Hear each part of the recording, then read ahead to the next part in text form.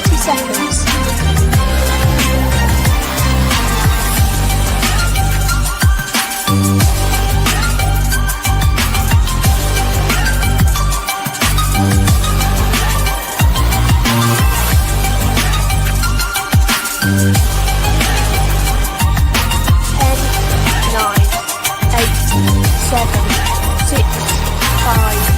Four, three, two, one. Deadline.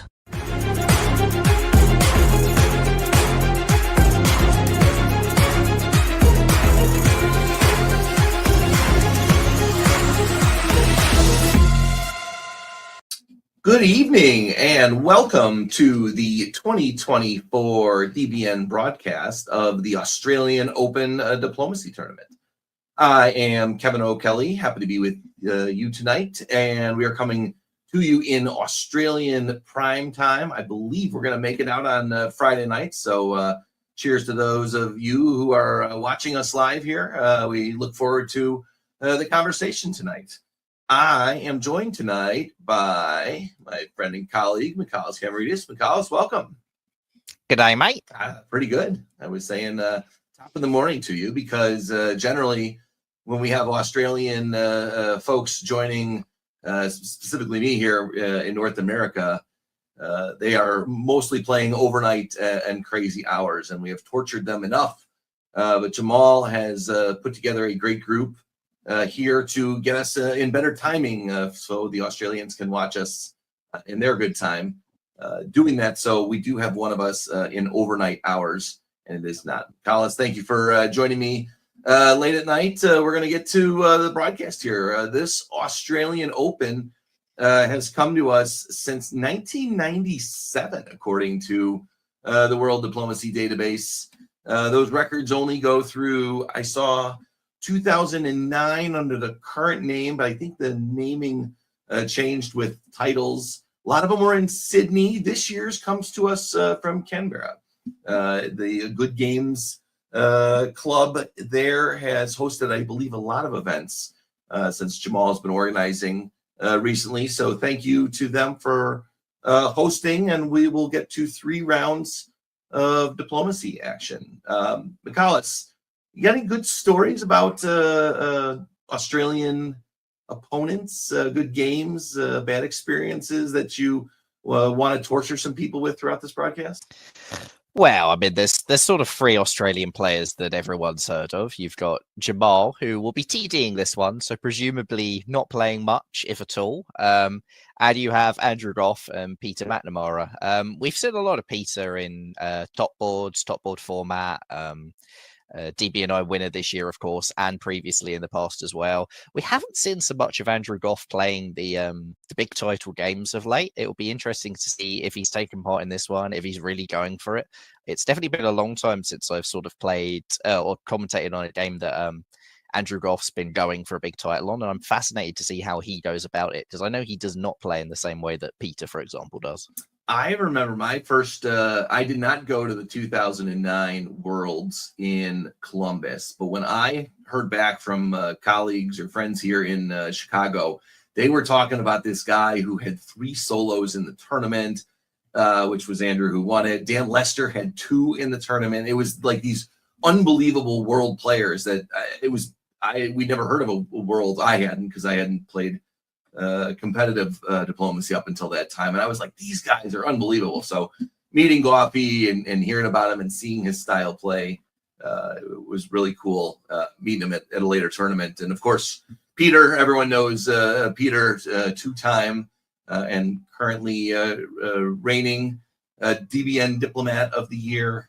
Peter is surely known by many, if not all, of the viewers here. I have a couple of other names that I started playing play by email. I learned in college, played face-to-face with friends in college. But then after college, we all moved away and didn't have anyone to play with. So I played by email with Steve Litton, Grant Steele, a couple of guys who I met at future Worlds here in Chicago. They came. And so I have the big names may be drawn to you, but the old school hobbyists, Melissa Call, sorry about the fire truck in the background, Melissa Call, who has a Poppycon, I believe, was named after one of her pets, maybe cat.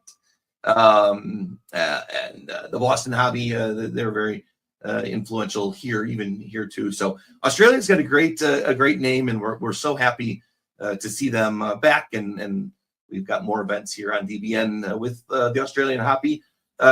We've got Isaac Jukes joining us for the coverage today. Isaac was telling me about another upcoming Australian game that we're going to see. Tell us about it. Yeah, so I've even translated it locally because we're role playing as Australians. That's why me and Michaelis are both up right now. So if you don't want to go as far away as another city, then the next game in the Australian Virtual League will come on the 24th of November at 5:30 Sydney time, which you can translate to your local time zone as you wish, because I know you guys are big enough to have more than one. We will have to put it up in the comments below. We'll have the streamer at the bottom.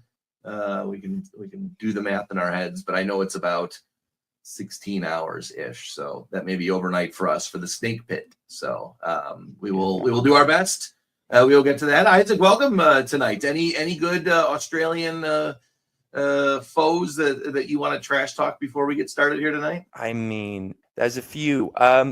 It's interesting on what you were both saying. You see a few people like Jason Gray and of course I've forgotten his name.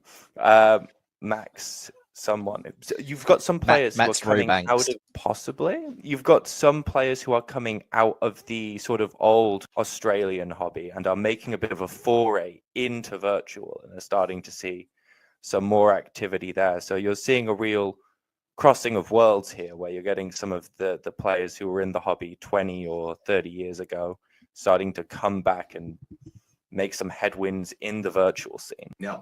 And I was watching the Carnage broadcast before the show today, and Adam was talking about that first when he won the DipCon in 2021. It was that first step out after the virtual era, during the pandemic only, and getting to meet people. So Australia picking up their hobby, getting the old and the new together. It's exciting. Let's take a look at who we have in the standings. As we mentioned, the big names earlier on with Jamal and Peter and Goffey here in the middle, but there's Jason Gray, as you mentioned. I know Max also mentioned Marcus. I know we've seen Marcus on the broadcast, his name a couple of times before, and some names below. I know Liam Hennessy is another one who we've even had on our not airwaves, but internet waves on DBN too. So very strong showing from the Australian hobby. We're looking forward to getting to the games today. Marcus Isaac is a very strong player. He's currently comfortably leading Snake Pit. So today, I was going to say, so given these this list of names, who's your favorite going in? Is Marcus have a target on his back for how strong he's been playing, or do the big names cast the shadow? I mean, the big names still cast a shadow to a certain extent, but I wonder if someone like Marcus or one of these other names can sort of slip under the radar by virtue of just not being one of the big names, and therefore sort of being less targeted and being able to get away with more. Michaelis, bold prediction. If you don't already know, or if you do already know, then maybe something to tease the viewers with going into it. I have no idea who won. It's obviously hard to look beyond Peter and Goffey, but Max has been performing incredibly well in the games that we've seen of him this year, and you can see that reflected in the top share there of topping half the games you're in. That's always a pretty good sign that you must be doing something right. I'd love to see someone else take it. Peter's not always thrived in the top board format. I know he's got 2 DB&I wins, which are very heavily top board focused, but he's been on a lot of other top boards, and it's never quite fallen over the line for him. So yeah, I'll say Max. Let's see if Max can follow up APAC and keep the winning streak going. Excellent. And all right, since you pointed out top share, man, I'll be pulling for Shane Armstrong. And unless if I see another name that I know from old school, I reserve the right to change my pick. I also do not know the results, so I'm looking forward to seeing them.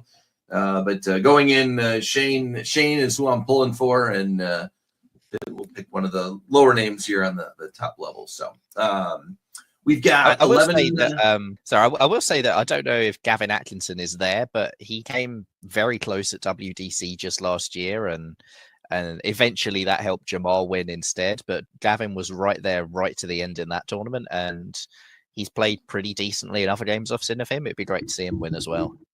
Well, let's see who we've got on board one. And look at this. We got a couple of our picks and names from the opening here. We've got Henry Gray with an E, Jason Gray with an A here in plain England, Sean Coleman in France, Brandon Austin in Germany, Yan Sun, sorry if I butchered that, in Italy. We got Max in Russia and Shane in Turkey. So none of the names we hadn't seen yet that we were talking about, but we'll get into this. We've got 11 boards we're going to try and get through in rapid fashion, and then we've got a top board at the end. So, gentlemen, as we make our way through these broadcasts, if there's things that you see that might be different than a single board play, where you think, maybe they're trying to make their way to a top board later on, let's point that out in the commentary. Otherwise, show us the slicing and dicing that we see. We'll do this a year at a time. McCullis, I've got you on top right now, so let's get you doing the odd years this year. And let's see if we can add the timer here. Can't get it to go yet. We know this is Bangkok scoring. Do we know if there's a year or time limit, Kevin? We'll look that up as we go through there. Yes, thank you for pointing that out. The organizers had posted that on the marketing page. The definition of that is more centers equals more points. Leads get bonus points, and there is no major incentive to eliminate players. So good point to maybe that will determine how people play as well. Do not see about a time limit, but if the game started, it looks like there are only 5 to 6 hour windows for a portion of it. So maybe these first 2 rounds are a little shorter, and round 3 has a longer time window. So maybe we will see some fast games here in the opening round. It looks like there's just a 1 hour gap in between rounds 2 and 3. Round 1 is Friday night, 6 p.m. to 12 a.m. So we'll see if the week's fatigue led to any play on a Friday night. We'll see how this goes. All right, McCullis, let's start us off. Well, this is looking very familiar to me as I've covered quite a lot of Australian events this year. We have Russia opening straight to Romania with the fleet, which when you're playing online and playing in virtual, that usually means pro Austria. A lot of the time when we've seen it in Australia, that means no such thing. We'll see whether that's the case this time. Other than that, we have an interesting bounce in Piedmont that you don't see too often. Always riskier for France to arrange that, because if Italy just lets you into Piedmont, that's a horrendous position to get into. And the rest looks fairly standard for the Western Triple that I fully expect to happen, because this is an Australian game. Isaac, we don't see the Hood Hog. David Hood is probably cringing watching this in the background. Anything about the Western openings catching your eye? Just that bounce in Piedmont is very interesting. If you have to assume that's arranged, and it indicates a little bit of either French lack of commitment or the French sort of biding their time. If you want to stay in Marseille because maybe you want to jump up to Burgundy, but you're also seeding Belgium, it's sort of a nice little slow play while still maintaining. No, guys, I definitely want to be in a Western Triple. I promise. I know I've done that in the past. It's fairly nice for Italy too. They can tell Austria, hey, look, I'm going west. Maybe I get in, maybe I don't, and play it off against each other. Let's see how this turns out in the fall. McCullis, what do we see? We see another one. All right, so we see England convoying to Norway, which smells very Western Tripoli. We do see them taking North Sea with the fleet, which smells also quite Western Tripoli, to be honest. Germany lets them in, so at the very least, you've got some pretty pro EG moves between the two of those. No bounce in Sweden, though, so Russia does get their 2 builds.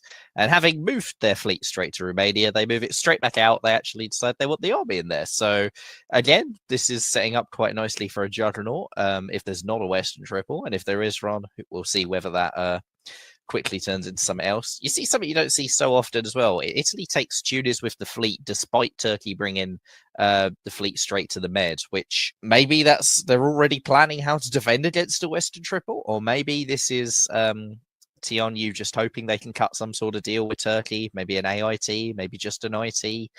Yeah, interesting to see how that one goes. I don't know that this is a Western Triple. You're taking Belgium with the fleet. That's basically can't do anything really there. Germany's ceding Belgium, and Germany's not bouncing Sweden, and France is bounced in Piedmont again. I don't know if this is just supposed to look like a Western Triple rather than actually being one. Like, surely you shouldn't be giving England 2 builds in a Western Triple. Shouldn't be, but I've covered enough of these games. I'm pleasantly surprised when I see an Australian game that doesn't start with Western Triple. It doesn't usually stay with a Western Triple, but the Western Triple seems to be the default meta in Australia at the moment, at least in the tournaments I've covered this year. Let's see if the builds show us the way here. 3 fleets for a Western Triple. I guess it's you want to dominate the seas.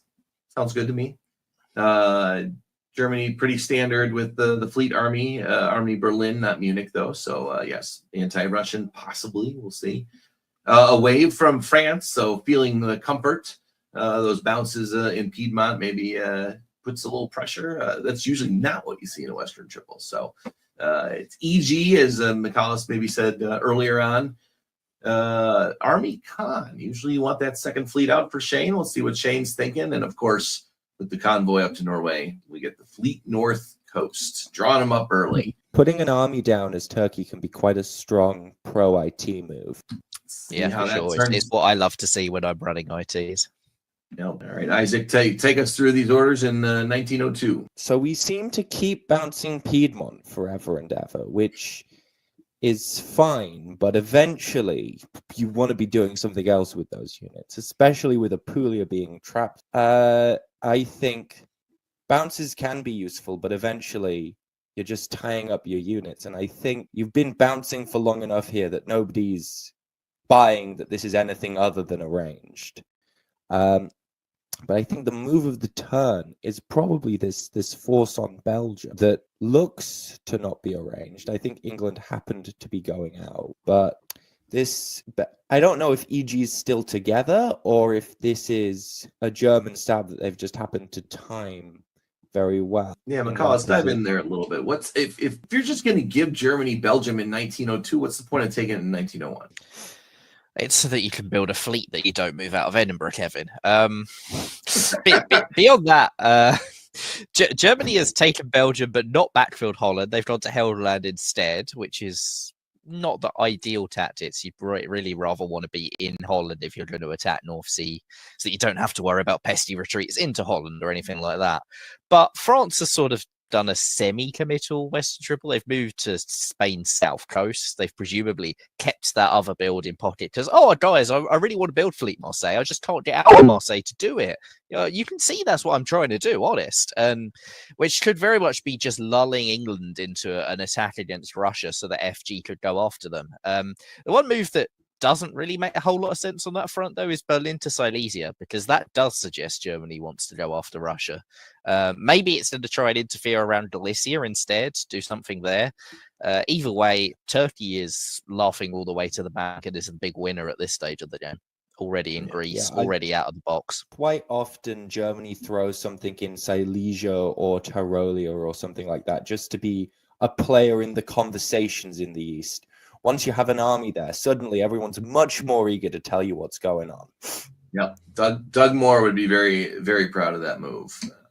All right, to the fall, and he does stick his nose into Galicia. Yeah, very, very directly. And this is an EG war from the looks of Holland and keeping Belgium. So now it's going to be very interesting to see what side France decides to take. And it looks like AI is taking full advantage of the EG war and trying to see if they can get in position to take a snipe at Munich. Interestingly, the Italian fleets just hold still. They don't really move east or west. Maybe they're waiting for France or Turkey to get a little more out of position first. That would be my suspicion, because I don't really see another reason why you'd hold with those. Yeah, it's interesting. It looks like Italy's come up to Tyrolia to help Austria on an attack on Munich, but it may well be that Italy has said, hey, Austria, let's go attack Munich. Germany's looking scary or whatever, but is in fact looking at Trieste. So I can't help but notice that IONIC didn't try and help Austria retake Greece. So Austria has a disband, which will presumably be that fleet. Italy may have a problem because Turkey's freed up Smyrna to put a fleet there if they want. But yeah, Italy may decide to change tack and go after Trieste instead next turn. Austria's in a really, really vulnerable position here. All right, as we get into the winter adjustments, England does have to now pull the one off the board that they left on the mainland. So we will see which one gets pulled.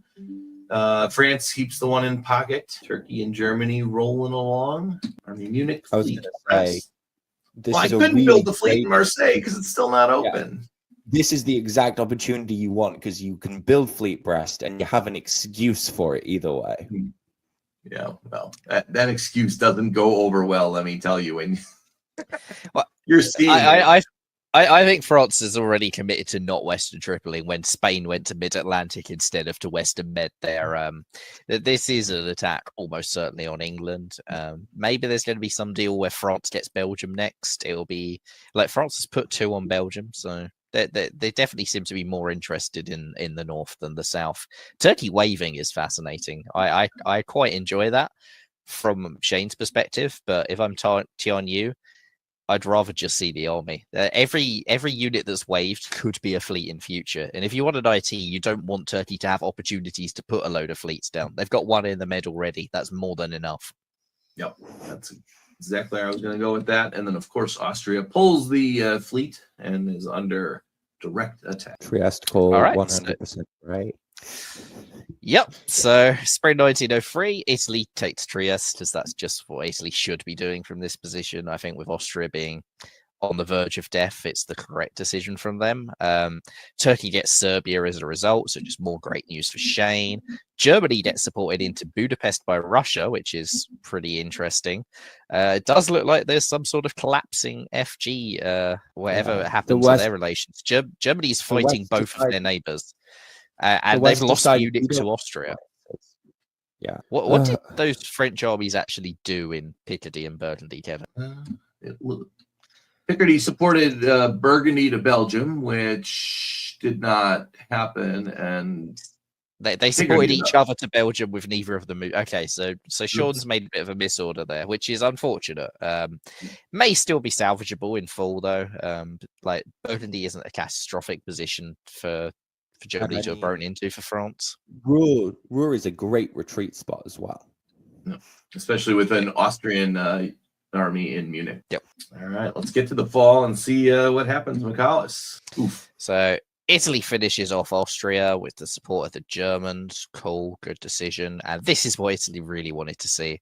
They wanted to see Turkey committing against Russia, and that's what they've got. Armenia, the fleet back to Con, fleet Ankara probably comes down, which is nice for Turkey because they get to build that second fleet in IT and say it's necessary. But either way, this is a delightful position for an IT.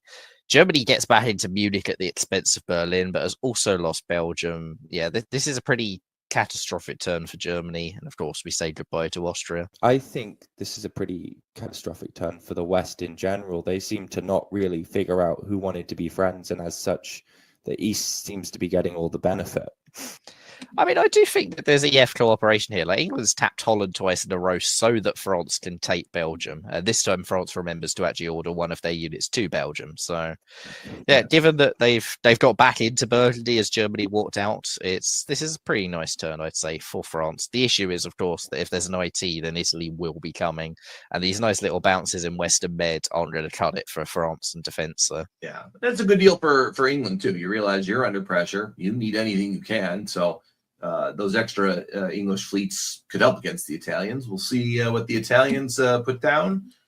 Fleet and army, good-looking builds there. There's the fleet in Ankara that you mentioned, and only one fleet there. Army Moscow for the we lost Army Berlin and Bohemia because what do they have? They left Albania on the map and not Berlin. That's fun. We'll see what happens to Albania this turn. And Fleet Edinburgh comes off. Fleet Marseille goes on. So finally had a chance to build in Marseille and does. 1904. Isaac, show us what Joel.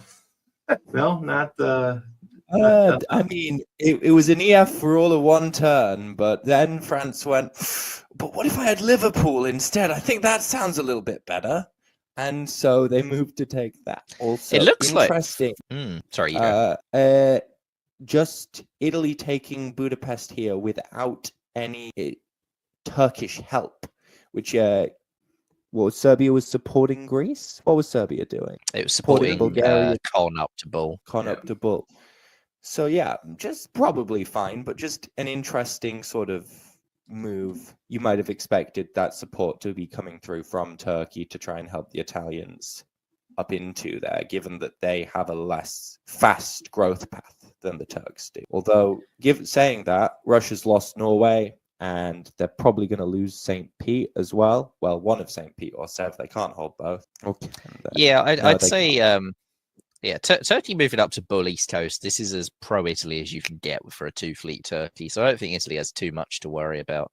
Neither of those fleets can come into the Med for 2 turns. It's such an unsubtle stab from Turkey if they come back now. Yeah, it's interesting. France tried to convoy Germany into London, if I'm reading that correctly, but Germany chose to attack Belgium, forgetting they needed to cut Burgundy to guarantee that. Okay, tried to convoy it to Wales. Either way, France tried to make amends with Germany. Germany didn't buy it. Maybe we'll see if they do it properly in full, given that London's guaranteed. So you could do some sort of clever switch, convoy Belgium to London, take London, Liverpool, give Germany Belgium back, and hey, everything's all right. We've made up for our year of fighting. I wouldn't be too shocked to see that. I think it makes sense for both France and Germany here. Or just disband. Apparently not. Yep. The support into Marseille is painful, especially because it lets the Italians into Leonian. This is always a guessing game with France and Italy. If I self-bounce, or do I just not go anywhere because I think they're going to support me? England is engaging in the classic, well, the island's gone, so I'm just going to relocate to Scandinavia thing. It's where England likes to go when they've lost the island. Yeah. Does France lose Belgium here? It looks like they do, but they pick up London to make up for it. So yeah, they get a rebuild. I doesn't look very arranged. It may be arranged, given that Belgium was disbanded rather than retreating to Rouen, but I think France has made a big error there not taking Liverpool. England is building, and England building is really, really bad for France. England has taken Norway and Sweden, and France has only taken London. So England's net +1 for the year. Your chance to take Liverpool's probably just gone, and you've got a huge war with Italy here. You should have just taken that second build, and they may suffer a lot for that that momentary lapse of judgment there. Yeah, just moved to Irish. Ooh, insane. Yep, maybe a misorder. France builds 1, but that is not helpful in this case. Quickly, England does get to build the 1. Be curious. I'm assuming I'd be in Liverpool. We'll see. Germany's build. Give me 5 seconds to think about it, McAllis. Isaac, I'm putting you on the spot. If you're Germany, what are you building here? Got to be an army. Yeah, you don't have the space. You don't have the space or the justification for a fleet. Come on, you've already got a fleet beached in Berlin. You can't put another fleet down.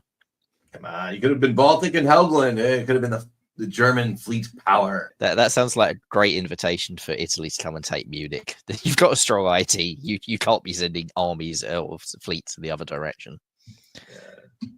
But they do not send it. army in Kiel does say go other ways, and they do. And it All right, looks like so that yeah, so it's me this turn, isn't losing it? of Yeah, so Italy has taken Marseille, piffing the French fleet in the process. Great tactics there.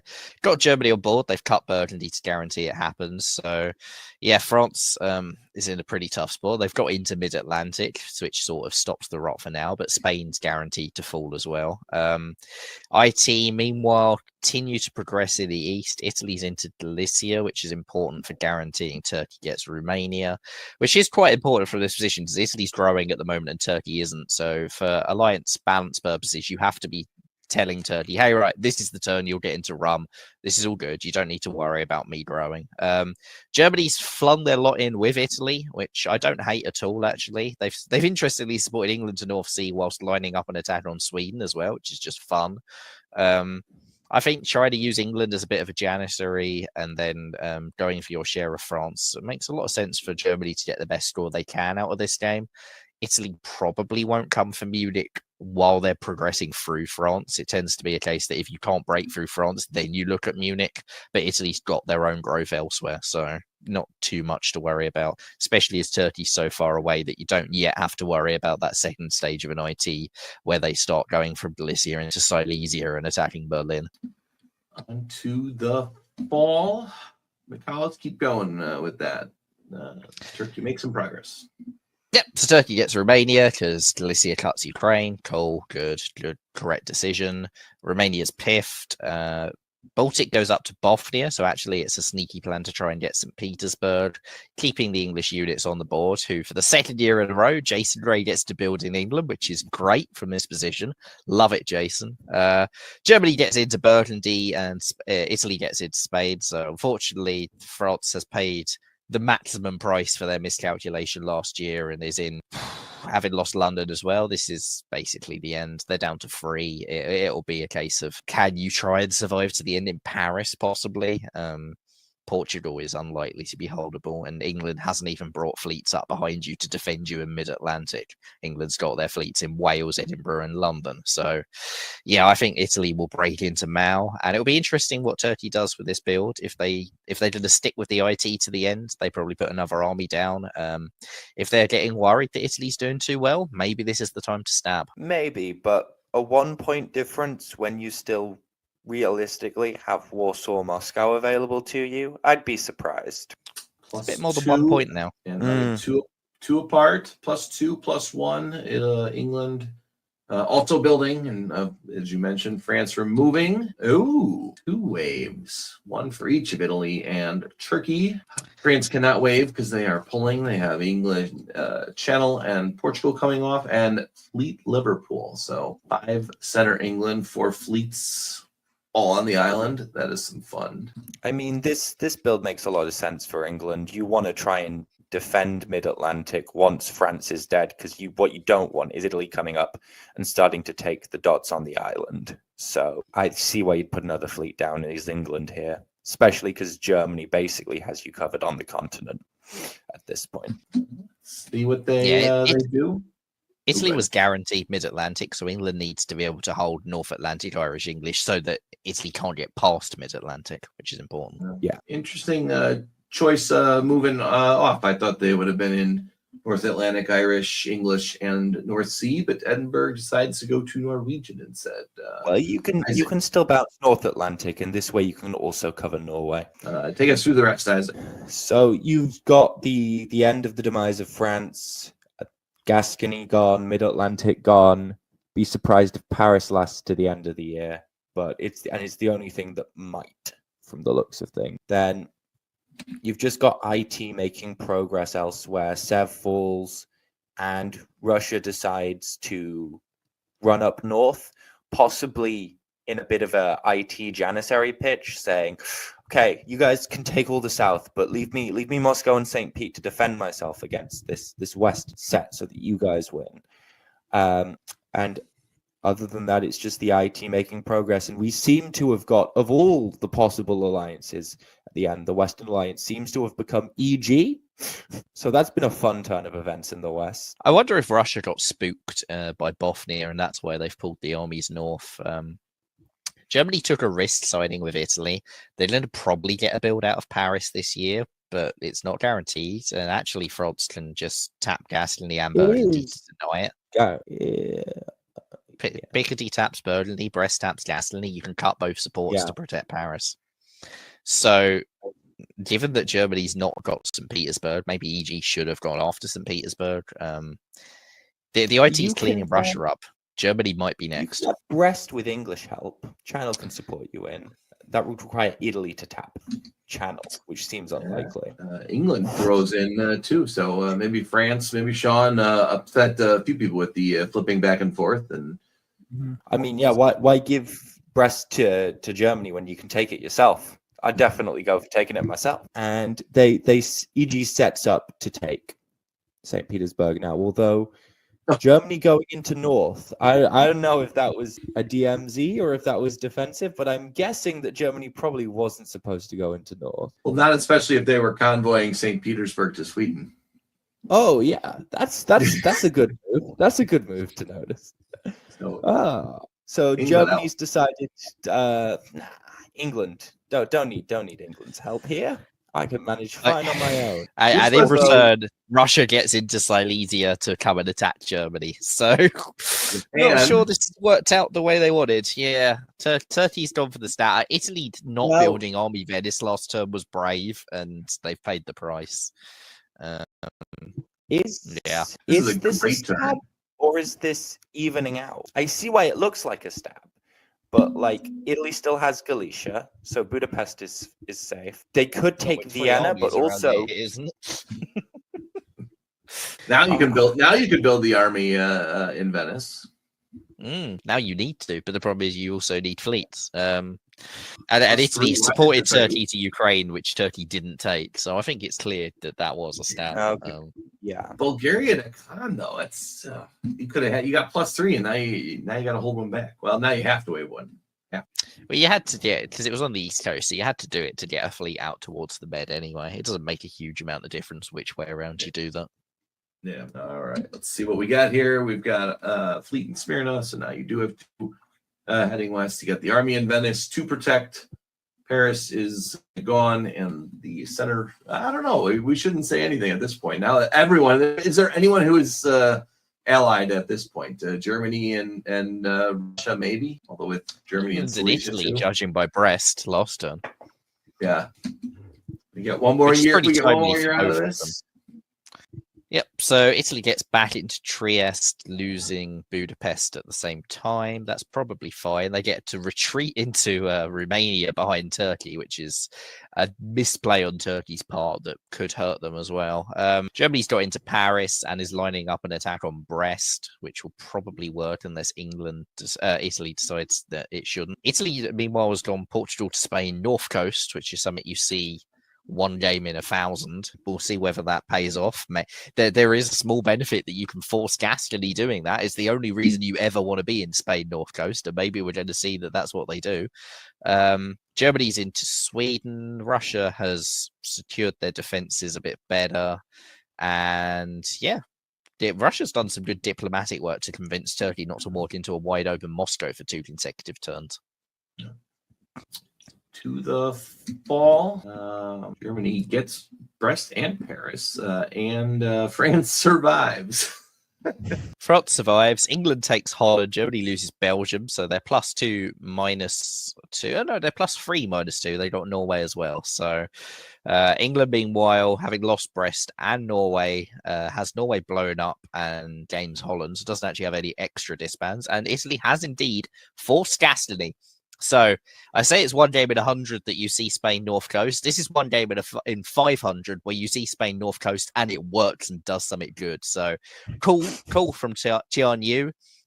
That's something to stick up on the poster build. Yeah, this is how you do Spain North Coast. Yeah, this is like a key Lepanto. This is something to treasure. It's Spain North Coast being part of a plan and working successfully. So I love it, Tian Yu. And this year's gone really well for Italy. Like, yes, they get kicked back out of Trieste at the end, but they've gained Romania and they've put Russia into Budapest rather than have it go to Turkey. So I think Italy will be quite satisfied with having they've held kept off Romania as well. Yeah. So they're +1, -1, whereas Russia gets to build and potentially threaten Sev, tie up some Turkish units. Italy's one ahead of Turkey. Maybe Turkey takes a draw here. We got some builds on the board. Nope.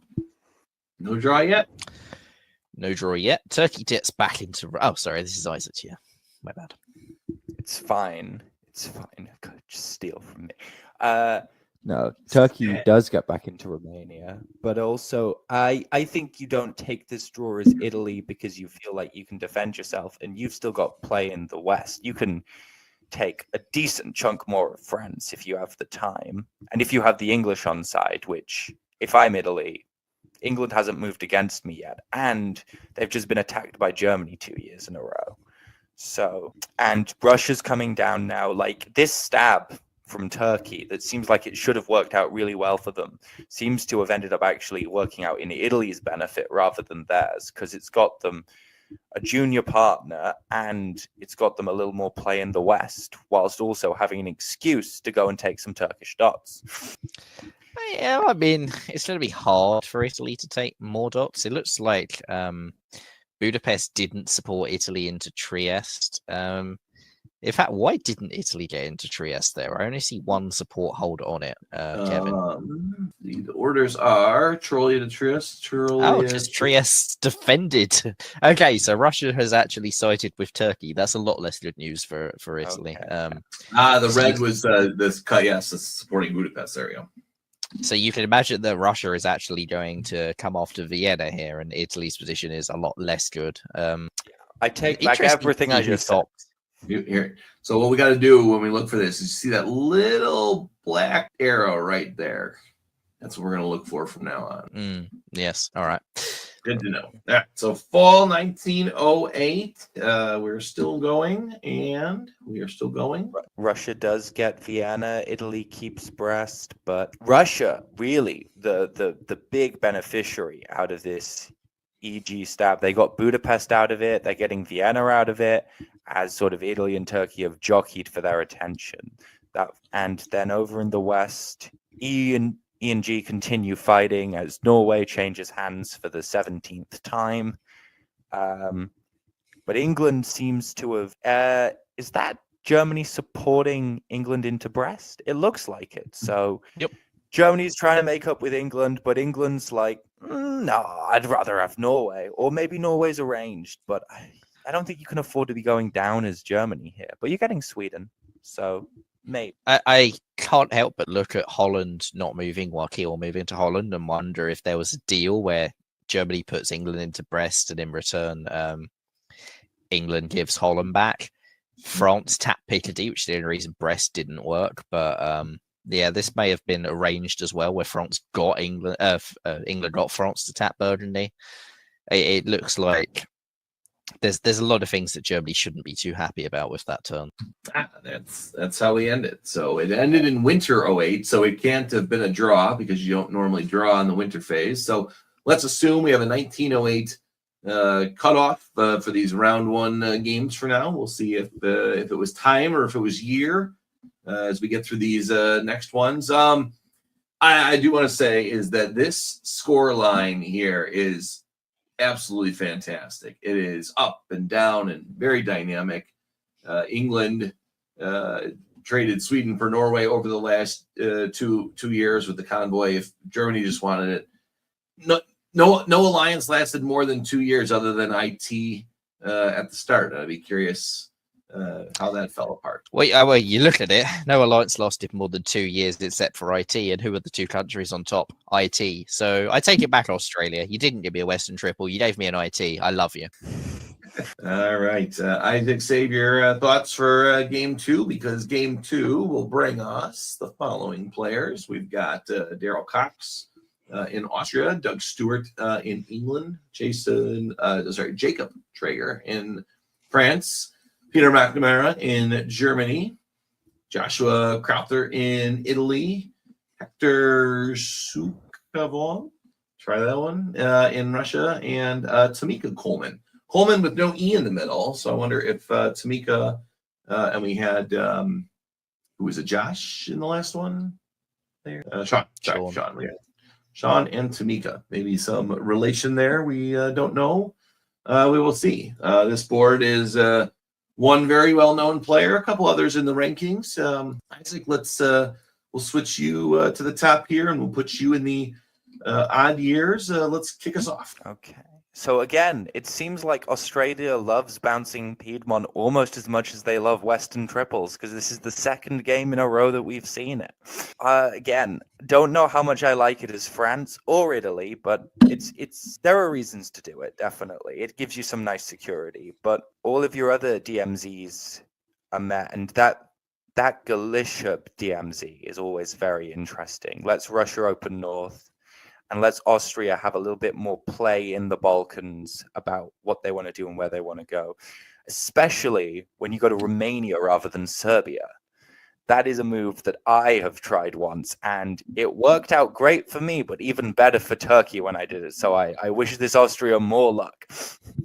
Yeah, this is as usual. We're seeing Austria suspicious of Russia perhaps try to open to Romania, which has been so common in Australia, which we're so used to being pro-Austria, and yet in all of these tournaments I've covered has generally been a sign of a juggernaut.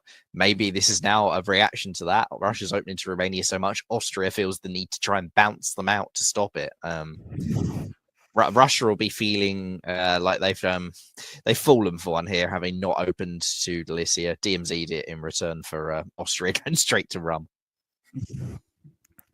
And Turkey has an interesting decision about Serbia, which they decide to do nothing about. In fact, they keep the Austrians in Romania and go into the Black Sea. So we saw the IT. This is looking like it's going to be the AT instead. And the West, England taking the army because you have to you don't have to take the army. You can go in with the fleet, but then you're leaving the army stranded on the continent. And do you really want to do that? Probably not. And then France and Germany working together. Well, not necessarily working together, but picking up their builds. Mid-Atlantic holding, I assume, is a misorder with an open Portugal, or maybe you're keeping it there to be able to move up onto England. Russia opening north does very much incentivize FG because you go, ooh, England's got to position themselves so far north and can't do anything else. Yeah, I'd see it that Fleet Mid-Atlantic's probably a diplomatic plays. I don't want to be a free build France. Don't want to be too scary. But I'm in Mid-Atlantic, and I'm going to have to build Fleet Brest, and I'm going to have to go attack England. So yeah, we wouldn't want to scare Italy. It's interesting that Italy's gone for Greece here, and Austria let them in. This may actually be some sort of AIT triple between the three of those. Or Austria just doesn't trust Italy and thought they were going to go for Trieste. Yeah, but Italy going for Greece suggests they were relatively confident they'd get it because they didn't go for Tunis. They went for Greece. And yeah. You do get that Fleet and Brest. Everything else is fairly standard. Army Smyrna, another, so IT or AT or AIT is, as you have mentioned. If you had to pick AIT builds, this is what they'd look like. So, yeah. Fleet Eddie. So we'll see how the English reacts to Mid-Atlantic holding or not holding and actually going to Irish, McCallus. Yep. So France has gone to Irish. I think England, they'll look back on this and see that they probably should have seen that coming when Mid-Atlantic didn't move, that this was likely to what would be what followed. So this is what happens when you convoy the army off the island and don't build another one. You leave yourself incredibly vulnerable to France steaming up and taking Liverpool, and that looks like what they're going to try and do. Interestingly, for the second game in a row, it looks like there's just no alliance in the West, though, as France and Germany bouncing each other around in Burgundy. There can be an alliance in the West. I've sometimes done this as FG to do a bounce in Burgundy, effectively, that's guaranteed to mean nobody gets in. It's inefficient, but it still works. It could be, but you look at Brest to Picardy instead of English Channel, and you go, that just doesn't signify a lot of trust. Maybe France is, in fact, getting England as a janissary. Maybe England is willingly giving Liverpool up. I don't know. The East, meanwhile, this is a bit less like an AIT. You see Bull taking Rum and blowing it up. Interesting, Turkey didn't backfill Bull. Maybe this was planned very late in the turn, or maybe this is actually just sort of lulling Russia into a false sense of security, because you could just walk straight back out of Rum here and take Sev, especially if Austria taps Ukraine. So, yeah. Maybe Austria is getting sold a dummy by Tamika here. Into the fall, made it to Romania, but doesn't last long. So it looks like that's what Tamika was trying. Maybe they expected Austria to cut Ukraine, so they get Sev, Austria gets run back. Instead, AI have been the ones selling Turkey the dummy. Italy takes Bulgaria with the fleet, which is not ideal, but probably had to be done by Austria to get someone's loyalty here. Russia's into Galicia, so Italy has a lot of options if they actually decide, yeah, I'm not that interested in AI going forward. But for now, strong AI position. France, meanwhile, doesn't take Liverpool, so they are seemingly allied with the English, maybe as a janissary, maybe not. England's got St. Petersburg to make up for Norway, so even though Germany's forced North Sea, this is clearly some sort of FG war at this point. Big D just defending Belgium, bouncing Burgundy. France has taken Portugal for the extra build. Something's gone quite wrong in relations between France and Germany here. Isaac, at this point, though, don't you look at the map and say, we are in such a good position together. Can we iron things out? What's the hesitation if you are either of the partner to say, I don't like you? If you're France and you have the English on side, with the English in a much weaker position, there's a question that becomes, why do you need Germany? If you have a sort of junior partner England who isn't getting any builds, who you can grab Liverpool off whenever you want, why would you trade them for a Germany who you have to sort of actually maintain to keep viable with?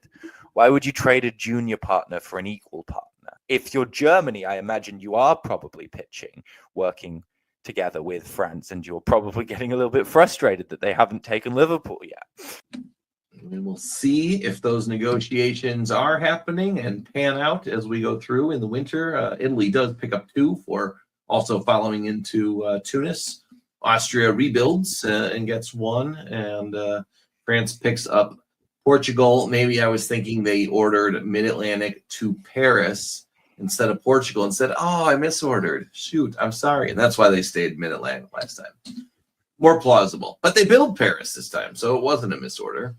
We've got Army Vienna, and we have a wave from Italy. So waving is the way of this Australian Open tournament. It does build fleet enables. People have been learning from Andrew Goff with all these waves. Well, Andrew Goff does very well waving.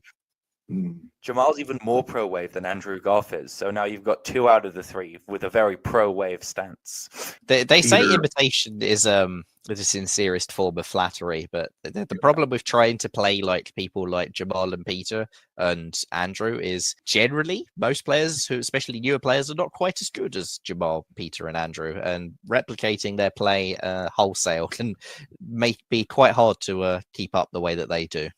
I would say not even just newer players, but most players in the world are not as good as those 3 guys. So, spring 1903, Isaac. Not many arrows here. Well, the arrow that's immediately coming to my eyes, Liverpool and English Channel, with France going, oh, well, I mean, go on then. If I can have the English dots now that you're in North Sea, maybe we can do something together. Maybe FG are still fighting, or maybe Burgundy's arranged, because if I was either of FG, I certainly wouldn't trust the other one. Then in the East, a lot of holding. AI just seem to sort of be waiting and trying to make their way up into Russia. And Turkey seems to have decided that Austria is the one in the East that they dislike the least out of everyone, which makes sense because they did take Romania off them. But yeah, this could be an FG pivot to me, or it could just be France going after England, especially if you know that they're going to get Norway. You want to take Liverpool off them before they can do something to stop you. I think Germany's got a problem here, and it looks like that problem is Russia. Norway to Sweden there's not really a lot of reason for Russia to be doing that. Germany's felt the need to cover Denmark. If Germany doesn't have good relations with France, they need good relations with Russia. And if that relationship between Germany and Russia collapses, then Germany is in a really, really precarious spot, because France is likely to be the massive beneficiary from any such situation. But they are on side with the French, at least as of now. Isaac. Yeah, and getting Edinburgh certainly doesn't hurt your chances. You see England, you see England trying to grab these Russian dots, but Germany seems to actually have pulled off a little bit of a diplomatic coup here with this support of Sweden, and this convoy to Eddie seem to have repaired their relationship with Russia and France all in one turn. So Germany's looking pretty decent here, and Austria forcing Galicia. So AI is still making progress, but Italy losing Bulgaria is a little painful, especially in a fall turn, because you're leaving Greece a little open and you can't play around with the fleets as much as you'd want, unless you cover Greece. But you don't want to rely on Austria to cover Greece, because then, oh no, I went to cover it, but I accidentally got in. Oh, I guess I'll just stay here then. You've got Ione and C there to do the cover afterwards. Yeah, but you're gonna be pulling one, right? So you aren't gonna have the force on Smyrna that you'd like. I assume Apulia is what gets pulled here. It's a lot safer to do when Austria's only got Fleet Trieste, and you're not that worried about Austria coming after Venice. Italy is not pulling though. So what did we miss? They waved. Oh, they waved. That's why they're not. Right. That was it. Yep, there we go. All right. So, and I did, as we were looking at the map last turn, I was like, how is Germany able to negotiate this? And then I looked at the top of the map and I saw it was Peter McNamara. So there's no surprise that he could have his way diplomatically with, anyone on the board at this point. So Peter does pick up one, rebalances the middle of the board, makes friends with both France and Russia. England loses one. I'm not sure how much of a friendship he's got with France. He's still backfilled Ruhr and is able to put Army Munich down again. This could just be Peter being Peter, and that France is just next on his list. Yeah, with four armies there, though, I'd be curious. I want to see where the next moves are coming from. But I like France's position. Germany will be fine in this position. Russia losing one, maybe that's the motivation to move east. Not four armies behind them. They'll have to do it only carefully. having a fleet on the island when Germany has an army is not great, though. Yeah, but McCullough, spring 1904. Let's see the attack. Yeah. Well, Germany does not want to force Belgium. They've gone for Norway instead with Russian support, which makes sense. Secure that Scandinavian position. France, there's definitely not an alliance between France and Germany. It's just a sort of ineffectual war. Germany's gone to Yorkshire, but will have to cover Edinburgh most likely. So France should probably get London. Meanwhile, we see a semi-Lepanto convoy. It's from Puglia rather than Tunis, but it's straight into Syria and Russia after taking a very risky move of not pulling Fleet Armenia is rewarded by walking into Ankara. Whether they stay there around all those Turkish units will be quite a different matter, but Russia is, for now, clinging on to hopes of a survival. And Austria is into Sevastopol. The Italians.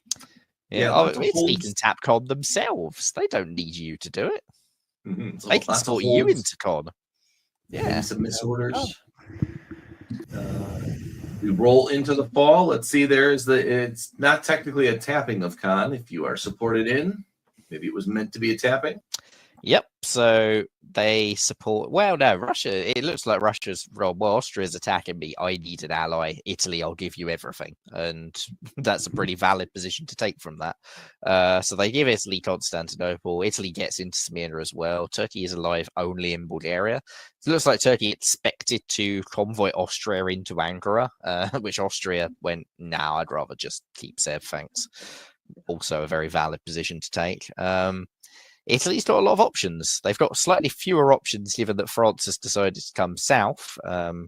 So they're a little more hamstrung than they'd like to be, but their partnerships in the east, they have a lot of flexibility on.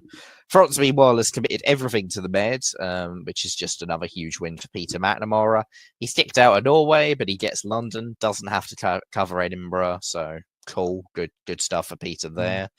Probably made that calculation actually looking at like England can force Norway or Edinburgh. They can't do both if Russia's defending me. So maybe that's why he didn't feel the need to cover Edinburgh. Maybe he said to France, look, I'm going for London. You may as well go into the Med. And Jacob has decided, okay, fine. I don't think it'll work for France.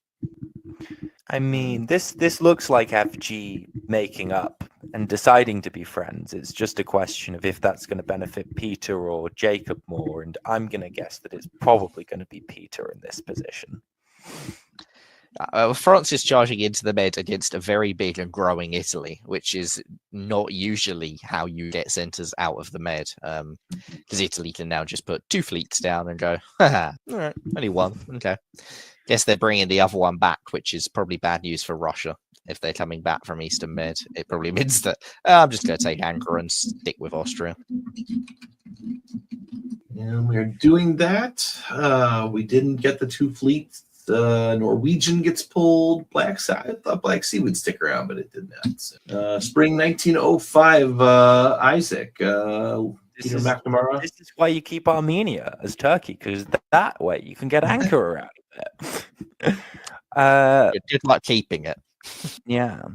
The move up to Yorkshire is interesting and would have me sweating a little bit as Fran. Because why do you need to be in Yorkshire? Why can't you stay in London or get off the island entirely? But other than that, the moves all seem to be committing against going south. Although I can't help but notice that Holland also stays still. So Peter, it looks like keeping the stab option open on France for if he wants Liverpool or if he wants Belgium later on, but just not yet. Because you can't really complain about Yorkshire when it's been there for 3 turns and hasn't gone to Liverpool. Well, Peter's just built Fleet Kiel, and you have to question, given that he's working with Russia, where Fleet Kiel is supposed to be going. And France, this is what happens when you charge into the med against a strong Italy, is that actually you've charged into the med and all you've done is force Italy to pull back in more strength than you have in the first place. So France is under more threat than if they hadn't come into the med in the first place. Italy is probably going to take Ankara. Maybe they'll have to give up Greece. Maybe not. Maybe they'll even get Bulgaria, although I imagine that has to be going Austria's way. It is not. But Peter does take Liverpool. Peter does take Sweden. And supports himself into Ruhr. So this is looking like an attack on France to me, because he also covers London. So that bounce in Leonian is actually really painful for Peter, because that position is so much better if you can get all those French fleets even further down. But getting France into Piedmont and out of some of their defensive spots is nice. And he even took a shot at Vienna, and they can't seem to figure out what's going on in Russia. Is that a support to Moscow that isn't taken? Yeah, so England supported Sevastopol to Moscow, and Austria moved Ukraine to Moscow. Yeah.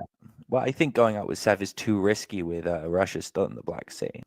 Interesting also that Italy prioritized defending Con over taking a shot at Ankara. Well, you have Ankara so long as those 2 units stay there. Why take it now when you can take it later? Don't want to let the Russian fleet out if by accident. That would ruin my night. Peter builds 2. France and England both pull 1. Russia pulls 1. Austria builds 1. And will we draw? At this point, there is a bonus, right? We said at the top, more centers equals more points. Peter McNamara on 9. But more lead equals more bonus points, I think. No, game continues. So not a lot happening in the south, except France does get into Venice with German support, which is cool for them. Trieste not defending Venice. I think I think Italy will be rightly aggrieved that Austria didn't defend Venice there. And Germany, Tuscany could have as well. Yeah, there's some misplays on defense there from both sides. Meanwhile, France has gone, no, Peter's not really coming for me. This is fine, and Peter's coming for them. Warsaw back into Moscow. The forces are untangling there maybe a bit. In the fall, Venice is not held, so they made up for themselves here. Peter gets Belgium. Yep, Peter gets Belgium. Italy gets back into Venice and does finally take Ankara, which is nice for Italy. Peter's also taken Norway. As Russia, we say goodbye. Austria's got a couple centres out of it. It feels like Peter's probably happy with his position and might want to draw from here. Italy is probably as high as they're going to get unless they fight France and risk Peter getting even further ahead. Austria, on the other hand, might have reason to want this game to keep going now. Especially if Peter gets his armies too committed into France, there's going to be room for Austria to try and to come up behind Peter. I feel like Vienna holds was an error there. You're supporting, presumably hostile supporting Peter into Munich. Just go to Tyrolia with Vienna, and then you get to put 2 more armies down, and maybe you can go for a big attack on Germany. Getting bounced in Sev is a little annoying there because you'd really like to drop down into Armenia to take those Italian dots if you want to go against Italy, and not being in Sev doesn't really give you that excuse. Well, Maybe, Russia. but I think you can go for Galicia and go for Germany if the game continues. I don't think attacking Italy is the way Austria tops this board. Army Berlin, Fleet Kiel, only able to put down 1, as you mentioned, Vienna not getting out of there, and Fleet Rome to a disappearing French spring 1907. We know the other one went through 1908. This one will continue. Yep. So AI is sticking together at the moment. Austria going to Livonia, trying to take Silesia, but being bounced. Big error in not moving to Galicia, though. That's not great play, and maybe it means that actually Italy is on the cards, and this is a feint to go for Venice. I don't think that would be wise, but it would be an option, especially as you could go for Greece at the same time and do some horribly anti-Italian things that would benefit Peter McNamara more than it would benefit you.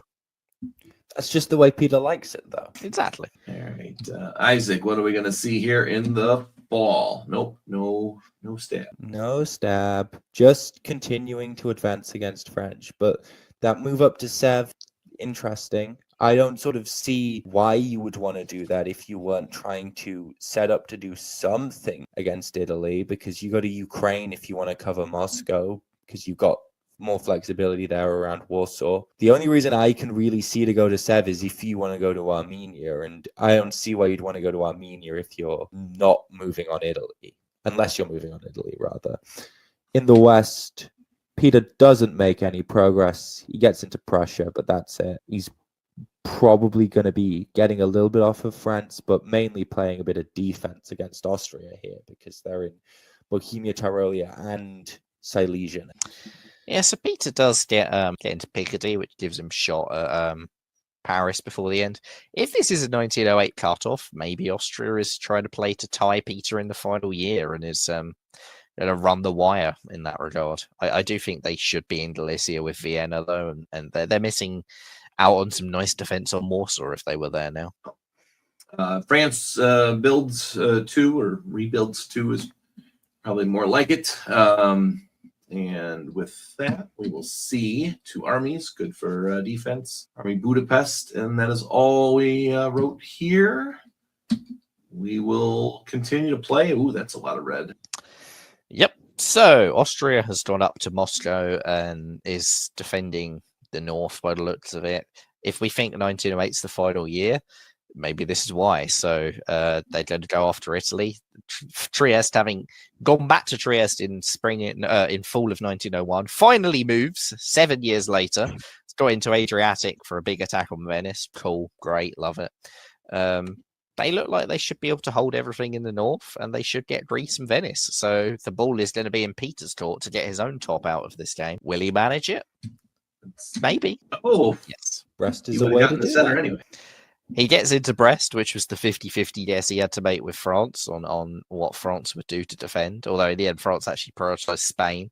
And Austria didn't take Venice or Greece. So given how they lined up, that can only be put down to great diplomatic work by Joshua Crowther. So congrats to Joshua in that regard. And we do get to the end of the game. So 1908 is the magic number, it seems. Isaac, do you feel like Peter lucked into it with AI sticking together for so long? We saw at the end of that last game that IT folded after about 1905 and ended up being the top together. This time they did stick together and they both finish second and third. What's your take? I don't think he looked into it. I think AI staying together certainly helped him, but I think it's all about timing. It's all about knowing when to stab and when you might be stabbed, and he sniffed out all of those or sort of put them in at the right times. He knew what to take and when, and that's sort of how he managed to play to this result. It's been a while since I've seen a fully German England. I mean, Peter won this game because he convinced France to drop it into the med, which had the simultaneous effect of making it easy for Peter to stab France and slowing the Italy at that stage, who was doing pretty well, had mopped up the Turkish dots.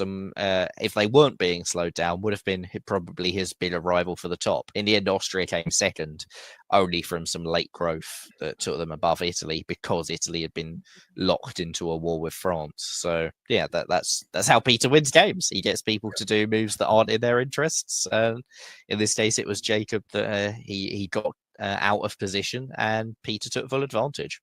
Great job again. Nice work. We will see those players again in round 2. We've got, let me get here. We've got, shoot, did I hit the right button? There we go. Send a private note here. We've got Austria, Jude Connor. We've got England, William Coleman, a third Coleman here. So we've got that. France, Alex Patterson. Germany, Zoe Cameron. Italy, Darcy Morris. Russia, Stuart Barton. And Turkey, Martin Landauer. All right, couple from Canberra local. Zoe from Australia, the Australian Open. That makes sense. So these are all, I don't know, anyone know any of these names on here? I know Darcy and Zoe from the various virtual games. A little bit of Snake Pit, a little bit of VDL. Yeah, I've seen. I think I've played with any of them, maybe Darcy, but I've seen a few games of Zoe's, Stuart's, and Darcy's in previous Australian tournaments I've covered. And Zoe in particular has had a few pretty good results. Excellent. All right, we'll see how these unknown players to me bear it out. McAllis, I will put you back here. We'll move quickly on these ones. 1901, Spring 01. All right, once again, we see Russia opening north, and this time we see it combined with Fleet Romania. Again, have to keep mentioning how this isn't always pro-Austria in Australia, so interesting to see how that goes. Austria gets to do Vienna to Budapest as they trust both of their neighbours, which is a nice position for them to start in. The West, this is not a very Western Tripoli opening. That much I'll say. We see a bounce in the English Channel. England didn't go fully towards it as they put Liverpool to Yorkshire, so they chose the path that could let them back out. The problem is Russia's open north. England doesn't have a guarantee on Norway either, so William is perhaps ruining this decision. Even letting France into the Channel may have been better here, and Germany, on the other hand, is probably licking their lips. Smyrna hold is interesting. Seen a little bit of that. Keeps Ankara open. Yeah. Man, another fleet out to Aegean for Turkey. This is like aggressive. I love it from a Chicago pro-Turkey environment. All right, so England is bounced out of Norway by Russia, and Germany decides, you know what, I want to bounce everyone. I'm going to bounce France out of Belgium. I'm going to bounce Russia out of Sweden, which is something you do not see very often at all nowadays.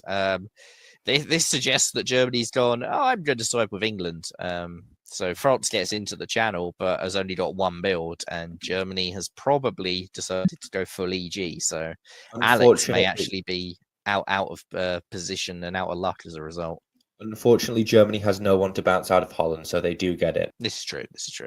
Unfortunately, also in the East, it looks like Austria misorders and doesn't take Greece when they should have done. So that's unfortunate for Jude. Yeah, especially with Turkey getting out into the meds, that could be quite painful. Well, we'll see how they handle it.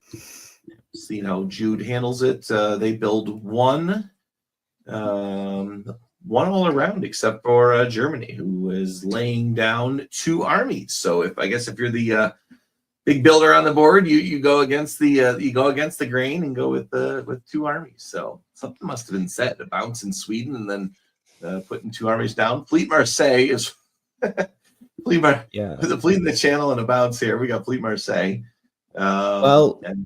There are sort of 2 pitches to Germany as friends. Either you say, no, don't attack me because I can defend myself. Or you say, no, don't attack me because I can be useful to you and I can go south or north with these fleets. And it seems like France is trying to go for the second pitch. Yeah, France may be pitching a Western triple here. Maybe not with those moves though, or maybe they just didn't get any reception to it. Yeah, Okay, I'll so give this France. one to Isaac here. What do you got? So you got bounce in Greece with Italy, Austria still paying for that mistake when they didn't take it in fall last year. But they do get up to Galicia quite nicely here. And you see EG sort of still positioning around Scandinavia. But interestingly, no sort of attempted advancement into France, with Holland and Munich both holding, sort of letting France get back into position. And I think if you were going to take Burgundy, this was going to be the turn to do it.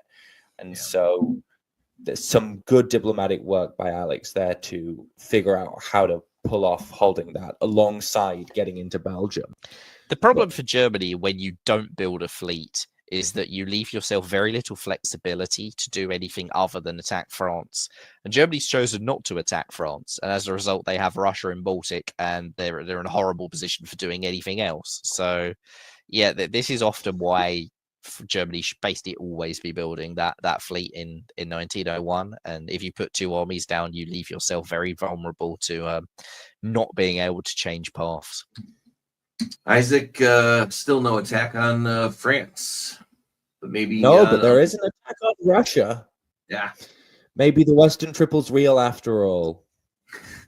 Although a French fleet in Belgium certainly doesn't look very Western Tripoli. But, you got to start somewhere. And the Austrians do finally get allowed to go into Greece with some Italian assistance in exchange for Trieste. I assume that has to be arranged because I doubt you would support Austria in if you were planning to take Trieste without them knowing about it. And yeah, the East seems to be trying to react to this, EG at least, that may or may not be a Western triple. It remains yet to be seen.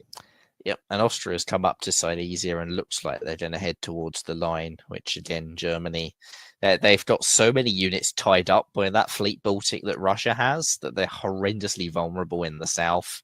And again, if you'd just been able to bounce Baltic, you wouldn't have any of these issues, and Zoe continues to pay the price for that. England, meanwhile, is +2, and as usual, a Western triple, it's England that looks like they're the big winner out of it after a rough start to the game. Yeah, four coastal armies for Zoe. England gets Fleet Eddie Army London, Fleet Brest for France, Fleet Rome. Interesting for Darcy in Italy. Spring 03, McCallus. So France didn't build in Marseille, didn't go into Lyon last turn from Marseille. France isn't in a Western triple, and Fleet Brest confirmed it. France comes up and is attacking England, which is good news for Zoe, you'd have to say, because if France came after Germany, Zoe's position would be awful.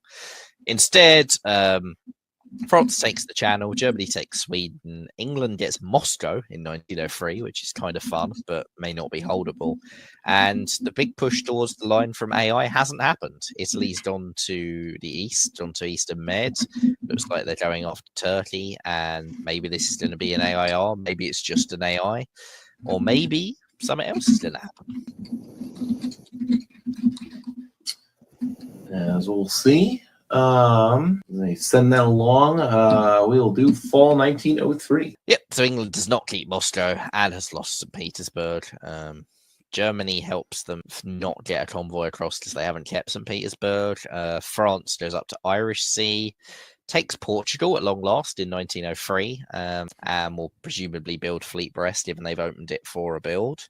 The East, meanwhile, well, that fleet in Aegean Sea rather has been piffed by Italy. AI keep advancing.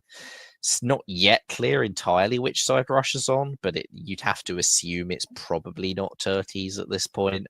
Yeah, England's in Ukraine with the retreat, but with the disband, you'd imagine that's about to come off the board. Isaac, +1 here for Germany. Is this where you put down the second fleet, or have you made a good enough alliance here where throwing down another army to go east might be the way to go? I think you want to put down a fleet, but positionally, I don't know if you can afford it. Although, with the Austrians being the only ones in Silesia, you can probably get away with it. I think I'd put a fleet down here, try and get some play. And as we do every time here on DBN, we set up the stab for what you should do, and it never comes true. So he puts down Army Munich, another fleet breast for Alex, and Army London goes. So Alex has a chance for easy walk-ins here. Martin seems to think Russia might be his enemy, rebuilding fleet Ankh rather than the ultra defensive army Ankh that would have potentially let you try and outguess Italy. No. Yes. Bulgaria is PIF, spring 1904, Isaac. As is Ukraine. Yeah. France advancing up into England.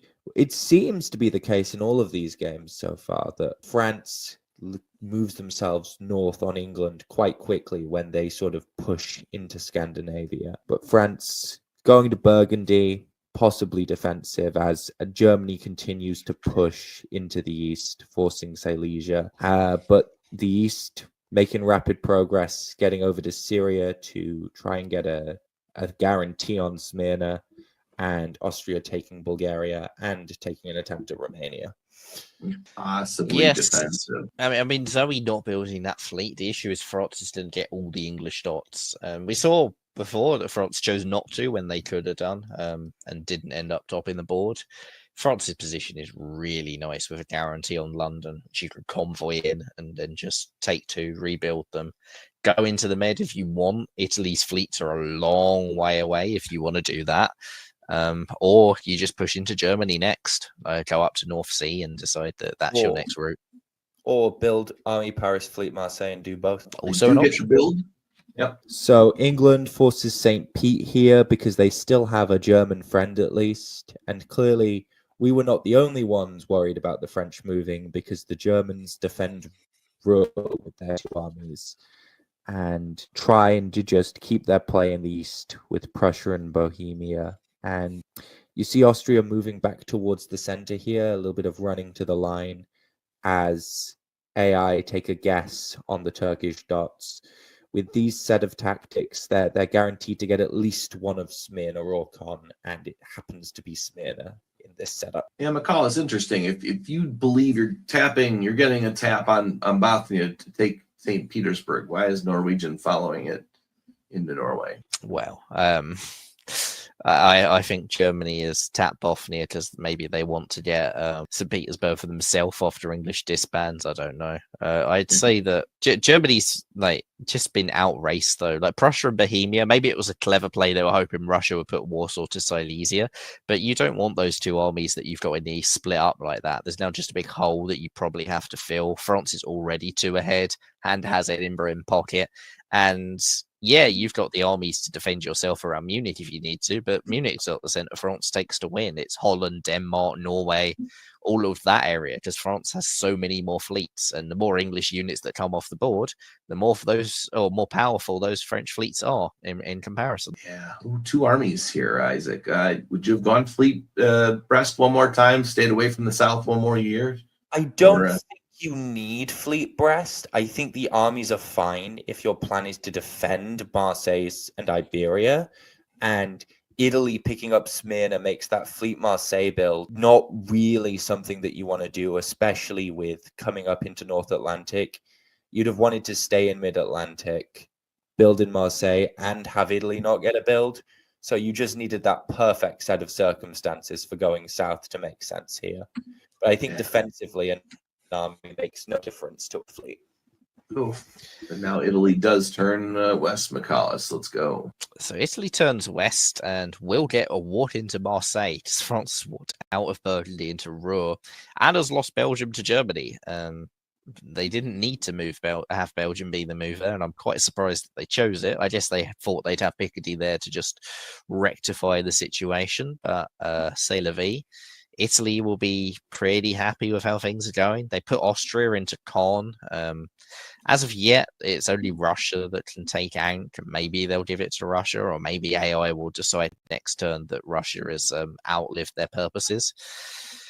Austria's pushed up to Silesia, could be attacking Germany, but could also turn that into an attack on Warsaw quite quickly if that's what they want. Trieste hasn't gone to Tyrolia, so yeah, there looks like there's room for AI to flip and work with Germany if they want. I was going to say there's an argument for Silesia to be there to defend Munich rather than attack it. Maybe. Always there to help, right? Yeah. And they kind of are there to help, just help the Russians. Yep, so Italy has pushed west with the fleets as well, because of course they have. Russia kills Turkey off and gets a build, which is pretty nice for Stuart, given how rough his position was. France has got Edinburgh and has started to shift units south. Doesn't get Belgium back. That's a mistake. English Channel to Picardy instead of supporting Picardy to Belgium. That's a painful one. Means France actually doesn't build. In fact, they have a disband. So things have gone so well for Alex, but they haven't gone well this year. And it's Italy who's really in the driver's seat as a result. Yeah. So we see Italy putting down one, Austria putting down one. Thank you for playing Turkey. England also pulling one. Germany finally gets that second fleet. This is the time to do it. Why not? Army Moscow. See, I guess it's pretty good. And Army Venice. Well, it'll be interesting to see what happens with Trieste here. Italy can try and hold on to it if they want, because at this point, with how well you're advancing in the West, if you're sticking with Austria, you should really give them Trieste back at this point. But I know some Italy's like hanging on to that. Yeah, and there's still room for growth for Austria elsewhere, right? So we can take our time. Yeah. I just know some Austrias are quite demanding. Jude is saying that they don't need it yet, don't want it yet, but soon enough, they will say. Spring 1906, Isaac. We see Silesia getting into Munich, so they were there to attack. To help. Yeah. Backing out of Con here is quite trusting. It seems like AIR are all still very much all on the same page, jumping up to Galicia, taking Munich, moving to defend it, trying to retake some spots in the north while the west sort of still is infighting with itself.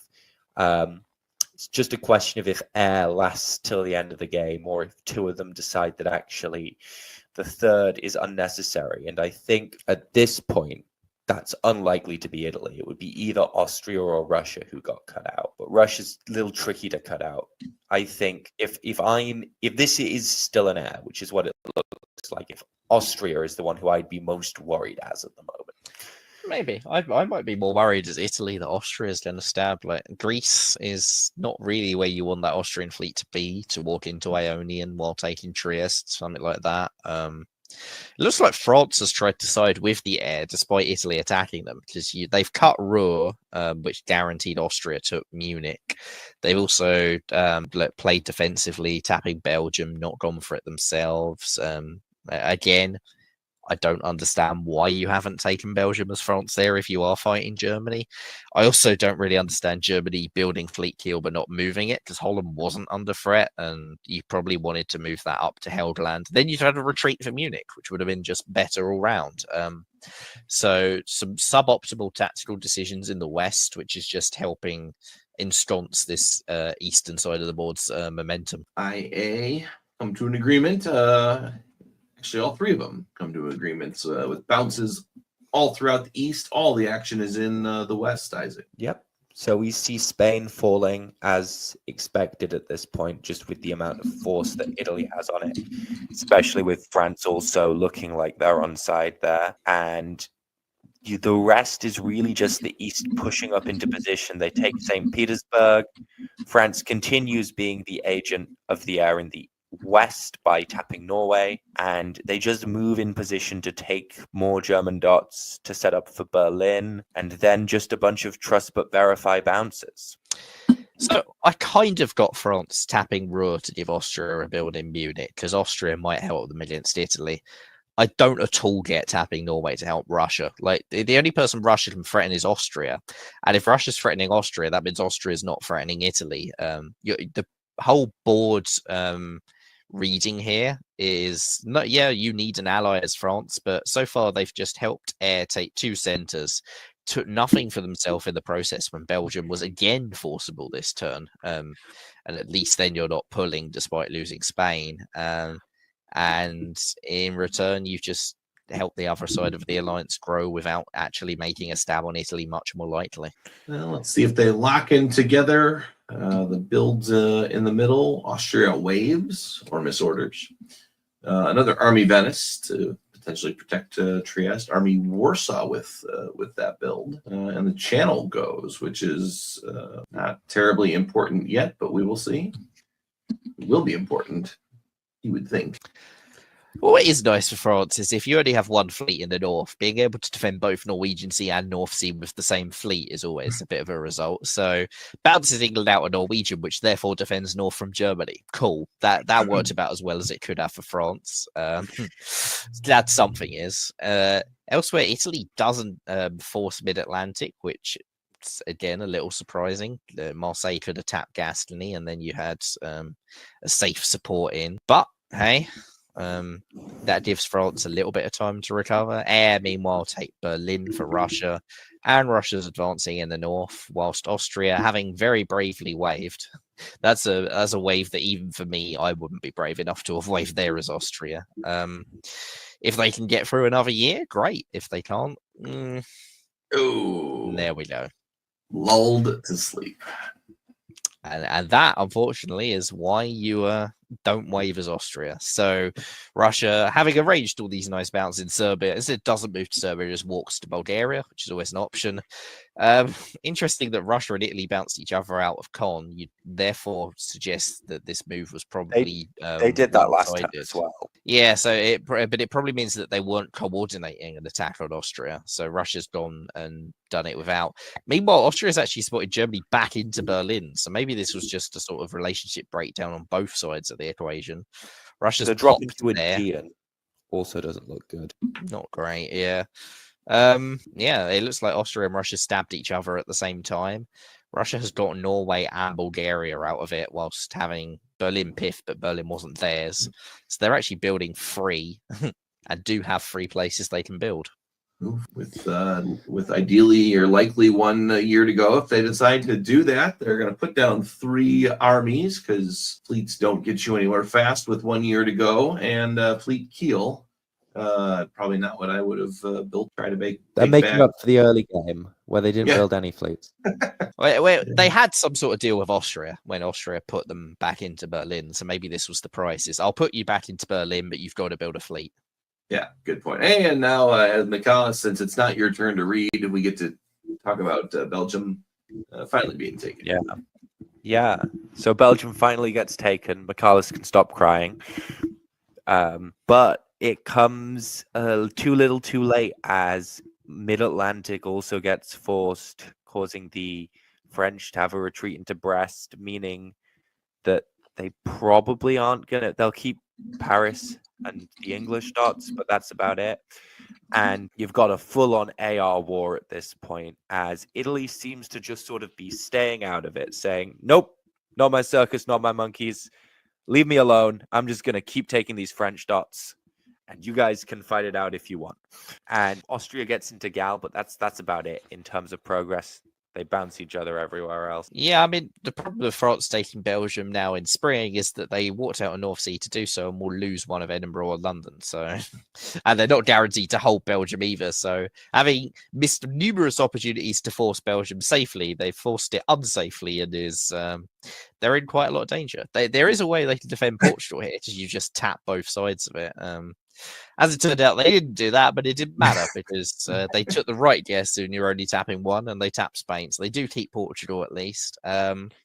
Austria. They keep it in because Russia goes for Denmark. So surprisingly decent turn for France given their position. And Austria picks up Warsaw here, having got into Galicia last turn. And trading Bulgaria and Khan. Like, yeah, this is like C Diplo, right? Yeah.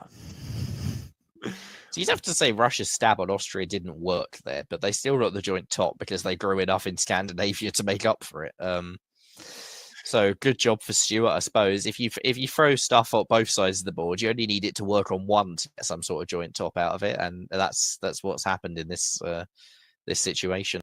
Yeah, this is Isaac. This is a game like the first one where it's not a steady heartbeat. It is heart attack galore. Where was Austria's loss? Should they have stabbed earlier? Where they just had no chance to it. Too trusting. Well, take me back to where the damage was done. My general policy, bit dangerous to say this on air, but my general policy is that when you're in a triple, generally sort of a decent bit into the mid game or towards the start of the end game, what you want to do is you want to find one of your partners who you can turn that into a double alliance with. And I think, based on sort of the fluctuations that occurred on this board, I think it's quite likely that Italy would have taken a pitch on Russia at various points throughout the mid game when AI had that position to be able to take Russian dots, or at least deny them the growth that they would have needed to stay relevant in the alliance. Yeah, and so that's what I would. Yeah, and I was saying in the West, France had a lead in 04. Germany was tied for the lead in 05. Any chance similar to the last game where we were talking about patching it up? Where did Germany and France could they have turned it around, worked together, one taking the other out? Where was the West's mistakes? Well, France, I think we pointed out at the time that there were tactical moves that were suboptimal. They should have forced Belgium earlier. They shouldn't have lost Belgium in the first place, basically, and that was the killer blow. Italy got the jump on them given that they had a one army attack on France. To get Marseille and Spain out of that one army attack that came from it is unfortunate from the French perspective, but it was all caused by those misplayed tactics around Belgium during their attack on Germany, because you could have just lost Marseille and made up for it easily by taking some northern centres and then just turning around and kicking the Italians back out. And unfortunately, they didn't do that. They didn't grow against Germany, instead lost ground against Germany. And yeah, if that's what happens, you're not going to get a good result. And there's not a lot of room for Germany to patch things up with France, because where's Germany supposed to go? Yeah. Let me ask one follow-up on that, especially since I think we mentioned we've seen some of these players in virtual games. Maybe they haven't played face-to-face yet. What's a strategy when you're in the moment? You've got more orders or more units down. France is up to 8 in 1904. How do you slow yourself down to make sure you write the orders, as effective as you can at that point? Write a banker set of orders at the start of your turn and then change them accordingly. Is that like in the practice on that is gunboats? I don't know how many of these players, when you learn the map, practicing the map gets you comfortable with where is my most efficient unit, set going to be. I know I've been playing this game for 20 years and I write them down, but you're in the moment. Hey, Zoe, let's go talk. Hey, Stuart, let's go talk. You forget to write down those pieces. You got to remind yourself of that every time. Yeah, I mean, for me, I'm very quick at reading boards, and I think that's because I came in playing blitz games, and blitz games in particular, it's 5 minutes and they're press. So you have possibly 10 to 30 seconds at most to absorb what's happened on the board, and the rest of it, you're typing as much as you possibly can. That's not for everyone. It's a tough format, but I found it a lot of fun, and I don't think there's anything better for getting you used to time pressure, because if you're used to 5-minute games, 15 actually seems luxurious. And so I'll put up a link. This is our virtual World Diplomacy community server. We play tournaments on there. We play league games on there. The VDL, which was just broadcast last weekend. The McCallis, thank you for a lot of recording of games last weekend. So we appreciate all your efforts there. We don't do a lot of blitz games on there, but there are links to other servers. The Nexus Press Leagues, Nexus Leagues server is on there. I think there's some other communities that do blitz as well. Diplo Strat server has a blitz tournament on the 22nd. Ooh. That weekend. Yes, I know Marcus is or Captain Meme, however you best know the founder of Diplo Strats. I believe he is trying to get games going, and I've seen a few starting on his server of late. Oh, good. All right. Well, we'll get Captain Memes info on here as well. Maybe we will get that on when we get to the top board later. We'll get some more promotion as we get through the tournament. But let's get through round 1, board 4. This is the last of the first Friday night rounds. We've got Alan Thompson in Austria. We have Andrew Goff in England. We've got Connor Bennett in France. Jacob Searle in Germany. Nancy Jin in Italy. Hector must have been playing 2 boards for us here. So Hector in Russia on this one, and Marcus also playing 2 boards. We saw Marcus in board 1 here. So let's see what we've got with these players. We'll flip it around. We'll give Isaac the odds on this one. Let's roll. A Liverpool hold. We got a bounce in Galicia. First lacquer DMZ. We got bounces in most of the spots in the east, but none of the spots in the west. Nothing in Burgundy, nothing in Channel. And England doing that thing where they say, no, I'm not a threat. I can't have an army anywhere. So you guys should definitely support me into Belgium and let me take Norway, right? France just running away from everyone, as they do sometimes. In fact, England could walk into Belgium for free because Munich has gone to Silesia, so there is literally nobody there to bounce them otherwise. So maybe England regretting not moving the army in this position. In the east, that move up to Tyrolia from Italy is becoming a bit more popular just because it gives you some flexibility around Munich, and you can still go into Trieste in the fall if you want to stick with the sort of traditional AI play. And you're seeing the fleet not going to Romania, and that move up to Ankara suggesting want for RT cooperation. Yeah, I mean, Germany is the sort of headline moves there, and that's great news for England. I don't know who this English player is. I've not seen them play before. They must be quite new to things, but things have gone quite well for them at the start. I'm not a threat. I swear, I'm not a threat. Does walk into Belgium, as you said, Isaac. Yeah. Well, it's only a fleet. What harm could it do? Couldn't possibly go out into the Channel next. But you do see this. This is a move this French move to Portugal would be getting me a little concerned, because quite often you get this convoy into Portugal and then they build a unit in Brest and they go Brest Irish, and then they convoy up to somewhere like Liverpool or Wales. So it's a little anti-English and pro-German for my liking, although the Germans only getting the 1 out of Holland and Denmark, getting the 2, but being bounced out of Munich. And this is looking like your standard RT. This is looking more like what we'd see in sort of a standard virtual board than a standard Australia board. You see Russia getting the support into Romania, another bounce in Galicia, the setup for the convoy to Syria. And I don't know about you, Isaac, but my sort of standard RT doesn't usually have Turkey and Black Sea and Armenia. If that's the way you're pitching RTs, fair play to you. But I think that's just a bigger T than an R. If you can make it, if you can pull it off. Well, Hector's playing 2 boards. And Mark, actually, the RT are both playing 2 boards. So maybe they agreed. Let's work together or we kill each other. So, unlike the prior board, this board has everyone with 2 builds. Except for the Italians. Goffy builds Fleet Liverpool and another army. So 2 armies on the Isle. I'm definitely not a threat. Fleet Brest and a wave for Connor. So interesting there. Fleet Berlin for Germany, and Fleet Smyrna. Which is pretty standard, old school for Marcus. So, yeah, I think Andrew will actually be.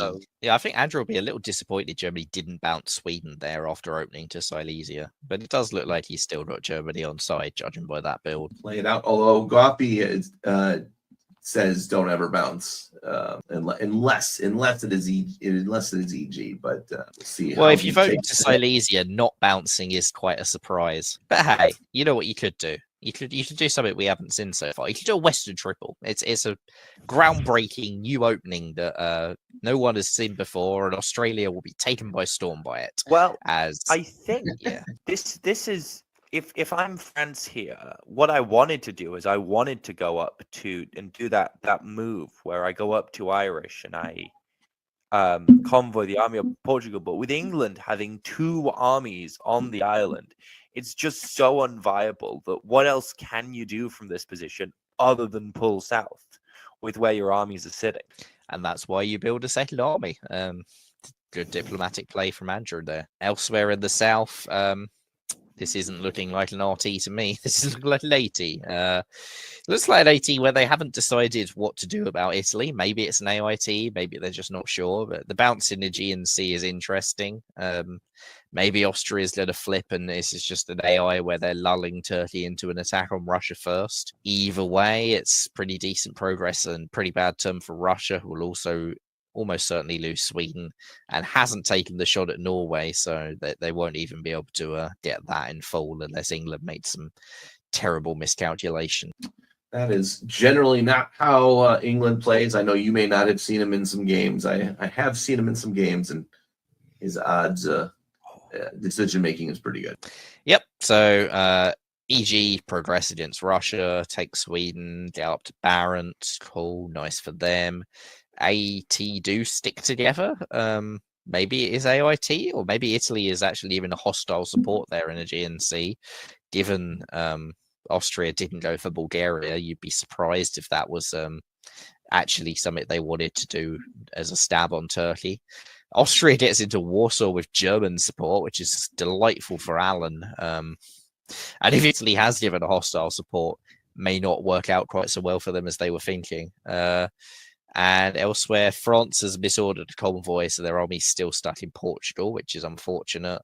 France is sort of twiddling their thumbs at this stage of the game, trying to work out where they want to go and what they want to do. So they move to Burgundy, don't attack Italy, don't attack England, and don't even get the convoy to Gascony either. Italy's given them a suggestion of where to go with moving to Tyrrhenian Sea. Mm-hmm. I think Italy was expecting those French fleets to be coming into the Med quite reasonably. There's another one that is pointed that way, so we may see some movement in spring 1903. Russia is playing on 2 boards. Russia disbands. Yeah, Russia is playing on 2 boards and is showing why it's fun to play on 2 boards. Yeah. Well, Russia is saying I'm more annoyed at Germany than anyone else with those disbands, I think. Yeah. Which is reasonable given Germany's the reason they lost Warsaw. Yeah. Yep. AT's sticking together, and France is coming into the Med, but that year of delay is costing them some progress. Now they're bounced out of Leonian rather than getting in, and they just jump up to Picardy, presumably to defend Brest, although seems a little jumpy. But the West seems to be sticking with the whole Western Triple move set. They thought seems to be working so far, why not stick with it? And it's actually quite a good way to get an IAT working is if you're facing a Western Triple, because you kind of have an excuse to throw Italy at France and leave them over there for a while without touching. So it can work out nicely for the East in this set of circumstances. Speaking of, the East gets Sev and just Sev so far, but Sev and St. Pete falling is not great. No, I think that this is still an AIT, but it's an AIT where Italy's got nothing, and Nancy's sort of been strung along. Turkey takes Sev, Austria should get Moscow next, and can defend Warsaw in the process unless Germany and Russia work together, which is very unlikely, I think we can say. For France, I quite like that move to Picardy. We've seen a lot of Western triples in the past, particularly in the Australian tournaments we've covered, where France has been the victim, and as soon as they've committed hard into the Med, England's waltzed over and taken Brest. So maybe Connor's played in some of those games, seen those games before, realizes that's a threat, and has gone, you know what, I'm not leaving myself open to that. Oh, or he is not making any progress, and so England says, I will give you my bill. Or he decides to take it anyway. Who knows? And for getting the Austrians into Warsaw, the Germans say, actually, I'll have that because the Russians are going to help me this time, it turns out. And Turkey's the big beneficiary here, getting into Sev and Moscow at the same time. Austria walks out of Romania and loses Warsaw. This is not a good turn to be Alan. No, Turkey looking very strong. I do not at all understand that walkout of Romania. Whatever your alliance is, you needed to be in Romania. There's no reason you should be letting Turkey build two in the first place, let alone losing a center yourself while they build two.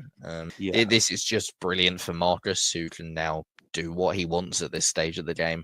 Prop up an AIT against the West for a couple years and go for a big top himself, or just charge fully into Austria. Or fully into Italy. But now's probably not the time. He's also not one in Ionian, so that's quite tough to do. Another wave.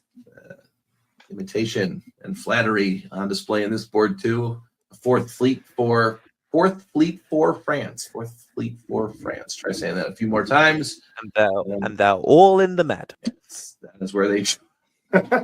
Andrew Goff has clearly had enough of this game and wanted to make his statement on DBN. And Andrew Goff just really likes Albania. Like, it's a lovely country. If you're not moving any of your units, I hear Albania has a lot of bunkers for you to not move in. So, yeah, this is perfect. Meanwhile, elsewhere, moves are happening. Germany is kicked back out of Warsaw by the AT, and Austria has gone, you know what, Italy, thanks, but no thanks. Venice, Naples, put two on Rome. Let France take Tunis, because actually you're not that scared of France. I get that as Austria. It's Turkey who's probably going to have to deal with any French fleets breaking through rather than you, but it is a bit of a risky move. Yeah, AT sticks together, and Austria not too concerned about the not taking Rum and going down one last turn. As long as Turkey doesn't stab them. No, there's seems to be a good reason to stick together at this point if the Western Triple does not break, which it doesn't look like it is at this point. Doesn't seem like it is yet either. And Warsaw goes backward. Yep. So once again, Germany gets into Warsaw as Austria doesn't defend it, has to bounce Vienna, makes the wrong guess on whether to cover Vienna or defend Venice with Trieste. As a result, they've lost Warsaw. Turkey gets into Naples as the great game for Turkey continues. Meanwhile, Italy supports France into Ionian Sea, and France doesn't backfill Tunis. Now, there's an interesting discussion to be had here, because we all like some good Janissaries. There's a misorder around Lyon, which is just unfortunate, but we'll take that aside. Whether you actually take Tunis or not. Yeah, there's an Italian fleet that's already in position. Cool. You can use that Italian fleet to help push you forward. Cool. But you've got 4 fleets in the bed, and if you're not taking Tunis, 3 of those 4 fleets in the bed, regardless of whether you misorder them, are not progressing forward.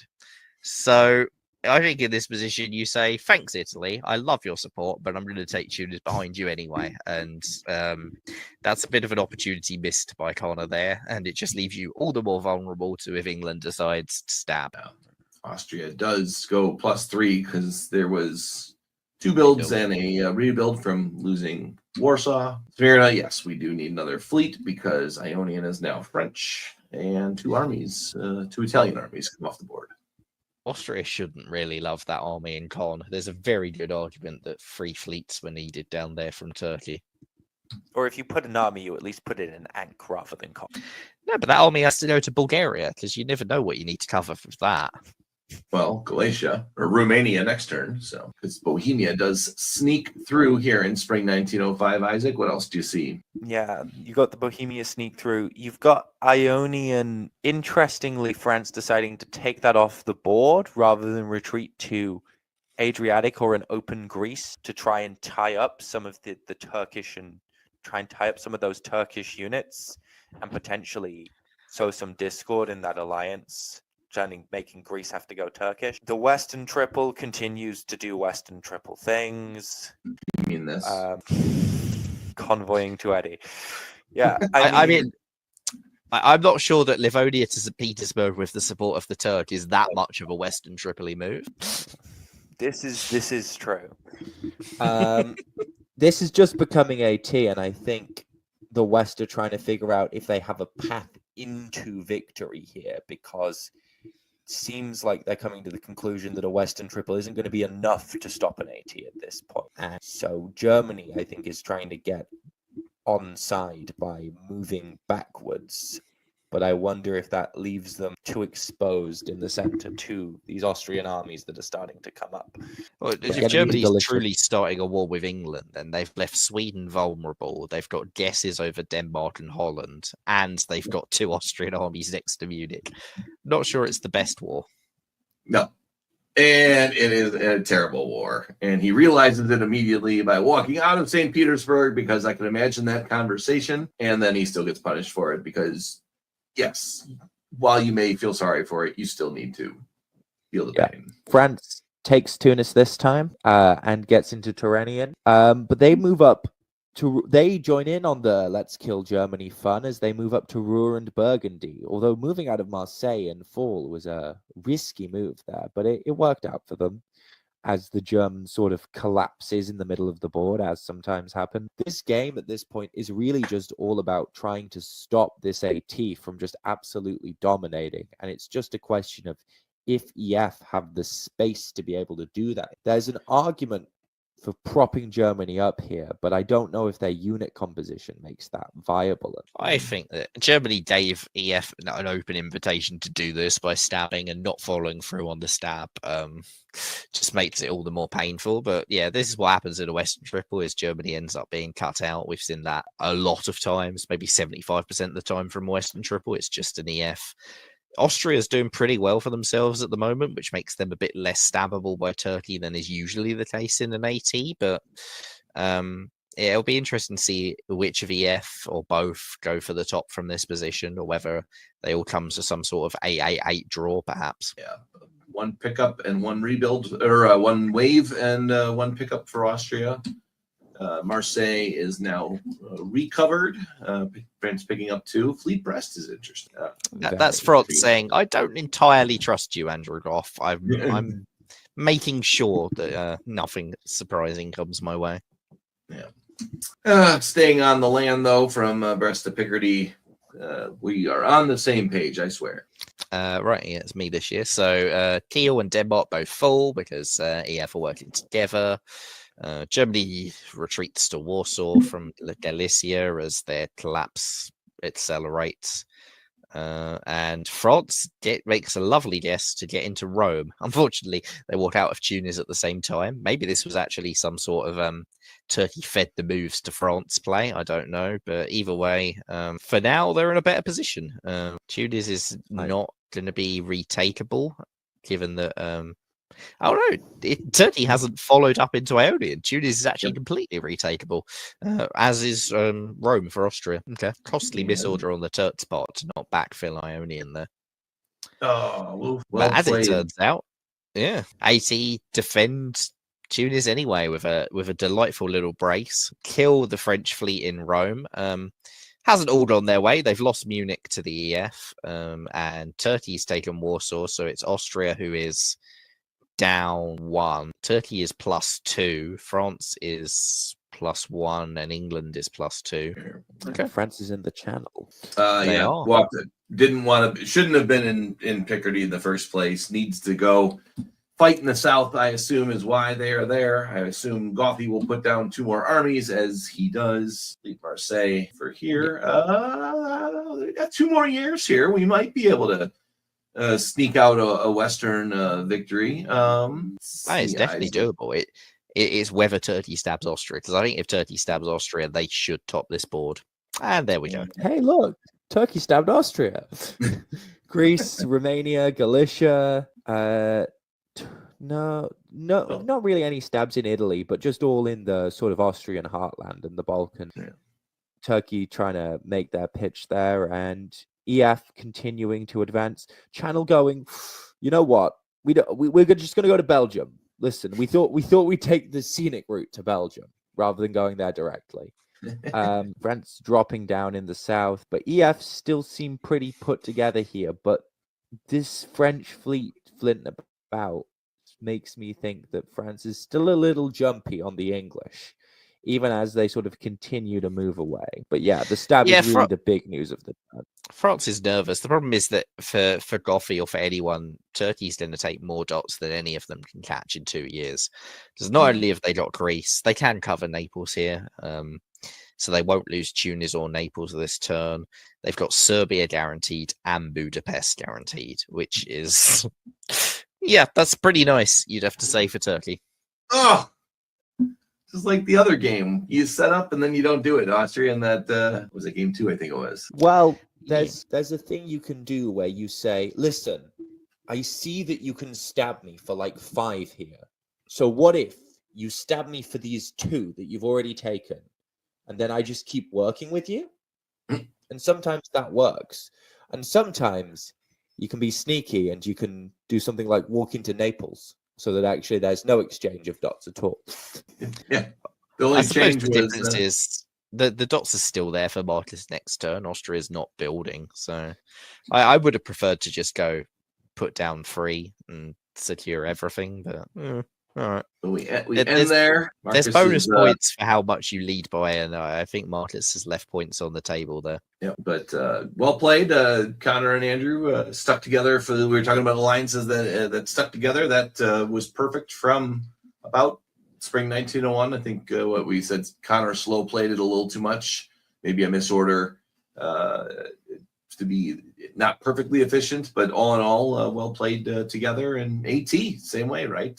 And since there was only a taking of 1, maybe it was agreed upon. Maybe he said, all right, look, I know you could stab him. Take 1, take the win. We'll go from there. Excellent. All right, so that is the end of round 1. As of now, we've got 3 solo tops and a shared top in the last game that we saw. Peter McNamara with the greatest distance between his and the second place person, but only a 4-point lead. So you, Michaelis, you said you've seen this system before. Is 4 points solid? Is it like Carnage when you get the big extra points on where you need those? I mean, I remember this at WDC Bangkok used this, and I think a couple of other Australian tournaments have used it since then, usually ones that Goffy's run. It's not an insignificant lead, but it's not, 23 points isn't like a massive score. It's just a pretty good one. No one else really got even that. So none of those scores are especially impressive from one round. It's sort of what you'd expect in a tournament with a top board. Nobody needs to go for the huge score when you're just looking for consistent. Don't make yourself a target. I just want to get a decent score and top them up and go for top 7. Yep. All right. So round 2, board 1. This was the Saturday morning round that had a shorter time bracket on the website. So we think these are going to be some short, maybe C Diplo style games where, you're looking for a good score for placement to get to round 3 when you have a chance for that top board. We will see the leader of the tournament in round 2, board 1 here. Peter McNamara in Austria, Brandon Austin in England, William Coleman in France, Alan Thompson. Alan had a well played for most of that game that we saw him in, is in Germany. Alex Batten, new to the tournament here, is in Italy. Zoe Cameron in Russia, and Jason Gray in Turkey. The map for this, we are gonna fly in this one. So, like we were talking about with Blitz reading the maps, we are gonna Blitz review the maps here. Michaelis, let's roll. All right, I'll go full Blitz style. Turkey, Crimean Crusher. They've gone for the Pitchfork. They've gone for the Sunstream, whatever you want to call it. Straight to Armenia, attacking Russia.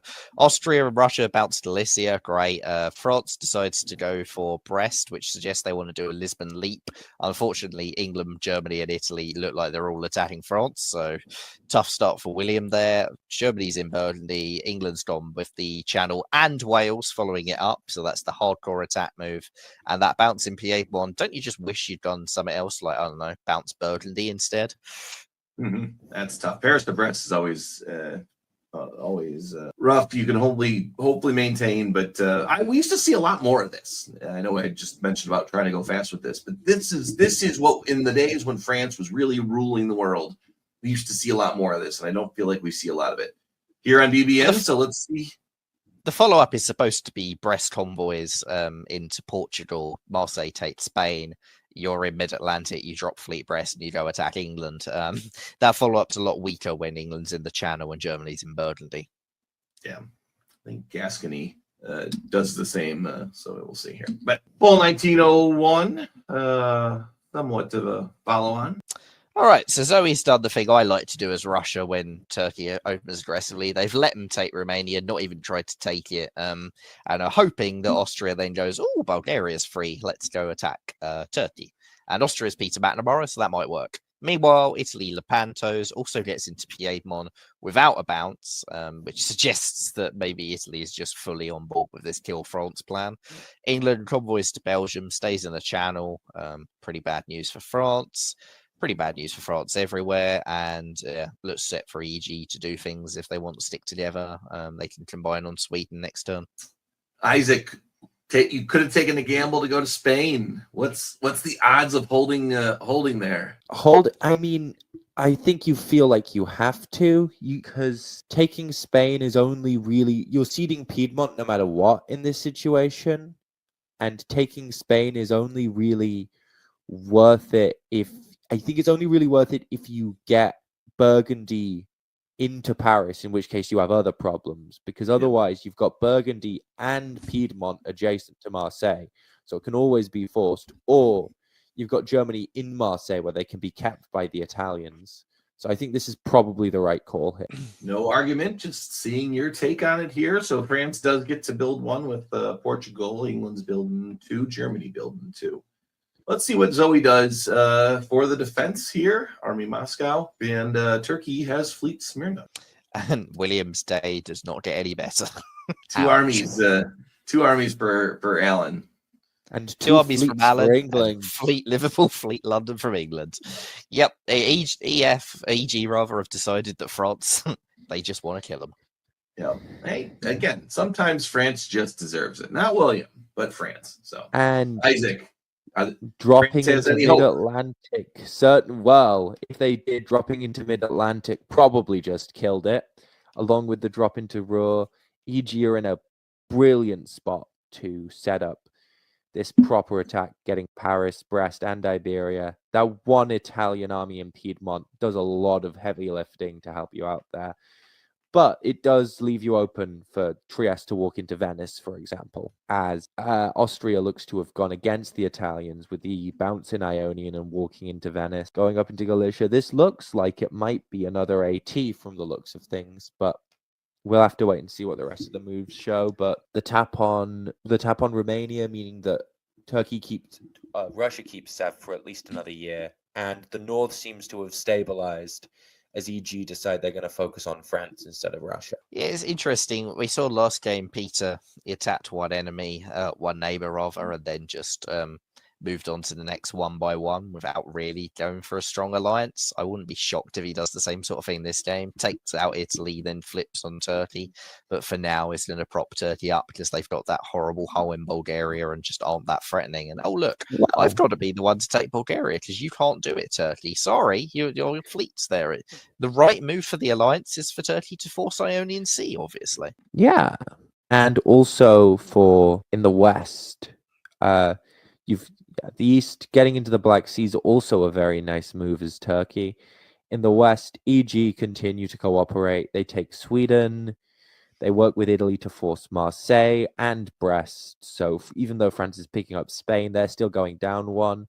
It just shows how quickly you can blitz France if all three of you are just working together and just go, nope, just going to commit murder on France. Yeah, it's rough for William, but it is one of those things that you don't see too often nowadays. This sort of all-on attack against France, and it's a lot of fun when you do it, I've got to say. England, Germany, and Italy are probably all quite enjoying themselves. Italy maybe not as much given the Austrian attack, but England and Germany in particular, this is like, yeah, great. Usually if there's a fast-moving alliance in the West, it's usually EF against Germany, killing them quickly. Occasionally you'll get a sea lion.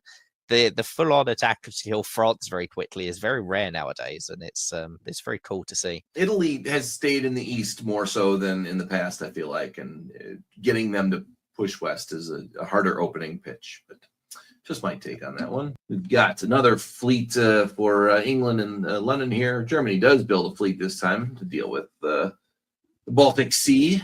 Sevastopol comes off the board. Peter builds Fleet Trieste, though, pretty early on because he is in Rome. Why not? Well, you're at war with Italy. You need a fleet in Trieste. It's the AT build. Right, so spring 1903, EG continue to advance position. They get into mid-Atlantic, they get into Paris. They're briefly kicked out of Brest, but that shouldn't matter because come fall, you can solve that quite easily. Germany's got a bit of a problem with Russia, as once again, for the second game in a row, you see the downside of not having that fleet built in the first year. Once Russia's in Baltic, they can tie up so many of your units. And looks like Russia has got Austria to come and attack Germany as well with them, potentially. Although Austria may just use that to take Venice. AT continue to advance. Turkey's into Mediterranean Sea. Peter's not the one to get into Ionian advance in that regard yet. And it looks like AT have cut a deal with Russia because Sevastopol's taken by fleet, which only makes sense if you've cut a deal. Yeah, I was going to do my best Ratatouille impersonation. It's a rat. It's a rat. So, I'm not sure it's a rat. I think it's more like an AT where you've got a janissary. yeah, it's a lowercase r, rat. Fall 1903, McAllis. Keep going. Yep. Peter takes Venice, but does go up to Silesia. Russia's janissary moves keep helping them. England gets back into Brest as France is cut down to just 2 at the end of this year. England has prioritized dropping into the Med rather than going for the 50-50 over Spain or Portugal. Which kind of makes sense when Peter's coordinating this Eastern response. This is turning into a sort of race between EG and AT, with Russia on AT side and Italy on EF side.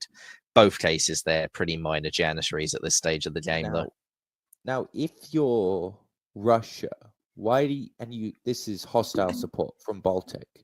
Why do you support Sweden into Denmark rather than supporting North into Denmark, especially in a fall turn? So presumably they expected the bounce to be between Sweden and Kiel rather than Sweden and North Sea, and that's why they did it.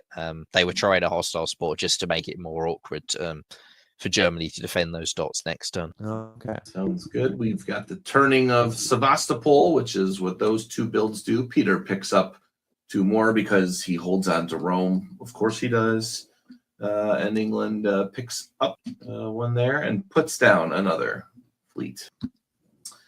Isaac, spring 1904. Everyone is still rolling. It's really still just an EG AT race, which AT seem to be taking the front load on at this point, which is sort of the issue with EG is every alliance has its weak spot in terms of where they can get to quickly. For EG, that's the Med, because you got to get all the way down there before you can start moving around. And that means that AT's in Turanian and Leonian, but with a potentially friendly French, given that EG's just spent the past 3 years trying to kill them. It's also not a great day to be Germany as you lose Berlin and Kiel to Russia here that AT's propping up. So they set up to say, yeah, you get those and we'll get Warsaw and Moscow behind you. So it looks like it's a pretty much a game of tactics at this point, and I give the advantage quite strongly to the AT at this point in time. If it's a game of tactics, you just give the advantage to Peter McNamara. The German tactics there are not ideal at all. You should really have been defending Munich with Burgundy and then supporting Berlin back to Kiel with Ruhr, because Berlin was indefensible anyway. So don't let it get piffed. Losing Kiel is even worse, obviously, but just the priority that turn should have been don't get piffed. This is the computer. On to the fall. Let's just keep going with the Blitz reading. Isaac. EG grabs St. Pete. They try and make an attempt at getting the Russians out of the German dots, but with no luck. Italy bounces the Piedmont. AT pick up Tunis. France seems to be on side with the EG for keeping Iberia, which makes sense. AT aren't making progress yet, but they're getting into position to make progress in the center of the board. They aren't picking up anything other than what they already got in the spring, but the move to Tuscany and having those units there means that they're going to have more options because there's only so many units the Germans can defend with. We've been calling this AT, but until this year it was 9-5 between Peter and Jason. So even that is a bit more of a capital A, lowercase t. Finally, at 1904, Jason's got Bulgaria. Not entirely sure it should have taken this long for that to happen, but at least there's some sort of rebalancing. Austria goes up 2, of course, in the process. So it's now 10-6. It's Still not, a pretty big gap. not rat. It was art with a capital A. Is there an argument that you need that as Austria because Turkey has such a good stab position on you innately from like the way the board is set up? You need an upper Certainly hand. the I'm argument not sure I'd be you need making a is four Peter. center upper hand. Jason's no slouch and can certainly ask for stuff, and he knows that Peter is happy to give in at the beginning. Now, how much more he gets out of him will be what we watch here. McCallus, show us spring 1905. Ooh. So those are some interesting moves that suggest trust is not perfectly harmonious in the east. Peter brings an army back to defend Serbia. Jason supports himself to Bulgaria's south coast, which isn't necessarily hostile, but is a little bit concerned at least. Doesn't bother covering Sev, which just seems like an error, but hey. Meanwhile, Russia is somehow surviving in Kiel and Berlin, despite nobody attacking Germany at this stage of the game, as Austria is busy prioritizing defending Galicia from Turkey. And in the Med, good tactics as usual from Peter to defend both Tunis and Tyrrhenian Sea, because that's what Peter does.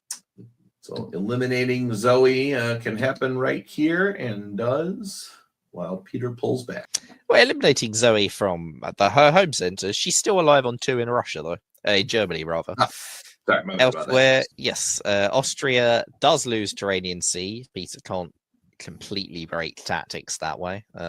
And looks like Peter's moving on Turkey, but goes to Ukraine, goes to Warsaw, goes to Galicia, pulls armies up. Peter maybe expected a Turkish stab, maybe he didn't, but either way, it looks like he's lined up on Moscow and Romania. That one that Jason wanted was one too many. Well, I think Jason possibly should have been going to Greece this turn, just to make sure that Greece didn't move, for example. Yeah. And then supported Tunis too. So just like last time, when you make that unfortunate, not stab necessarily, but enough to scare whoever. I forgot who the German player was in that previous game with Goffey. Goffey shows you what the price you will pay for not following the alliance. Nothing other than we had a disband for Russia and a rebuild or a build for Jason, who builds an army. Spring 1906, we keep going. Shorter game, but we are going to try and get Sea Diplo style here. So, here we go. Turkey's blown up in Rum. Yeah, sorry, Isaac. We'll give you I forgot to call that out. Yeah, so Turkey gets blown up in Rum, pick up Greece, which they will be able to keep. Austria, part of the price of this stab is losing Tunis, at least for the moment, to the western side. The Italians just sitting in Marseille. Italy decides, nope, sorry, Russia, can't have my home centers. I do want those back. And so they do get back into Kiel and should get back into Berlin next turn as this AT war continues, largely to the benefit of the West, largely to the benefit of England, who's sort of the only viable power left in the West at this point. Yeah, we mentioned the gap between Austria and Turkey, but after Germany setbacks, there's just this bigger gap between England and Germany and that sort of alliance. Oof. Germany. So, Germany don't keep Berlin, and they lose Munich to Austria here, as Austria sort of repositions, manages to make their way. They lose Greece, but they manage to get Romania and Moscow, although the Turks getting up into Adriatic is annoying for them because it means they've got a lot of defending to do. But they can build one in Trieste to at least start dealing with that problem. In the West, the English decide, you know what, Fran, you've had fun living in Iberia, but now I think I'd rather have those builds. So it turns around. Then just defensive moves. I think England's just sort of biding their time, waiting to attack Germany. Or maybe they like Germany and want to stay on side with them. Well, England's made an error there. Walking out of Tunis, there's very little justification for. Like, yes, taking Spain, I get in going and killing it with the other fleets, but just don't walk out of Tunis. Just stay in Tunis. Don't let Peter go +2, +3, which is what he's done as a result of you walking out. I mean, it's a good thing these probably, as far as we're aware, these are time games. This is into Austrian solo territory if it wasn't a time game. This is the only situation in which David Hood will endorse holding. So David is not here to support that tonight, so therefore Brandon is not listening. Peter builds 2 more armies. Fleet Con for Jason. Fleet London for Brandon here. 1907. So we realize, all right, so we made it through 06. Let's see if this follows through for the rest of the games in this round. But 6 years, I'd be curious to think. I was assuming with Ionian to Adriatic, that was more of a setup for next turn. Well, there's even less justification from England to have walked out of Tunis, regardless of whether that was time cut off or agreement to a draw. Just don't do it. Yeah. Unfortunate for Brandon. That would have bounced anyway. So, all right. So Peter with another large differential,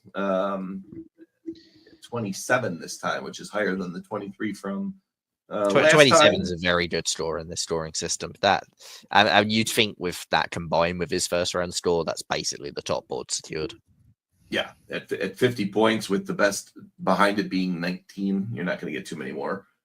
Not going to get too many more passing at this point. So, all right, let us go to round 2, board 2, called elections. Been watching the states, United States last week, big elections. So we've got Damon Vavros, new to this round, playing Austria.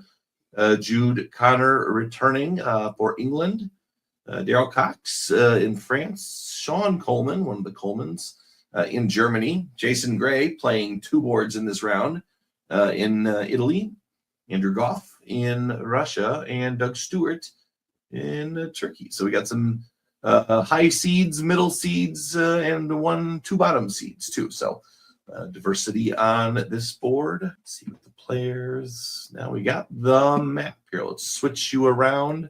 So nice with 6 years. Hopefully everyone gets through. Start off 3 times. Let's start us off now. Isaac, spring 1901.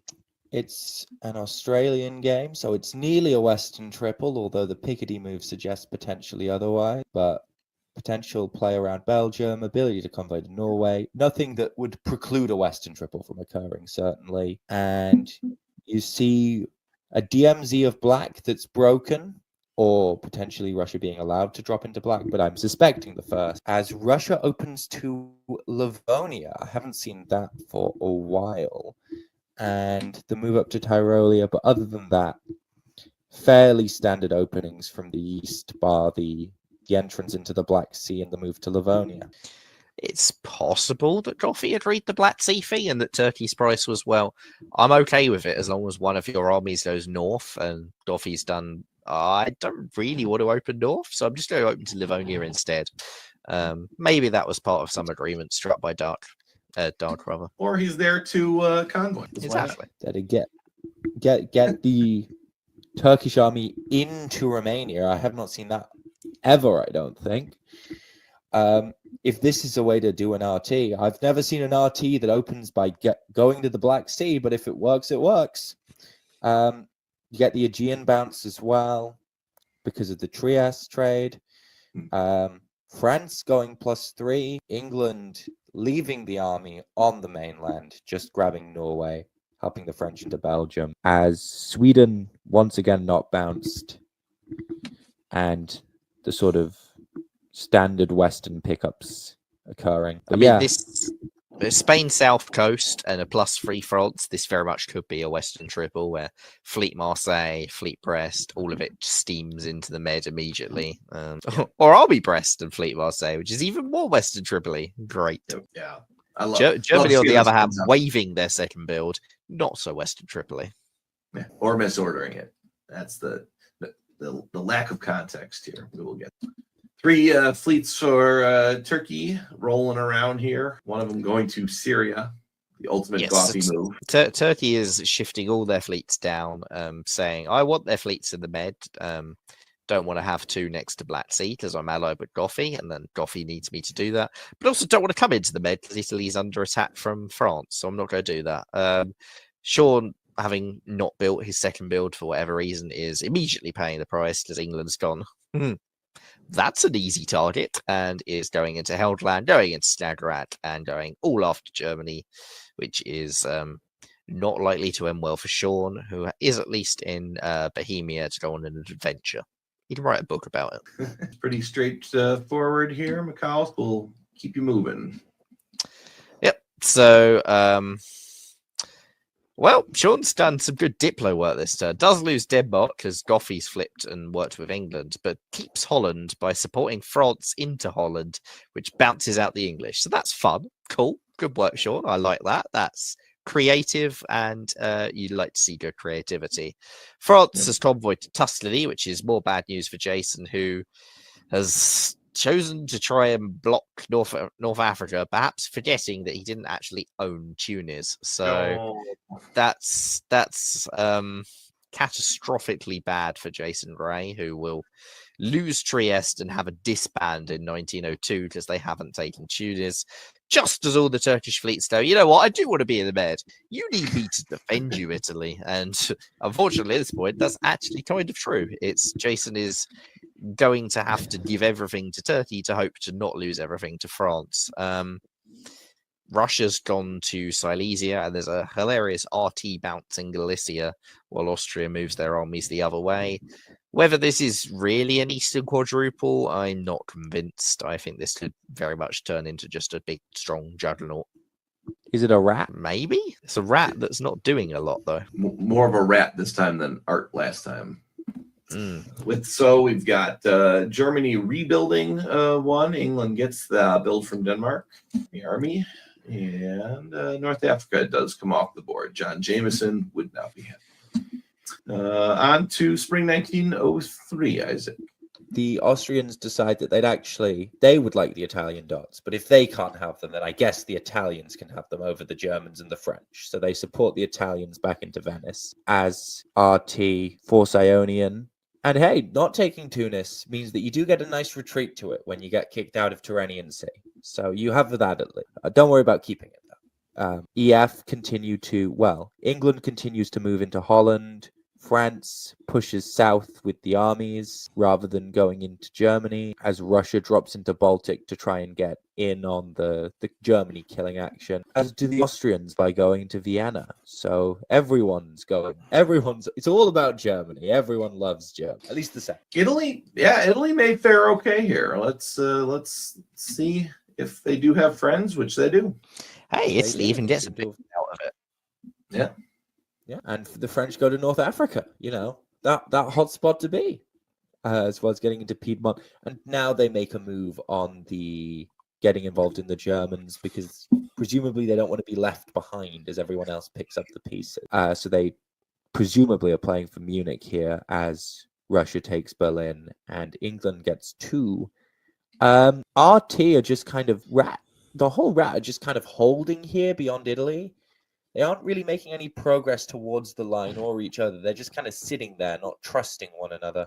That's because diplomatically they're working on breaking the EF, and it looks like they've succeeded. England, perhaps remembering that France bounced them out of Holland last turn, they were happy enough to take French supports in spring, but they've just dropped a channel and a guaranteed Brest next turn as a result. So you would think that that's not what Darrell was expecting, and this is a delightful position for Jude and a pretty good one for Andrew and Doug still. Yeah, Fleet Liverpool, Army Eddie would be wonderful to see. We got 2 fleets though. Well, Two fleets is fine. You're a little short on them already. Yeah, more armies the better. Get over to the mainland. One army is getting to the mainland. Yeah, they clearly heard what you were saying, Kevin. Mm-hmm. Yep. So England convoys straight into Brest, which was guaranteed to work. Interestingly, defends Kiel rather than supporting themselves to Belgium. Not too sure I understand that, because if Russia wanted to stab you, they had so many other ways to do it. Rather just secure Belgium. Apparently, this is a tournament where people don't secure Belgium properly. Meanwhile, in the East, maybe this rat's still on. Adriatic could still be ratty to go after Venice. It could also be the first move before a massive stab on Austria, but Damon is going to live or die by the next phase, I think. Let's see. I want to see North Africa go to Gascony. No, just to Spain. So Brest is kept, despite England not bothering to defend it at all, which is always fun. Cleverly doesn't go to Paris. She didn't want to block it off in case you were dislodged. Russia's into Munich and also takes Romania, which is almost certainly by agreement, because Turkey's taking Greece, which is almost certainly by agreement because Austria is pulling it off the board. Venice falls because Austria and Turkey work together. So the rat is still on, and they're doing great centre trades, which benefit. It benefits Andrew Goff more than the others. Who could have seen something like that happening? And that's that. Yeah. Few people in this broadcast booth, maybe. Jude builds 2 more, up to 9. France pulling 2. Goffy building 2. 2 armies, 2 armies, 2 armies. It's like a little Caesar ad. Pizza. Yeah, 80 should be mildly concerned at this point that Andrew and England are not fighting each other at all, because you can't really be in a rat and a ER at the same time without causing some issues. There's very few centres left for Andrew to go for, but he's trying to go for them anyway because he tries to go for Burgundy.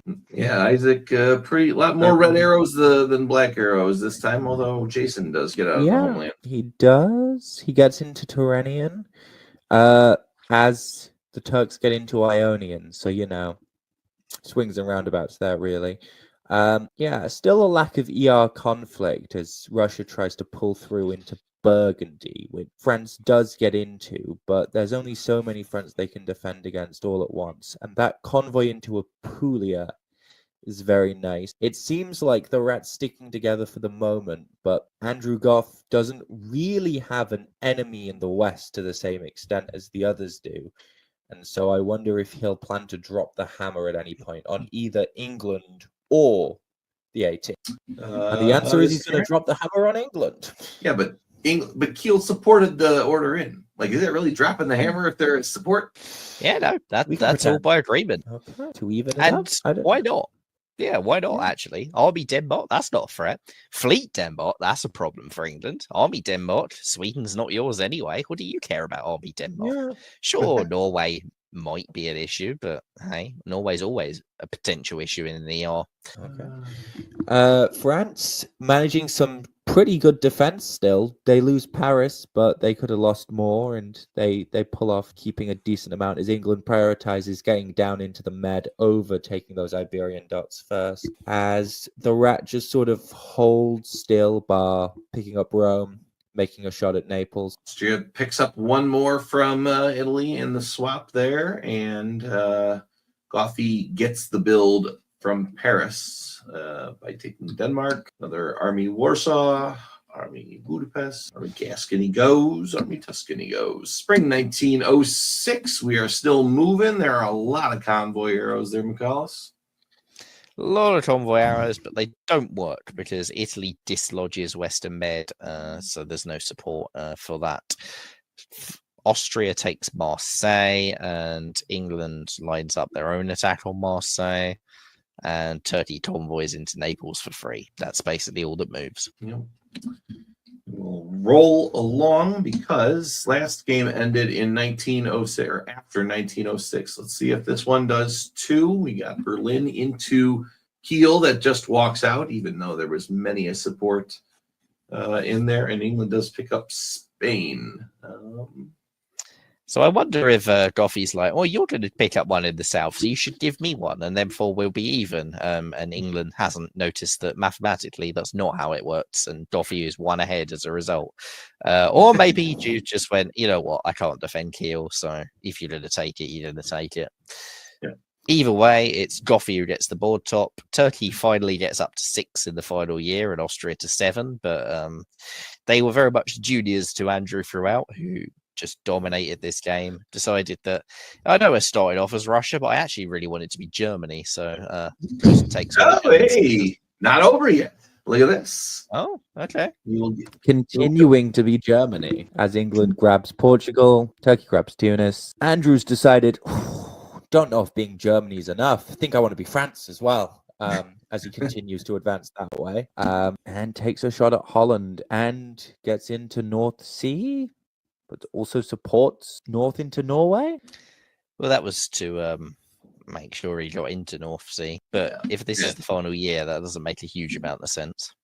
Yeah. But he does lose the board top here. He gets to the shared board top with Jude. So a nice ER alliance as we made our way through. And AT, a subset of the Rat, finishes nicely tied at 7 apiece. So 10-10, 7-7. Capital R to make up for the lowercase r in the previous round.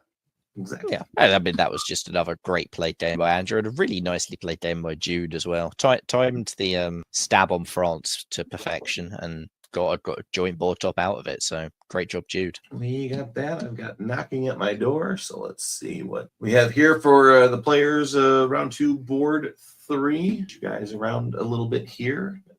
2 of the top 7 heading into this round. Kanu Sun in Russia and Stuart Barton in Germany.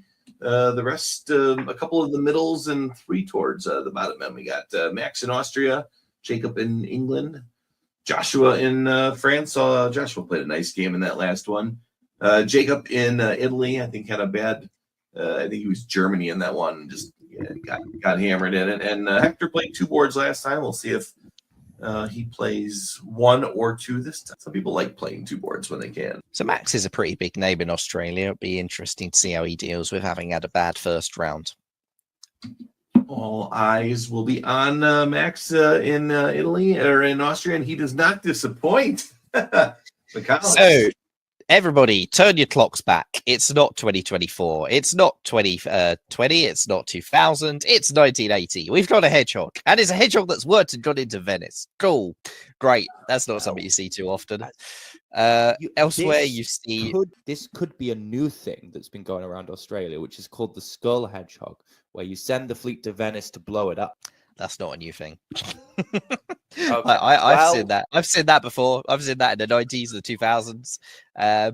There's Well, reasons it was that new to me. Didn't catch on. Okay. New to That's fair, DBN. that's New fair. to DBN. We're going to call it new to DBN here, yes. I recall games where this was suggested and happened on WebDip when I started playing in the early 2010s. There's a reason it never caught on and became fashionable, but we'll see whether this is an exception. Other than that, yeah, Romania, we see France pushing Picardy, which you don't see too often, and following up into Belgium.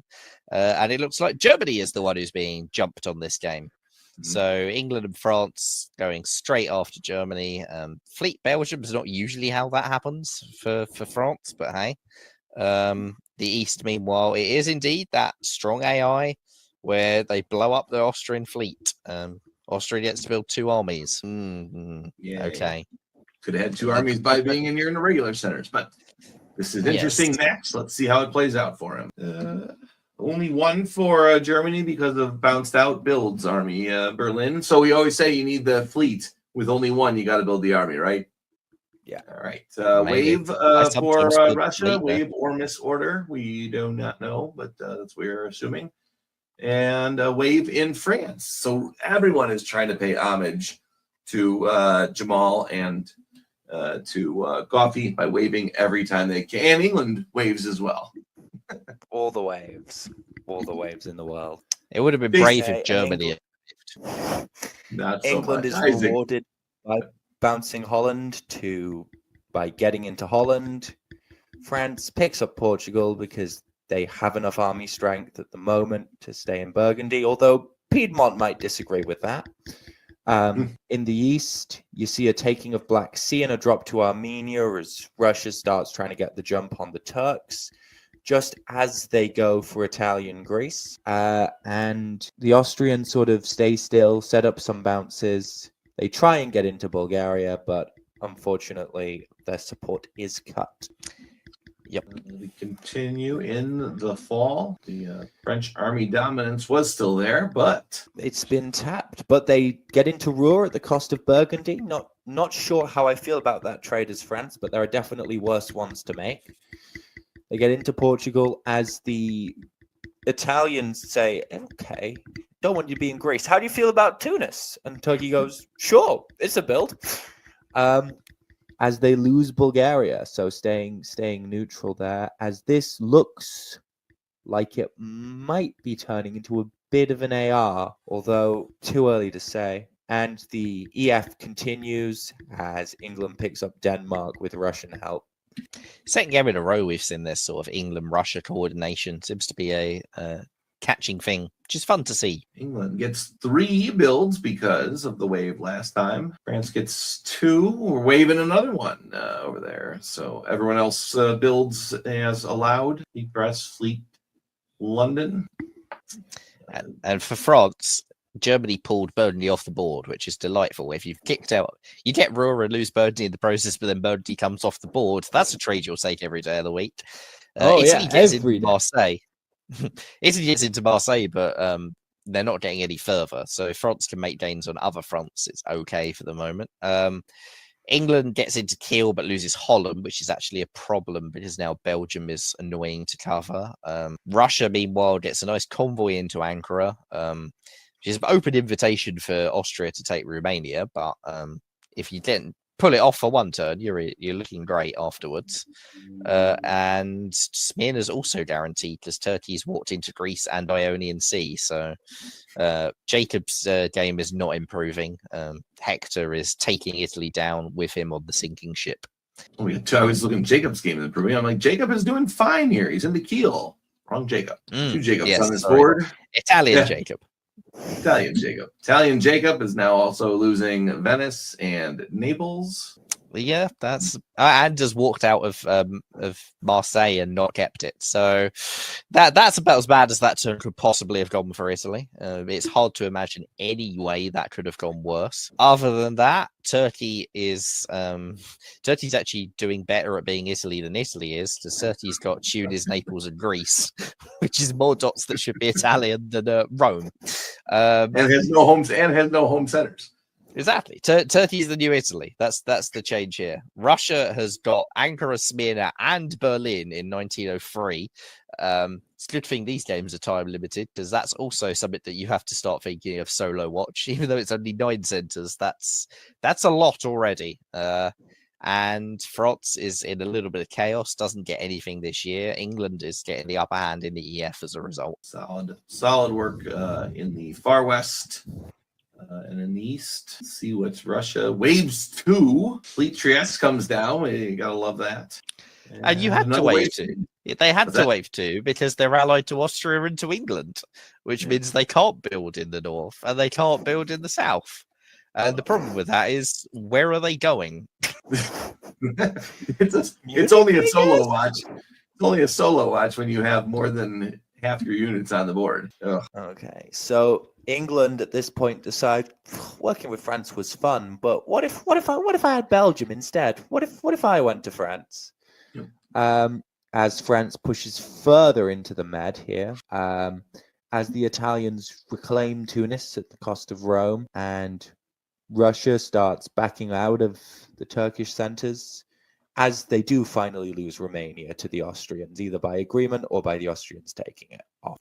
You would presume that's by agreement and a bit of rebalancing because Russia's so far ahead. It's not like they're going to have to disband anything. It does look like they misordered Warsaw, didn't move to Silesia like they were supposed to. Maybe that was a late change of plans or something. Unfortunate either way. I would say that Belgium may well be agreed, though. England still tried to support France into Munich, so maybe France said, please don't stab me, you can have Belgium. Or just walk or just go through. Or just walk out of Belgium. That also works. As McCall said, a game where Belgium is not taking, or a tournament where Belgium is not taking. Yeah, unsecured Belgium is the theme. EF don't make any progress, really, bar Munich. England starts pushing north to try and take the Scandinavian dots. France doesn't really have a Southern Fleet presence. Well, they have those 2 down in Western Medina now. So probably put another one down here and hold on to what they have. Maybe try and make some progress. In the east, they push into wars. Yeah. I was to say, you say England's trying to take the Scandinavian dots. Surely the easier way to do that is North Sea to Norway. This is just some incredible fence sitting where I don't want my fleets down there, but I don't know where I want to send them, so I'm going to send them to nowhere. Well, when you wave, Yeah, when you wave, you got so many units. flexibility. Yeah. Convoy. Build the army. That way you can leave one back at home. Fleet Marseille. Turkey down to Uno. And Austria building 3. So as you mentioned early on, Max, the eyes would be on him after a rough start in round 1, is rebounding well. Spring 1905, does he feel any pressure or on is agreed to? Well, it does look like England is going for the Scandinavian dots now. It goes for Norway and Denmark. The convoy is into Holland, so not entirely sure that was the best way to go about getting Sweden, but hey, maybe this is some sort of diplomatic agreement. Russia's back into Con, which they probably should still be in at the end of the year. And France takes Tunis. It's into Bohemia, which blows up an Austrian army, which is always nice. Russia and Austria couldn't agree who had to be in Galicia to fight France, and that looks painful, especially as Bohemia is probably not with Austria or Austria wanted, and Russia supported France in. So maybe Russia's just stabbed, which is a very ineffective way to do it rather than taking, I don't know, Romania. But hey. Well, Yeah. now they'll It take depends. Romania. I get Romania. Well, you Gets can always Romania, take it gets in full. Galicia. Yeah. I mean that's great. You get to take Romania, keep Con, and don't lose Berlin or Sweden because you've negotiated hard with the West. England, Wow. meanwhile, has Munich, which is always fun. Not entirely sure that's how it's supposed to be in an EF, but they keep Munich, and France isn't going down because they did get Tunis, and we say goodbye to one of our Italys as they lose Naples to the other Italy. So the original Italy hangs on. Hector says goodbye. Russia builds all 3 this time. England builds the 1 there. So everyone is building, which is good. And Rome comes off the board. We are into spring 1906. Isaac, what do you see? I see Belgium. It'll be interesting to see if this is agreed again or not. And St. Pete and Norway do a little swap dance, or they try at least, as Russia drops those units down just to defend the Turkish dots they own, which seems prudent with the Austrians dropping into Aegean as they try and take Bulgaria. The AR war continues, neither side really making progress on the east of the board, but the French do get into Tyrolia, which diplomatically seems like a win for the Russians because they seem to be on side with the West. Rome is bounced, presumably the reason why that got disbanded. But yeah, my focus is going to be on Belgium and Berlin here because I want to know if either of those were. Yeah, Baltic holding, right? Yeah. Could walk through one and keep the other. And that is There we exactly go. right. That is exactly. But Picardy is not a particularly pro-French place to be going. I don't think I would like you to be in Picardy if I'm France, especially if you're getting a build which is presumably Fleet London in this position. But France is getting Rome here, which does put a bit of a scupper in your plans. I mean, is it Fleet London? Surely what you're doing instead is, if you're actually stabbing France, you're taking Belgium. So Holland would have backfilled. Just that there's no need to support hold Rouen there. But So then, why did you go to Picardy? maybe the plan was they wanted to shove the armies forward, realized they couldn't, but didn't want a convoy back. So they're saying, "Oh, I'll go to Picardy. You'll have a build anyway. It doesn't matter. It's fine. Okay. It's friendly." I've been in an FG as Germany, where I went into Burgundy as Germany and just sat there and was friendly. And I spent 3 years doing nothing in Burgundy, and I won the game as a result. Tell me, Michaelis, what did you do in the 4th year? Oh, I took Paris, but it was 4 years down the line. So board 1 ended after 1906. Board 2 ended after 1907. So maybe this was an end of the game. We do get Army Eddie, Army Paris. Venice off the board. Spring 1907 does have orders, Michaelis. All right, and Austria is crumbling in their little house of cards by the looks of it. They soared a little too high, and much like Icarus, the wax on their wings has melted. They lose Venice, they lose Budapest. Italy is kicked out of Naples as well. Austria gains combat at the expense of Bull. Russia, for a final year, makes an interesting retreat to Black Sea instead of to Ankara, which I don't really understand. But hey, this is not looking great for Austria, and it looks like everyone else is trying to get their share. England can only really take Berlin now, unless they walk into Brest, I suppose, or Belgium. Yeah, definitely Belgium and Berlin are guaranteed, it seems to be. See who wants the win. Takes them both. Yep. So England does walk into Berlin and Belgium. Also moves to Channel. So if somehow there is another year, then England's in a great position. France, on the other hand, doesn't really care about Belgium. It may even have been by agreement, as France is +4 on other fronts, +3 overall, with the loss of Belgium, taking Trieste, Naples, Venice, and Greece, which they walk into. Austria really is getting nowhere. Russia, this is why you retreat to Ankara rather than Black Sea, because then when you take Constantinople, you don't lose Ankara for doing so. That's unfortunate. But Russia has gained Budapest, Bulgaria, and Serbia as well, so is also not overly concerned by that. And this almost was a perfect Fogel. Wow. And 2. Oof. Max If Icarus you just retreated to Ankara, that would have been them 1. You would have had the perfect Fogel. Well, since Brandon is not with us today, we are not fogling here. And this game does end by mercy of a fantastic Leviathan. Well played, Jacob and Joshua.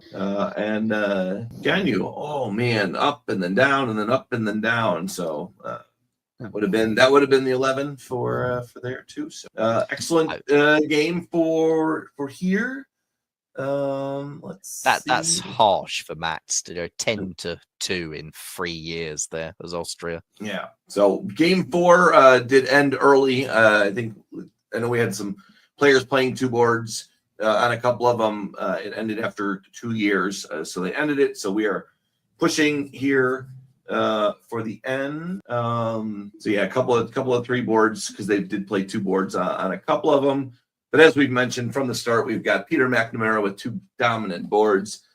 Probably could take round 3 off and still make the top board. I'm pretty sure, because you can only get 4 board toppers, so you'll never have more than 20 for a second place. So they're good to go. Andrew Goff, you may have heard of him in second place. Joshua, Tanu, Marcus, Jude, Darcy, and Shane tied. All right, I have a chance still. You picked all the favorites. I've got Shane in second, tied for 7th as we get into round 3.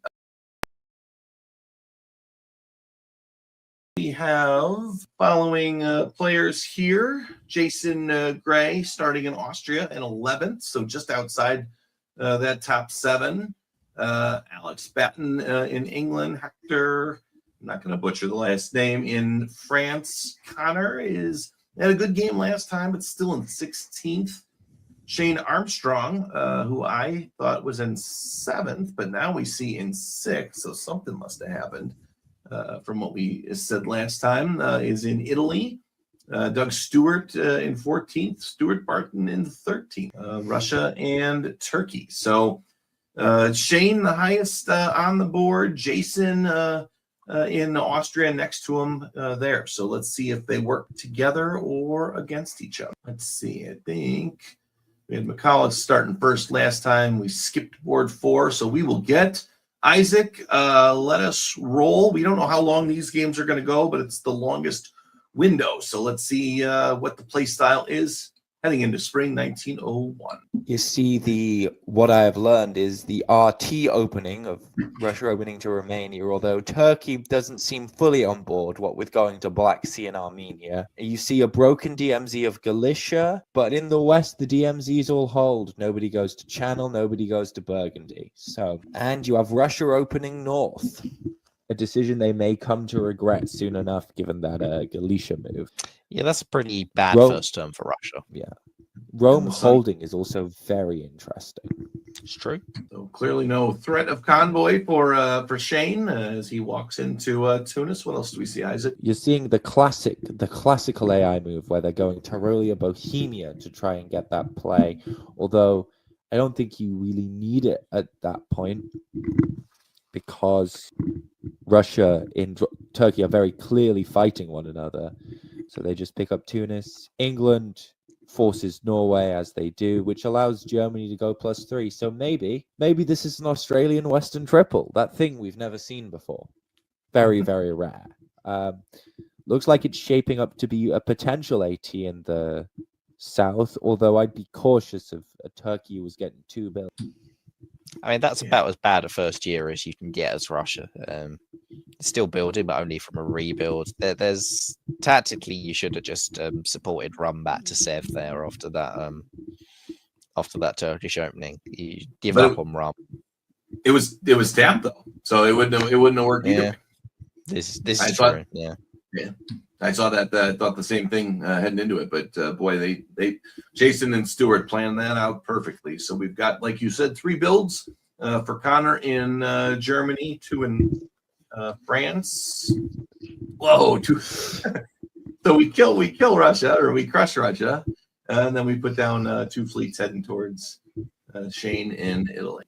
Yeah, Fleet Brest, not very Western Tripoli. No, and France had the opportunity to go into Spain, South Coast, and Portugal with the other way around and didn't do it. So, and it wouldn't be an Australian tournament without a wave from Germany. But all right, Germany pushes up to the north, as does Turkey. Austria also. Everyone likes going north at this stage of the game in 1902. The AT just keep pushing up. No one needs Bulgaria. This is a new way to run an AT. Rather than does Turkey need Bulgaria? Does Austria need Bulgaria? No. Neutral Bulgaria. That's the solution. So, cool. Great. Let's see how that one plays out in the long term. Germany is coming south as well into Tyrolia, perhaps to prop up Italy, or perhaps to just join in Italy's misery and get their own share of it. And it does look like these are Western Tripoli moves from the west. Burgundy? Yeah, maybe they thought that there'd be threat around there. Just a single move. So let's see what we've got as we get into the fall. One of you guys like the feedback? I think his eyes look. Yep. Before I reveal, yeah, something's hitting the mic. I'll cut this part out. It's moving. Is that better? Not really. I hear. Yeah.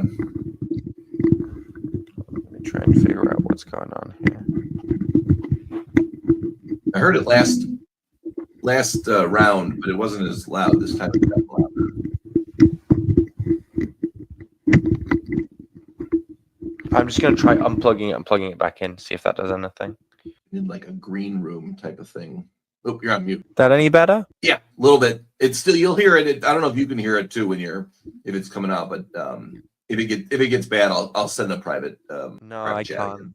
Can't Yeah. hear it. I can't see anything I can change in the settings on it. It just sounds like it's rattling. Like if it's on your desk and it's moving around. That's the only thing I can think of. I mean, I can try and hold it still, but it has to be handheld because of my setup. I got it. Okay. But I can do this. There you go. All right. So 5, 4, 3. All right. As we head into fall 1902, the orders are not coming up. Aren't the orders coming up? Did I break it? No, I'm hitting the wrong button. There we go. Only the Okay, most there we professional go. of streams. All right, 1902 full. Turkey says, actually, I should take Bulgaria, but I'll do it on the East Coast, so it's completely unthreatening. AT keep pushing.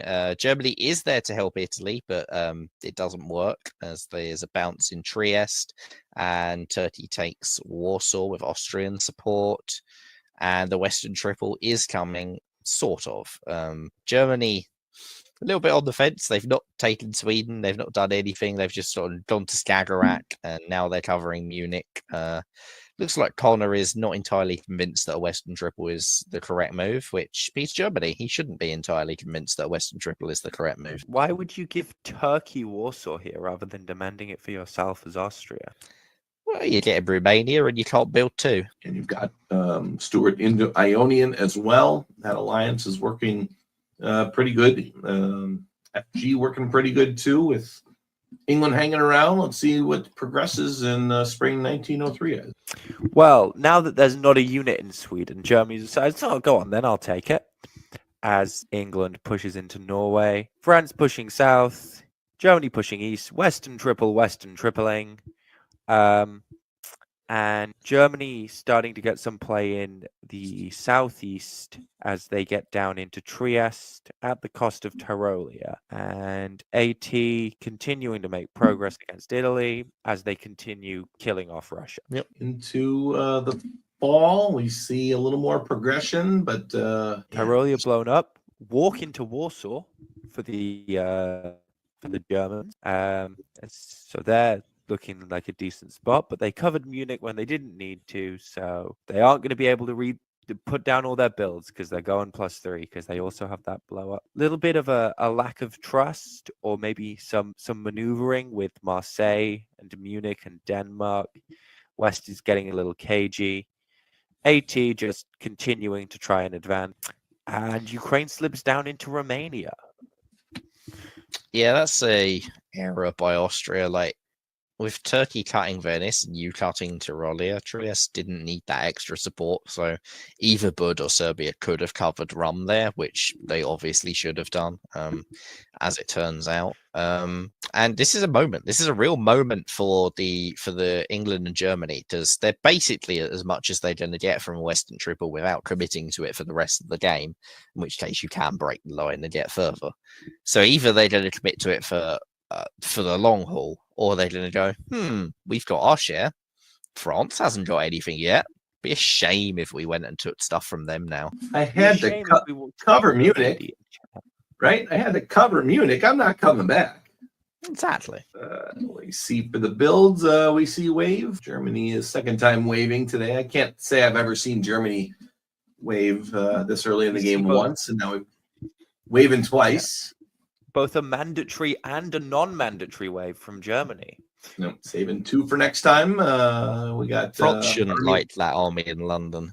That army in London, there's little to no justification why it should be in London rather than Edinburgh.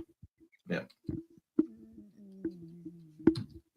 Well, it's a longer convoy for our stream here.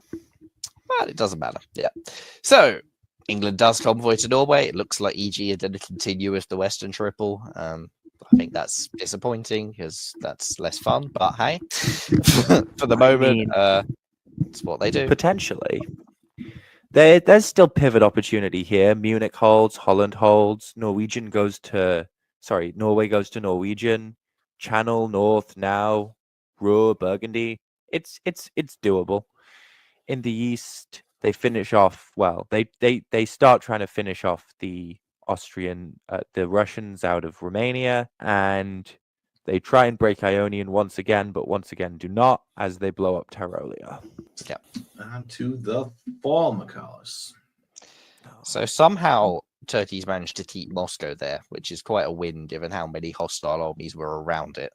But AG decided not to put Russia back into their home center and just let Doug die. So Doug's misery at least is over. Meanwhile, Germany is punished for their decision not to stab France by losing Belgium, which perhaps they agreed to. But yeah, you're Germany in the Western triple. You shouldn't be agreeing to give up dots. AT also get into Venice and Greece, which is probably by agreement, given that Austria is going +2 anyway. So yeah, and France is getting into the Ionian Sea with support of the Italian, which means that maybe that misordered convoy around Spain was actually deliberate and that there was a late change of plan after negotiations with Italy, or maybe it was just another unfortunate misorder. See what we got here. Let's get to the next scene, which is winter. A lot of +1s and -1s. We've A lot of multi-digit adjustments in this tournament so far. Pretty stable this round in round 3. Fleet Marseille, trust the triple still. We'll see where it goes. Isaac, spring 1905. The trust is still there, and Belgium, yes, was secured for one turn. I mean, the trust is still there, unless you're England, in which case you've decided that Denmark and Sweden look a little bit better than being in a trip. In the same turn that Holland walks into Belgium and Roar, so that's a godsend for France that's just happened there as they sort of continue trying to make play around the Med, but end up not, as AT continues to advance towards Germany, up towards the Russia line to try and take Warsaw and to try and get into places like Piedmont and Apulia.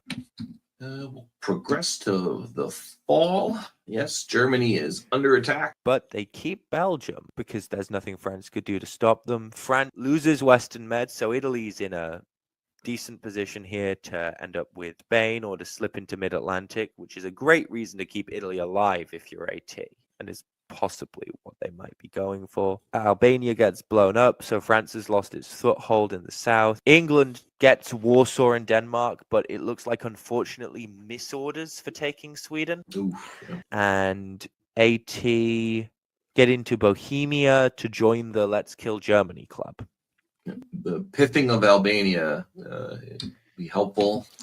Losing. France doesn't get to rebuild it because they lost Belgium, so it's not really that helpful.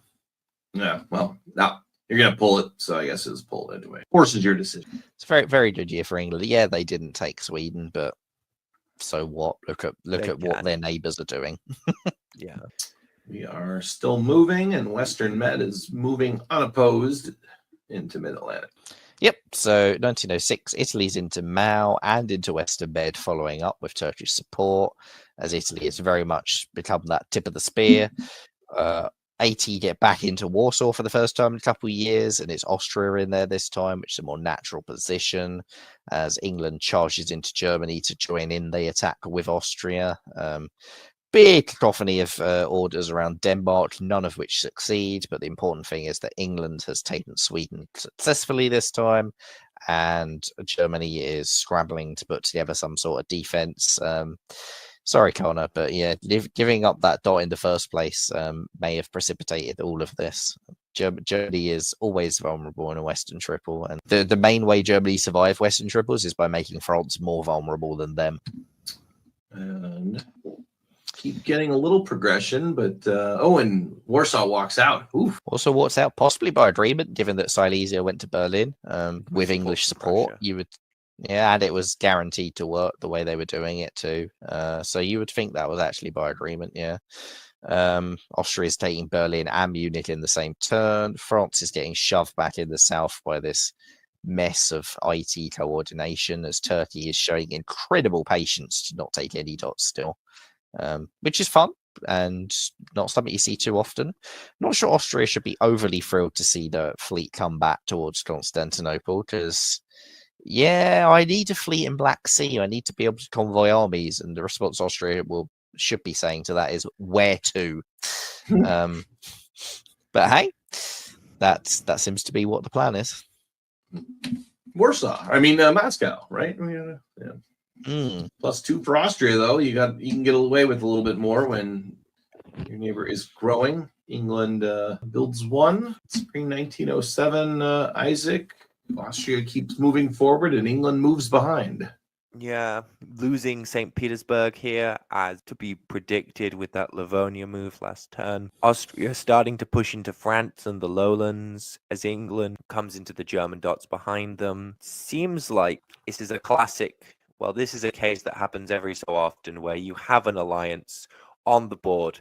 It's doing really well, and you get someone on the other side who says, don't know if I can beat that, so I might just go over and join their side and hope that one of them works with me over the other one when it comes time to go down to 2, if it does. So that appears to be what I think England is doing in this position, going after Germany, potentially going after France, as AT and England even continue to make progress. So spring 1907, this is about where we were getting towards end of the game in rounds 1 and 2. Jason was one of the two names we were looking at for a potential top board slot. As he's progressing forward, where is he thinking about protecting a stab at home or grabbing some dots back home? You gotta start thinking about it at some point. We will see. Isaac, fall 1907. So you see this continued England-Austria cooperation. Although Silesia Galicia makes me think that it might be coming to an end, as the Austrians drop down into Rome while covering Venice. Turkey being patient on all fronts, holding in Tyrrhenian West, Con and Black Sea, as the Austria keeps pushing towards the lowlands and France, as France tries to defend itself, but doesn't really, as Italy gets one of the Iberian dots, and Turkey picks up St. Pete. Yep. Turkey gets St. Pete, Austria gets Holland. These are not centres that usually go in an AT to those respective countries, so that's quite fun. England backfilling Kiel is great news for Austria as well, rather than staying in Berlin. Yeah. In fact, this is Germany gone because England gets Belgium. Yep, Germany is dead entirely. 6-0 in 2 years. So we've had some very brutal, sharp falls on some of these games tonight. Yeah, best stab. Putting down 2 more armies for Austria, another army for Turkey, army for England. The adjustments I see. Spring 1908, McCallus, we're still rolling. Austria is at 19 points here, but feels the wrath of England. Yep, so Austria is piffed in Holland, which is not something you should really be allowing to happen, especially as Gascony was such an obvious defensive spot. Would have preferred going for Picardy there and trying to swing around that way. Either way, it's not terrible. You've got into Warsaw. You've got easy cover on Berlin. Well, actually, it's not that easy. It's possible to cover Berlin with using Ruhr to tap Kiel, but not guaranteed. Turkey now decides that Italy has outlived their use and therefore takes Naples and Tunis, but Italy probably will survive because they have got into Portugal, which is delightful. It's always a really nice position to be in for actually clinging on to the end of a game because it's so hard to take out. And they're in Marseille as well, so Italy is, for now, probably going to hold on in southern Iberia and may outlive France alongside Germany. We have got fall 1908, and Austria feeling the pain. Austria feeling the pain in Germany. Doesn't try and cover Berlin or do anything against Kiel or Holland, which is a choice, but they walk into Paris, so swings and roundabouts. They are +2, -2 with a piff, so they get a rebuild. They do have to worry about the fact Turkey sat in Bulgaria and hasn't left. That should concern them. And Turkey is, of course, building 2 from Tunis and Naples as well. Meanwhile, Italy survives and France is down to 1. Yeah, France walked out and supported Italy back into Spain. -3 for France, pulls everything but Gascony. Another army for Alex, 1 army for Jason, 2 armies for Stuart. 2 armies is not what Jason wants to see, but he might not be too sad with that. No, not with these openers. Isaac, what do you take?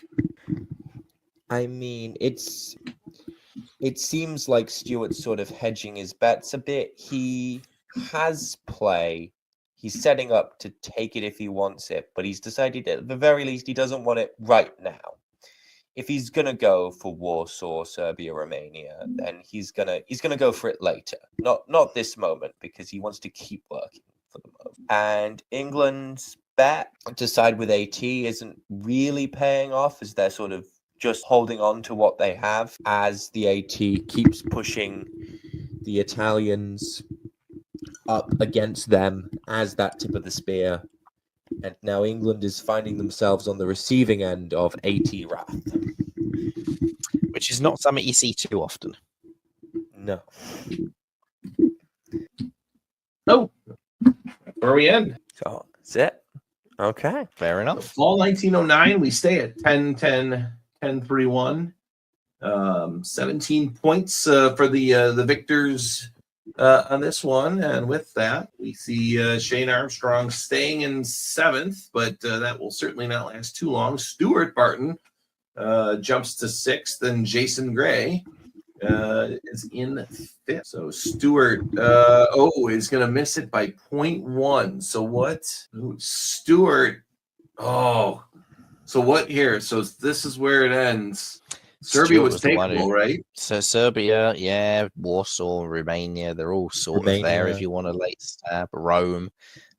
Austria can defend some of them, but won't be able to defend all of them at the same time. England's probably not taking advantage given how pressed back they are now. Yeah, there were definitely more dots on the table for Stuart. If he ends up missing out narrowly, he'll regret that.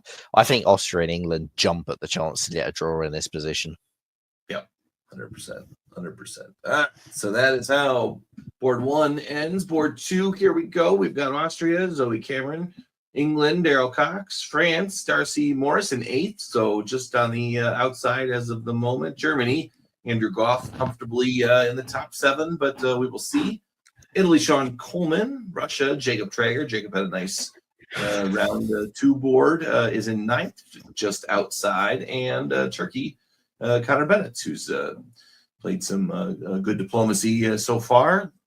Let us see how that works out here. I'll move McCallus up. You get the odds this time, and the odds start us out with Bouncing Black. All right, yep, Bouncing Black Sea, the old-fashioned Turkish opening with the 2 armies going north. Jamal will be happy as tournament director. He very loudly proclaimed how much he preferred this opening as Turkey on a stream with myself and Tanya a couple of months ago. So Jamal's the one who's happy from that. Italy, meanwhile, opens to Piedmont, which is fun. Not with a bounce this time. It's just a straight-on opening up there.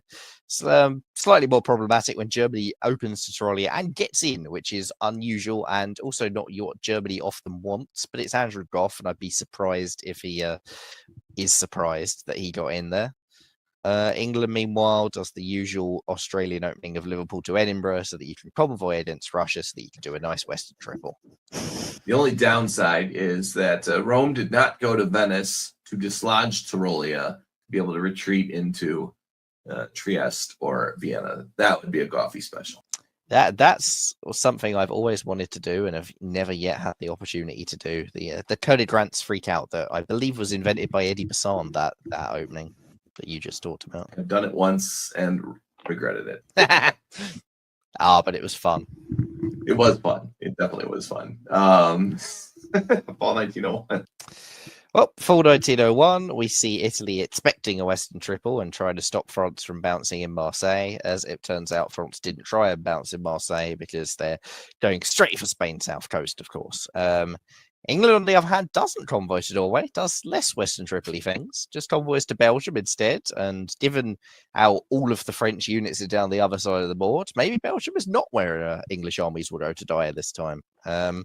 Russia puts the fleet into Romania, which is obviously a sign of a very strong juggernaut, whilst Turkey takes the Black Sea. Maybe fleets of Astapols coming. The rumor was that the toilets always flushed backwards in Australia, maybe since... it is that English armies don't go to die down under. I mean, when it's free, when you know that you're guaranteed to get Belgium. Do it. +2 for everyone in the West. +2 for a couple in the East. We do very well at cleaning up the neutrals here in board 2. Finally, Goffy does know this game and does build fleet and army as Germany. Probably the first time we've seen that all day. Fleet Rome is probably. Oh no, we do there. We got a wave out of Darcy, so another wave. But Fleet Rome though, It wouldn't be an Australian game without a wave. no. Well, because it's got to go west to. That's a curious way from France why you don't think you need Fleet Brest. Yeah. It's so maybe I don't know. It was so aggressive back in that you didn't want to build Fleet Brest. I think it's become more acceptable diplomatically now. But Isaac, sorry, cut in on you there. So England decides, now that I have Belgium, go on then. I'll do a Western triple. I'll get my Western triple gains plus Belgium. That sounds pretty good to me. So goes for St. Pete, gets the army in. Germany setting up to take Sweden here. France trying to bounce, trying to get into Western Med, but getting bounced. So the only thing that really happens there is they drop to Gascony, and Austria just shuffling down with all their units, as Russia is the one who takes advantage by dropping down to Armenia, staying in Romania, because even though Turkey's in the Black Sea, they didn't do anything with it. Yeah, I mean, England has opportunities to stab Germany in full here. Holland is very vulnerable. You could sneakily defend Sweden. You don't actually have to worry about St. Petersburg, so deals could be cut with Russia. There's only a fleet in there. Russia shouldn't be too bothered by a fleet in St. Petersburg. The flipperoo to get the army in does help them out. Belgium Russia should be to more bothered. Norway. Yeah. Belgium to Norway, it's a classic. And Russia loses Romania for their troubles of going to Armenia. And Italy loses Venice. So it seems like the big loser in this Western Triple at the moment is France, because the Italians are losing their dots, but it's not to France. And it seems like France is going to be stuck with no other growth. Yeah, and Austria is quickly getting into position to say all of the Italian home dots, and France doesn't even have a second fleet in the Med. Again, this is why you tend to build fleet Brest, because at the very least it could have been in North Africa by now, or you could have supported you into Western Med, and therefore you could compete for Tunis, and Tunis is the most realistic dot. If the home centres go to you, things are going great. Unfortunately, it looks like all the home centres going to Austria, and you're not getting Tunis, which is the worst of all worlds. Yeah. Although Tyrolia helping Austria, though, doesn't seem to be very Tripoli. No. Well, No. Maybe it takes down Italy quicker. Triples are like 60% of the time they go EF, 30% of the time they go EG, and 10% of the time they go FG. Well, hey, look, Gascony 10% went to Paris, is ambitious. So I have to build fleet. It's Fleet nice Brest here. numbers. They have to build Fleet Brest here, but really they had to build Fleet Brest in 1901. That's the problem. Yeah. Hopefully my internet won't cut out here. Am I live? Yes. There you go. All right. We can 1903, McCallus. You're good. Spring 1903. The Western Triple keeps doing Western Tripoli things, goes to Galicia, Bohemia, Livonia, St. Petersburg, and the AT continues doing AT things, taking Naples by another convoy, as Austria is putting all of their armies into the Italian boot, which is fun when you get the opportunity to do it. Does leave you quite vulnerable if, say, a load of French and German armies come after you, though. Well, they'd never do that. Not even once. Wow. So we see things not working for the AT this turn. England and Germany just walk into Warsaw and Moscow. Low effort. Great reward. France has finally got something out of this Western Triple, which is Venice, by the looks of it, with the support of Austria. Can you pull up the orders for Tuscany and Apulia there? Support Venice to Piedmont. Support Piedmont to Venice. So Italy actually did the opposite and tried to support Austria to help defend Venice, and Austria went, no, I'd rather give it to France. Maybe this is some big ball balancing play where they don't want France to get easily stabbed by a massive EG, so they're trying to get France builds to help break the Western Triple through more internal tension, or maybe that's just a misorder or misread on Zoe's part. Either way, it's with Russia being successfully pushed forward as a tip of the spear into Romania, there's still a lot of problems for AT to deal with, and I think I probably would have preferred to just take Rome and Naples there. Why retreat to Moscow, to Ukraine twice for the blow up? I suppose it saves you having to disband in winter. Maybe they wanted to take a quick bathroom break or something. I don't know. In the winter, we are building again one each in the west. We get Fleet Marseille, Army London, Army Berlin, and in the east we get Army Ankara with Tuscany saying goodbye. Isaac, spring 1904. The triple keeps tripling. You're not going to believe this, but the Western Triple is doing Western Triple moves. New here. I know. It's shocking and appalling, but this is actually what is happening. Yep. The only Venice goes down to Rome just to sort of make it a little bit more in Austrian control, so they can take it back off whenever they want. And then AT is still trying to clean up here, but it's pretty much advantage Western triple at this point, especially EG. France is being a little bit left behind, but they're being propped up sufficiently by AT that stabbing them is still a little awkward. But yeah, this is EG's game to lose at this point. When does the pressure fall to Daryl to move north to Norwegian? I've been in a few triples where I, as England, have sat in north longer than I don't think I should have, but my allies thought I should have, and it caused major problems. Where is the tension point? Is that a personal preference, or is that a you gotta do it? I mean, France is going to lose Rome almost certainly, borrowing support from Italy.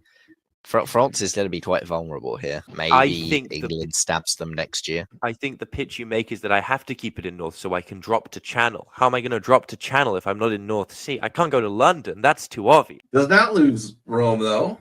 No. Stays put. They do lose Venice, so it's It's trade. Italy's going to pull one off the board, and nothing else really moves. The Puglia has gone back to Greece, which I'm not sure was necessary, but suggests that there's not a huge amount of trust between AT at this stage. Tunis goes. Vienna stays, or Vienna arrives. As we'll just keep going through this. Austria so is there. yeah, it was all a plan so that Austria could stab Turkey to put Russia into Bulgaria. That is a move which could be made. I'm not entirely convinced it's a move which should have been made. This is open invitation for how Western triples just blaze through the entire board. And it's Andrew Groff in Germany. He knows how to blaze through a board. This is 1905. We've seen games go later than this in this round already. You've got to start looking at, can they get some sort of horrendous Fogel in a Western triple? Quite I was just going to possibly. start chanting Fogel, Fogel, Fogel. Oh! Or it could all be some sort of clever ploy so that you could convoy Bulgaria into Spain, which Requires may even French have been. assistance. Yeah, France has agreed to it. In return, they're getting Naples. So I don't know, maybe this is an arranged draw state. Although Barents comes back to Norwegian Sea, which should tingle some spidey senses on both of those European neighbors' parts. 4 different fleets. Started with the Turkish, through the Austrian, through the Italian, finishing with the French. Into a French center. Five country force right there. Yep. Mm-hmm. And Italy, for their part, that was their goodbye to the game as well. Their dying move was to convoy Russia from Bulgaria to Spain, rather than, I don't know, walk into Rome. So Russia is even. Italy is gone, as you mentioned. Germany, with no one anywhere near them, is building from. And France does get an army going. I'm just going to keep going with this. Stop me if you see anything interesting. Well, Austria walking out of Ionian to give it to France so that they can go and attack Turkey is interesting, but I wouldn't say it's surprising after last year. Bounces England into Sev, Greece into Khan. So yes, they are now fogeling. Russia will be the one remaining, I'm assuming. But It's not really a fogel if there's 4 of them, though, is there? Well, who else deserves? We're going to call this a Pravel? They're not fogling. The term I've coined for something like this is they're not fogling. They're just doing something fogel adjacent. Fleet Trieste now. Black and Smyrna go. Army London.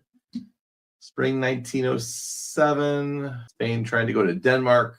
Clearly not convoyed. France now gets Smyrna. That's fun. Fall 1907. France does get Smyrna. Everything else holds and bounces. Tyrolia, Venice to Tyrolia. 8 Goes up to a 8. Tyrolia. There you go. There's the 8.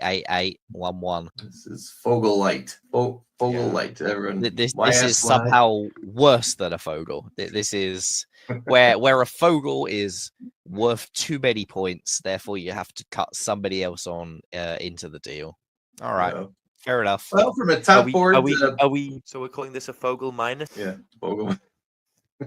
We'll think about that. We'll put it up to a vote for the viewers. What do we think we like best? So, all right. So as we did last time, let's go to the scores, standings. That gets Goffy up into first place by 0.2.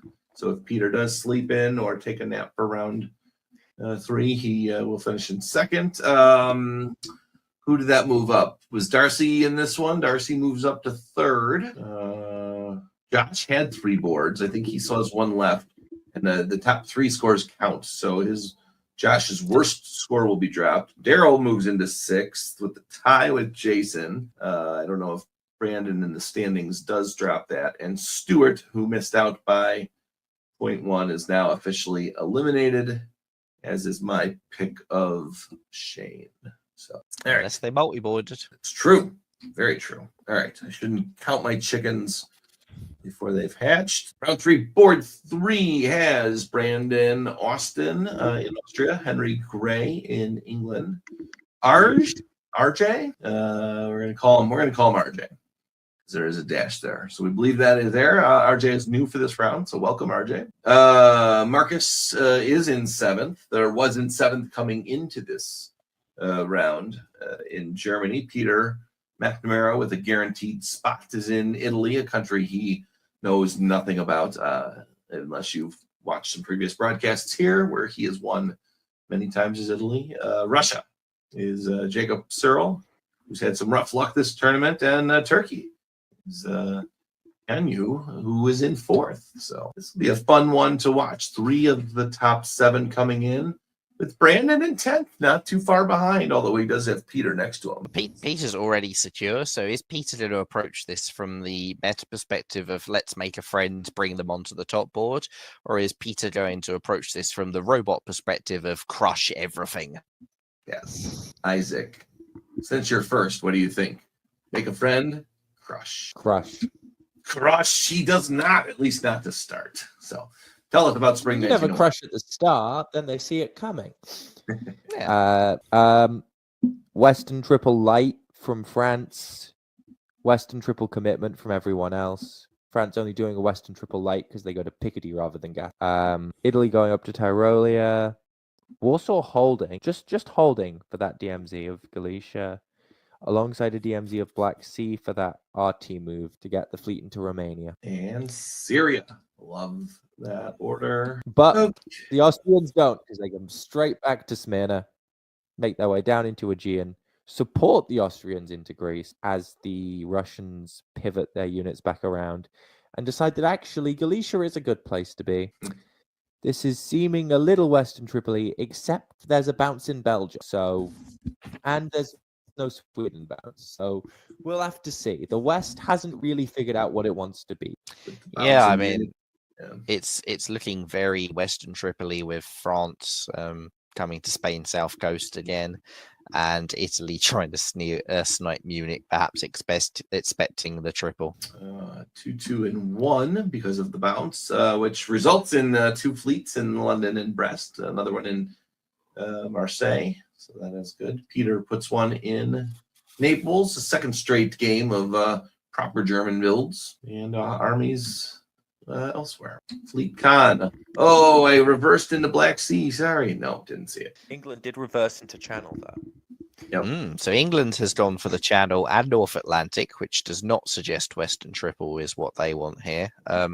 Germany comes down to Tyrolia, and some hilarious shenanigans occur where Peter and Jacob both retreat to Bohemia, and therefore both of them get destroyed in spring, which is well, Peter had nowhere else to retreat to. Jacob did. So either this was deliberate on Jacob's part, which doesn't make an awful lot of sense, or this was a miscalculation on his part and he should have retreated to Silesia.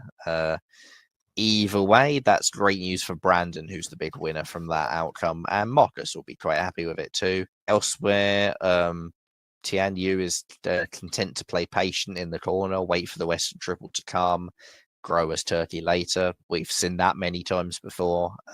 It looks like she should be in an okay spot here.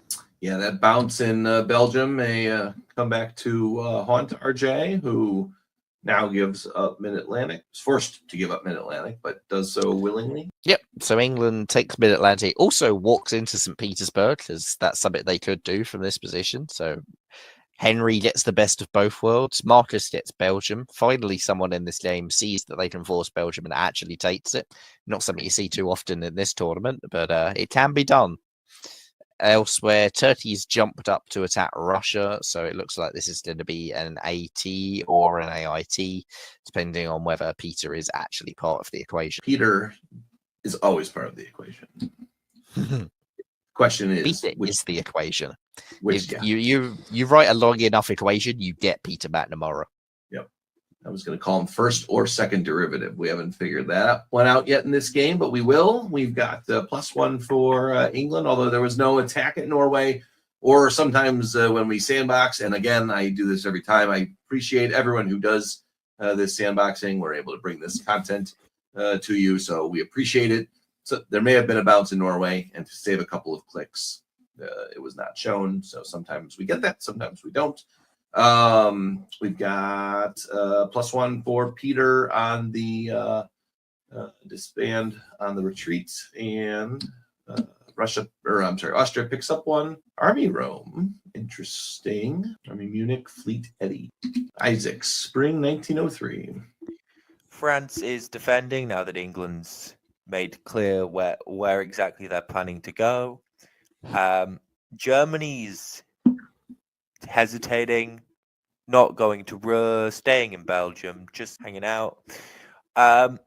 Italy's gone, France, you seem to be defending an awful lot against England. I might take Marseille. That seems quite a nice start.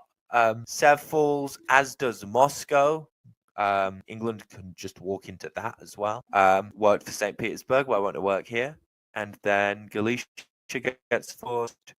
Germany's keeping some play in the east, as Italy's getting some play in the west. This just seems like an EG and an AT with an Italy and Russia who are still making some decisions about who's going to be the beneficiary. We go into the fall. Russia has had a rough time this tournament, but get some reprieve by Moscow. Welcome back. Yeah, because it can't be kept. Germany grabs Sweden, move to Silesia. Still holding still. England does lose Mid-Atlantic here, so they drop. Well, they retreat to Irish. Marseille bounces Piedmont. Germany is really sort of what's preventing this French attack from being successful, because they aren't dropping into anywhere around France, because they've decided it's better to prop France up, or because they want to focus east. Seems like Austria makes a stab attempt on Turkey. They get sniffed out by Turkey, and therefore they do not get into Bulgaria. So it'll be interesting to see how that plays out in 04. Tianyu's been right, I think, in the last round. Every time there was a potential attack, potential stab, a turning point moment, the momentum always seemed to go their way. We have Tianyu's come in a pretty good position as well already in fourth. Tianyu doesn't need a big score. They just need to not be eliminated and get a reasonable score. So taking risks doesn't have to be part of the plan. You're Turkey, you're defensible. I quite like this sort of play slow, maybe work with Peter because both of you could make the top board, that sort of thing. No argument here. Let's see where it goes. Marcus has the momentum. Leading so far through 3 years. And go to the spring of 1904, McCallus. Well, Germany is continuing the Western triple moves. Austria walks into Warsaw, which is nice for them. And Italy is not going to work with Turkey. They've forced Aegean with Austrian help. But they could just use that to attack Greece as well. And it's Peter McNamara, so that wouldn't surprise me greatly if that's what he chose to do instead. I've seen very few Western triples that have Belgium to Burgundy. It's a tough one. Although, to be fair, the three English fleets in North Atlantic, Irish, and English Channel are not, I guess, not the most Western Tripoli either. But it's just an EG where they're also doing Western Tripoli moves in the East, I suppose. Yeah. Yeah. You want to grow every year. As Germany laid out nicely. No center growth this year, but momentum, certainly. Yep. So England Yeah. gets into Moscow because Germany supported Russia forward. So Austria is a loser in that regard. Turkey takes Romania, which makes up for losing Bulgaria. So that's nice on their part. Again, may well be that Italy fed those moves to Turkey, as in, I'm going to take Bulgaria because I need my build, but if you force Rum, it's guaranteed, so we can still do something next year. Interesting that Italy supports Austria up to Tyrolia as well, which just gets Austrian armies away from the dots that Italy might want to sneak into soon. Yep. Slows down the G of the EG. What better way to have some dots available? Hurt France, hurt Germany, potentially. Let us see. England does build one. Russia is down to one, although Austria is pulling one. So the army in Tyrolia does not stick around. Peter puts down a fleet, another fleet for England there. I guess that's what you got to do. Is it? Yeah, that's a good question. So I would think if you put down an army there, it maybe is Germany. You can't move Norway off. You really can't convoy it off. You got to get one more fleet up there. But how does Marcus feel about that? They work on it. And why is it? If you do have to build a fleet, why is it going in London and not Liverpool? Or Eddie. I'd put it in Eddie more than Liverpool. Liverpool, you've got enough fleets. Yeah. You don't need a fourth for, North Atlantic, sure. But if France has fallen, maybe Italy's coming behind. Collis, other thoughts? I mean, I prefer the fleet. I think you're stabbing Germany is not the right move for England at this stage of the game. You need to break France first, and you want to push into the Med, so keep building fleets. Isaac suggested Liverpool. Do you agree with that more? That certainly more than London, but Liverpool or Eddie? Nah, I don't think it makes a huge amount of difference. I think either way, England could drop to north, like Channel could just swing round, so it doesn't make a huge amount of difference, I think. All right, let's get into the spring. Isaac, take us through. So England makes their way down to Western Med because they decided as we've seen quite a lot of England's decide this tournament that actually they want to get some play in the Mediterranean and be part of that conversation before they take the Iberian Dot. It does, however, in this instance, cost the Mid-Atlantic.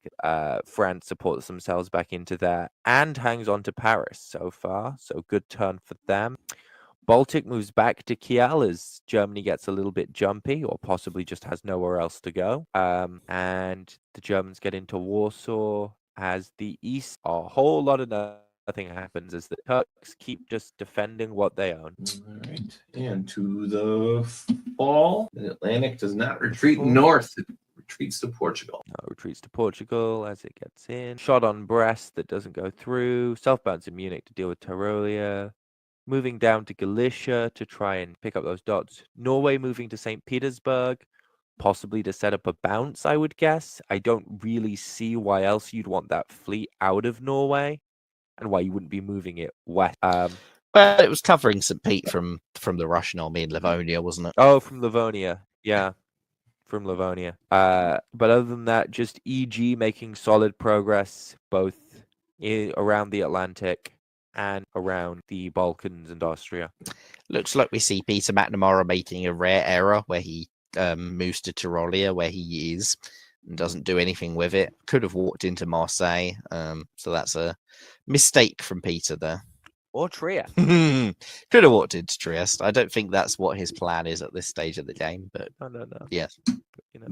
The early crush did not happen. The late crush is not happening yet. Let's see if it does. We say goodbye to Jacob. Sorry, it has been a rough tournament for you, but I hope you had fun at the event. We'll see. Army Trieste. I think Jacob's had a bit of a rough tournament, really, which is unfortunate, but Yep. it happens to all of us. Yeah, no bad mistakes in any of the games. I think he's just run up against either good alliances or couldn't find his way into one. So we'll see him next time. McCallus, into spring 1906. There are a lot of black arrows here. Yep, the Black Arrows as the Western EG, whatever you want to call it, continues to advance. They get into Romania and Ukraine at the expense of Galicia, which is Actually, quite a hefty expense, to be honest. But England gets into Brest as the French position is finally being cracked. So that's the other benefit of being in Western Med. Like in some ways, yes, you get to have discussions with the East, but the other thing is that the usually very solid French defensive position is 10 times weaker if you're sat in Western Med as part of your attack. So that looks good for both England and Germany's prospects of getting forward here. And elsewhere, Italy is coming back to Ionian Sea because they're worried about Tunis, which means that Peter has to replace them in Aegean, which has slowed down the attack on Tianyu, which might buy her enough time to not die. As we said before, she just needs to not die. So every turn where IA are moving in the opposite direction from her is exactly what Tianyu needs to secure her own top board spot. I believe she is supporting the EG.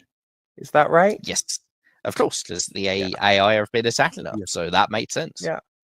Yeah. All right, into the fall, and Paris falls. France Paris is taking the hit. falls. Yep. EG doing the sensible moves to finish off RJ. Meanwhile, there's looks like Peter has tried to stab Austria. So Peter has done the Peter thing, but Brandon sniffed it out. Great play from Brandon. Defends Greece, defends Trieste. Peter's stab hasn't worked. And all of this is music to Tianyu's ears, as is the fact that England's come Moscow down to Ukraine, which means that Sevastopol's under much less threat than it was before. And there's awkward retreats if they try taking it later. So Turkey is the big winner out of that in the East, while EG continue to win in the West. Yeah. Oof, up to 10 for Marcus, building 2 with only 1 place to go. So we have an Australian wave. Forced or not, we do. Henry gets to build 1, even though Brandon did stiffen out. He does lose 1, loses Galicia. Army Berlin will continue pressing. Peter does press the attack here into Trieste. Isaac, what else? The West, you see movement to Burgundy, dropping to EG are basically just cleaning up those last 3 remaining French dots at this point over in the West. Then in the East, they're just trying to maintain their current position. They go back to Moscow, and England goes back to Moscow, and Germany drops to Galicia as they just continue to make their way down here. Germany says, absolutely, throw yourself at the Austrians, because then what I can do is I can take your dots from behind. That's great for me. Turkey's still just hanging on as A and I continue fighting, and Turkey in the East getting all the benefit there. Yeah, England has gone back to Moscow, which means that EG can attack Turkey again if they want to. But they do not. So more EG progress, Vienna, Budapest. So sure, Italy, you get 1 dot, I'll get 2. Seems fair to me. England picks up Marseille, drops back down into the Med. More AI fighting. Austria gets into Bulgaria, but loses Greece for it. No, they keep Greece because of Albania, sorry. So yeah, this is just EG making progress. This is just a question of how long are AI going to last, basically. And are either of England or Germany going to stab? But they're not positioned for it. No, Germany is beginning to get into a pretty dangerous position. If this AI war, if Germany can mop up Trieste and Serbia, for example, next year and be on 14, that's a really scary position with a couple of years to go, where you really do have to watch solos, even in a time game. Yeah, and Fleet Heel, there is absolutely zero justification for building Fleet Heel unless you're going to attack England. Or hold. Everyone hold, but move next to St. Petersburg. Yep, there you go. It ends there, and with 27 points, that will certainly put Marcus into the top board. I would imagine. So. Yep. Even great Peter result for with Marcus. And Tianyu, she held out, and as a result, there she is in 4th place with more points than quite a few of the other ones we've seen. Those centers she held to the end, great defensive job. It's probably got her onto the top board, so that's really cool to see. Excellent. Peter with a substandard round by his standards does move up to number 1, and for almost without a solo in board 4, we'll make it there. let's see who we've got left. Ooh, let's go to the next one just to see. So Jude is at 2 boards. Alex is at 2 boards. Alan is at 2 boards. Max is at 2 boards. So those 4 are going to be on here, and we see where they're at now. So 27.1. Jude's in pretty good position. Yeah. Yeah, we need to get to 33. 33 is not that bad, and 35.5. The second, Alex is at 21. 14 points. That's what do we call it? The Fogel light, Fogel minus. Those were minus, yeah. Yeah, those were 14 points each. So Alex and Jude with a Fogel or Fogel minus. I don't know what a full Fogel. I think any of them could get there with good tops, and good tops where Jude comes second could still see both of them up there as well. Yeah, let's see. So let's look at the players. We got Nancy, who joined us last round, I think, for a first play. We've got Joshua in second, but that was at the start of the round. Oh, that's right. Joshua had played 2 boards, and that's why he was already at 3. So he will drop his worst, which I remember one of the boards being not so good. So we've got 4 players potentially. Alan, Max, Italy. The TD fills in for us here, so certainly won't be playing for a top board, but he's really good, and he won't be slacking just because. We've got Noah Bradley, who hasn't played yet in Russia, and then as we mentioned, Jude in Turkey. So this will be a fun one. All right, McCall, let's put you in the odds. This is our last one. I know there's a lot to play for. We want to talk about it, but we'll keep it going here. Spring 1901. All right. I'm confident in saying this is not a Western triple opening from France. English Channel and Picardy. That's not very Western Tripoli. Other than that, nothing massively jumping out to you.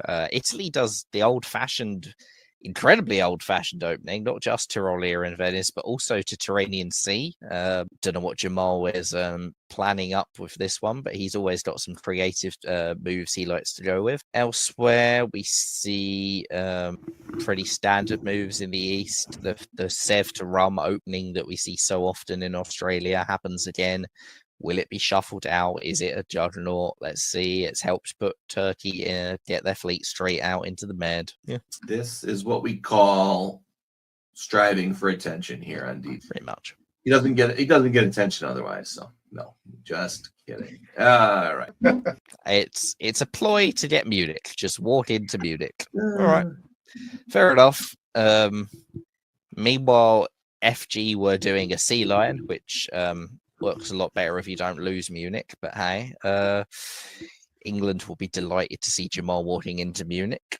Meanwhile, in the East, Russia doesn't make the moves to go for a juggernaut, but Turkey goes, you know what? I know I've shuffled my fleet straight to Con, but I'm going to go to Black Sea instead.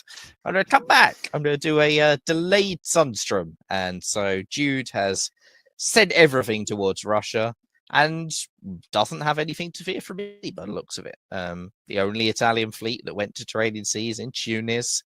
It's not in Ionia. There's no risk of a Lepanto. So don't hate it. Don't hate it at all. Jude, maybe You are famously an IT enjoyer. I am. We started with an IT. Will we end with an IT? Maybe Jamal knew you would be broadcasting and wants to play to the crowd again. So 2 for 2. Fleet Con Army Sev. Fleet North Coast too. Love it. Yeah. That's ambitious when you've got Turkey making that move. I like it. Army Berlin. The Sea Lion followed up with Army Berlin. You don't normally see Fleet Brest, Fleet Liverpool. I think Army That's- Berlin's because of Italian Munich, right? Yeah. You got to get them out of there. Yeah. Yep. Also, a wave from Jamal, because there's got to be at least one wave per phase in Australia. So here's Well, another one that we mentioned about the retreating from moving to Trolia and then being dislodged to retreat there. Doug Moore and I did this, I think, at a DixieCon, maybe 15 years ago now, where we ran him up through Munich and then into Burgundy to attack France. So Yeah. this is fun. I've done it before. I feel like Germany isn't really attacking France, given that they're convoying France into London, which isn't usually part A of an attack on France, but it could be a thing. Russia, meanwhile, goes to Barents rather than trying for Norway, which is interesting. Not sure I get that. But I'm stealing Isaac's turn, aren't I? Sorry. You are. Oh, yeah. You are. They would have got into Norway if they tried for it. Mm-hmm. Italy continuing to try and push on France. But so they've got a guess over Marseille now. Turkey continuing to Sundstrom, grabbing Romania. This seems to once again be turning AT. AT seems to be the preferred Australian Eastern Partnership from the looks of things. Yeah, London gets grabbed. That's Germany sets up to retake Munich. Yep. Two Italian fleets heading west already. Let's see what they do here. Then Germany does retake Munich and also walks into Belgium. Probably by France gets agreement. France gets bounced out of Spain, and they get the guess wrong on Marseille. They're supported in rather than bounced, which is always painful to encounter as France. But they do keep London, and Russia is offered support into Denmark, but opts to just take Norway instead for the guarantee. And Austria decides running to the middle is what they'd like to do. See if they can grab. It's only changed color once, and that's not enough times for Munich. Turkey just focused on keeping rum. Yep. Germany gets to build 2 with only 1 spot, so another forced wave for a German power this tournament. England, with a rough start, has to pull 2, and Turkey does get 1. Puts down Army Moscow. I missed the Russian build, but Army Moscow more for the defensive purposes there, which is good. Skagerrak Irish go. Kiel on board. This is for an FG. This is you've only got 1 fleet for an FG. That's all I'll say. All right. So, spring of 03, we see a fun little convoy swap from Turkey, who puts Rum back to Bull to bring Bull East Coast up to Rum. I'm not entirely sure what that convoy swap does for them, but it's fun regardless. You don't get to see them that often, so cool. Fun from Jude. And we've seen Turkey be patient and get their way to the top board. It worked for Tianyu. Maybe Jude's going to do something similar. In the West, meanwhile, Jamal gets Marseille and is looking very good to secure southern France pretty quickly. FG are indeed still on the same page. Germany supports France up to Yorkshire, which now threatens Edinburgh or Clyde. The Russian fleets come out. They've decided not to just stay around in Norway and Sweden, which could be a predication that GR is what's going to come from this, and that they're going to carve up the English dots, and actually France will be made a victim of at some point. I do see Belgium to Burgundy. Combined with the other moves, it doesn't look like an attack. Maybe they were like, oh, I need to get there to help you take back Marseille, but maybe I want to take Paris instead, that sort of thing. France shouldn't like those Russian fleets coming out up to Norwegian and Norway. Oof, nor should Germany. Accurate. So, Turkey takes Sevastopol, does it with the army. Not entirely sure the convoy swap helped there, but it didn't hurt. Austria takes Warsaw with German support from Prussia, which is fun given how entangled those two were. But Germany's lost North Sea to the Russian, whilst France gains Liverpool and Spain. So France is building despite losing Marseille. So Alan is beginning to rectify that position and get it sorted, whilst Italy has made no impact on him beyond Marseille and is unlikely to get any further without a lot of German help. What did Germany do with Berg? Did they just support each other to Marseille? Looks like the Gascony, support Gascony, and Marseille Gascony supported supported Burgundy. Yeah. Okay. Yes. Gascony supported Spain. Spain supported Burgundy. Yeah. Either way would have worked. Yeah. So loop-de-loops, a lot of +1s on the board. You'd think you'd see some more minuses on there, but Piffaroo. Yeah, must have had some piffs, yeah. Yep. Fleet Brest. Fleet Kiel, there's your second fleet that you wanted. North Sea goes, so those fleets made it there for naught. An Army Smyrna. I really like that Army Smyrna from Turkey as well. This is the benefit, though. This is why you do that convoy swap, is so that you can arrange the destruction of one of those fleets. And Probably. potentially, if you're trying to set up a long-term AT where you don't care about Italy, this is also you can blow up that fleet and you can give Romania to Austria in the process. Although I don't know that they need it at the moment. It may be followed up by blowing up the Austrian fleet in full as well.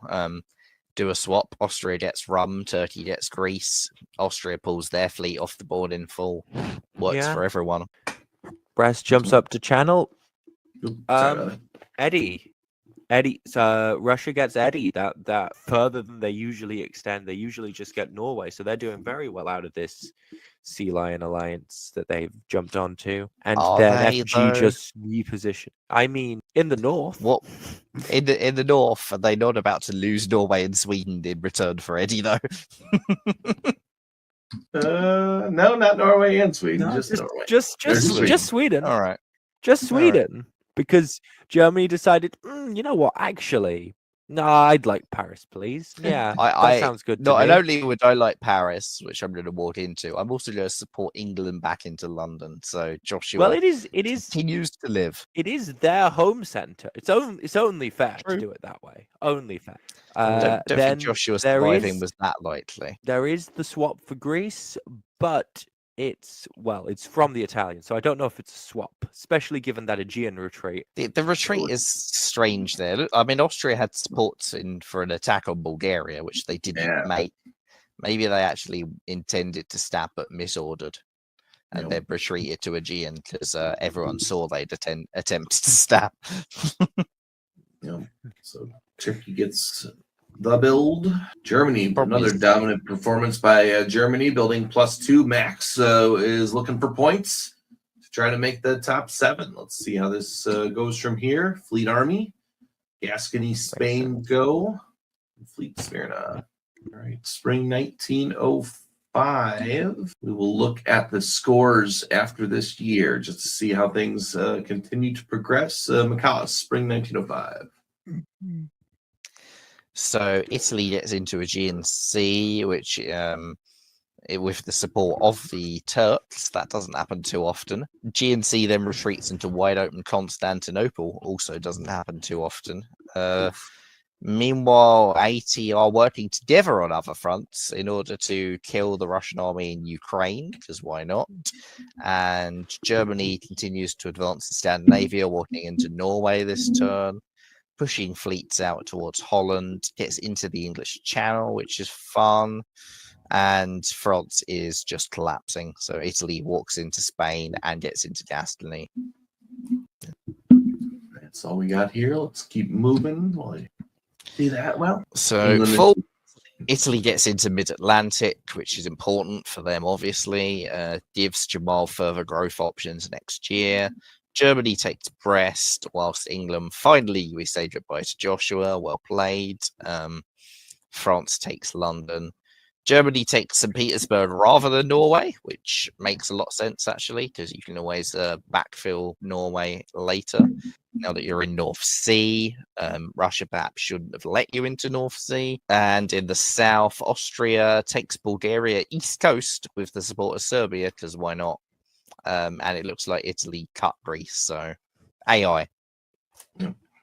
+1, +2, +2 more for Max, who's 25 points. That certainly has him in the top 7. The question is, does anyone join in with him? 2 more armies down. Fleet Trieste. Jude is just about in the top 7 at the moment, I believe. They were on 27, they need 33. So if Jude can hold to 8 points, they're still there. Let's see what we've got here. As of right now, Max, Jude is Joshua's ahead. 0.4 away. Oof. All right. We better Here get is the another race. dot. Josh has been eliminated. Jude has not. All right, back to the map. We did winter already. We saw the winter.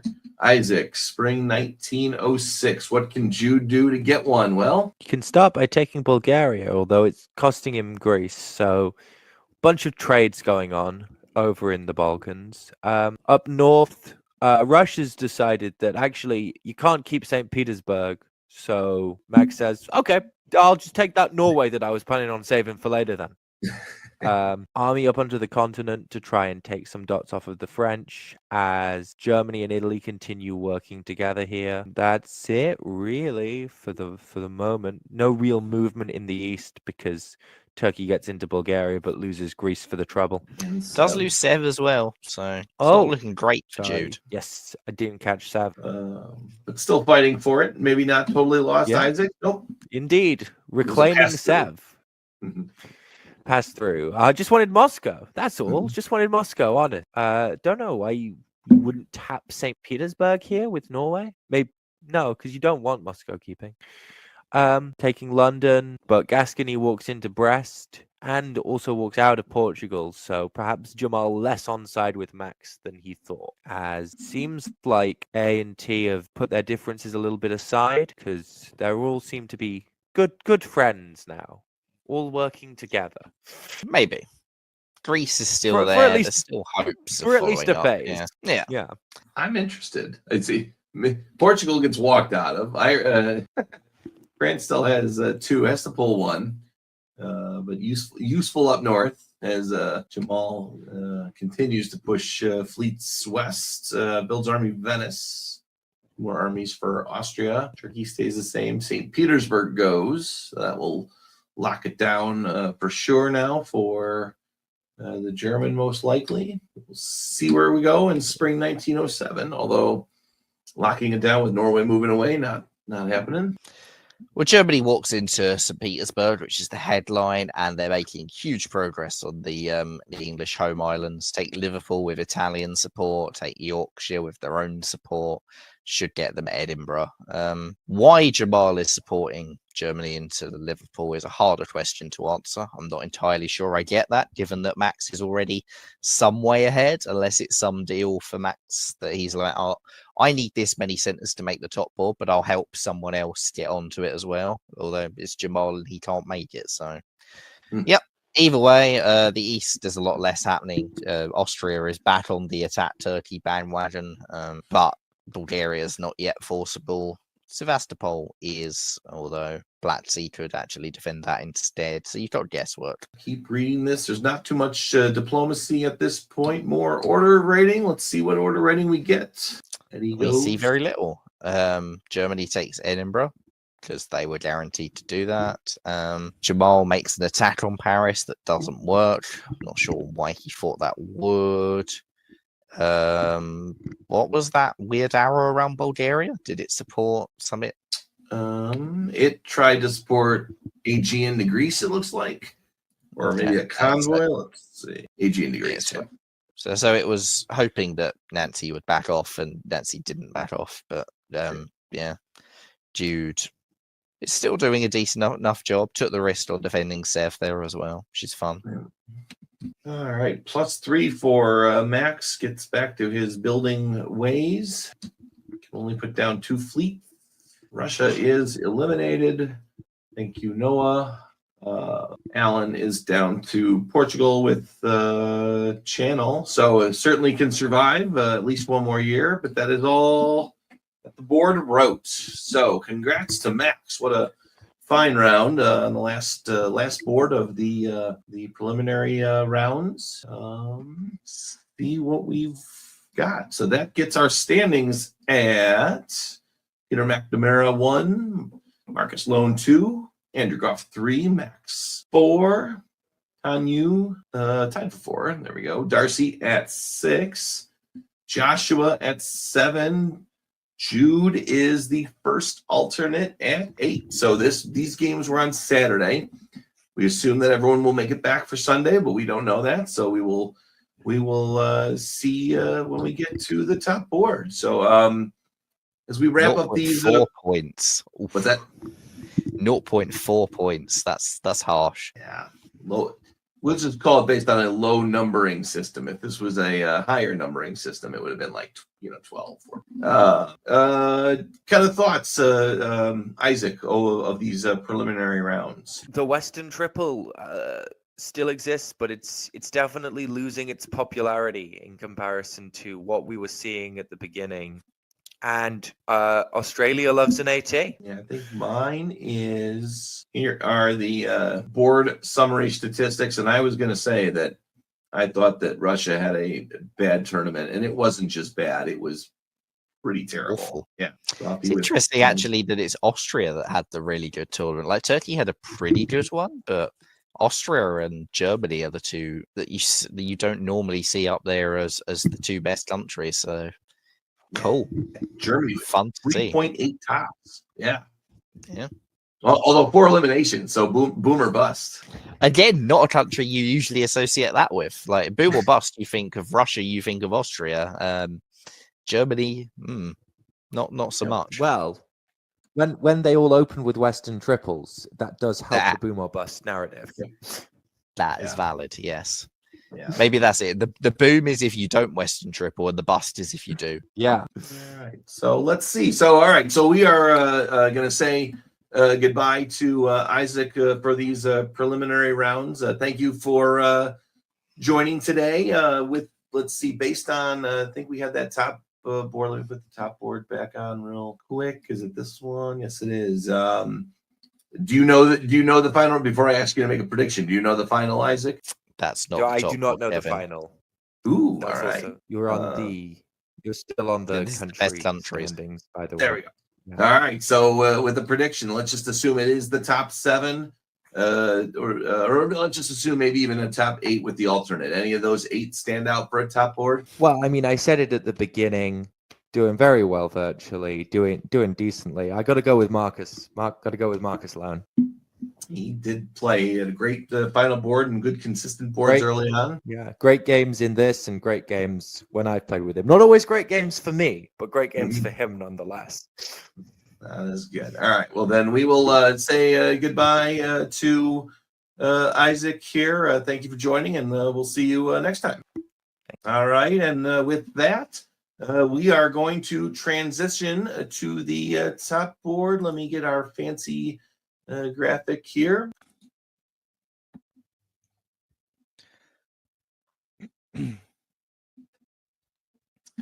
And we are here to cover the top board of the 2024 Australian Open Diplomacy Tournament. Through the magic of that transition, we see we have lost Isaac, and we are bringing on the reigning Summer Classic champion, Johnny Gillum. Johnny, welcome.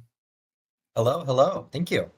Budweiser in the room here. So we are here to cover the top board as a refresher from what we saw. I did an update in the last transition, and we must have changed the standings or calculations in some way, shape, or form, because as we noted a few minutes ago here, we had a 0.4 differential from Jude and Joshua. However, Jude sneaks in.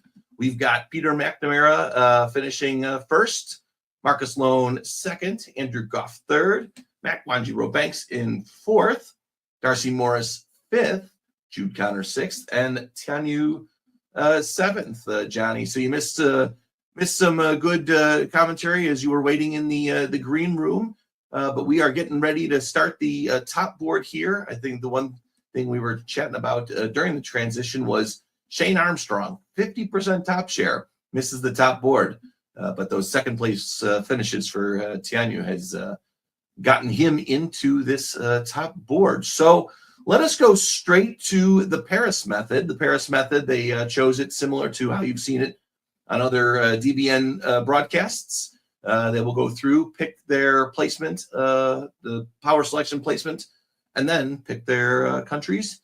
And we will get your predictions as soon as we get back. Right. We're going to run the orders up here. Okay. And we are going to work out who's playing what. So, Hector, who is in 7th place in the tournament?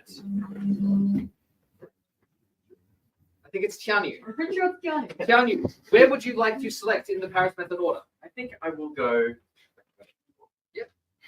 Right. Tianyu is selecting first. All right. Who's next? Is it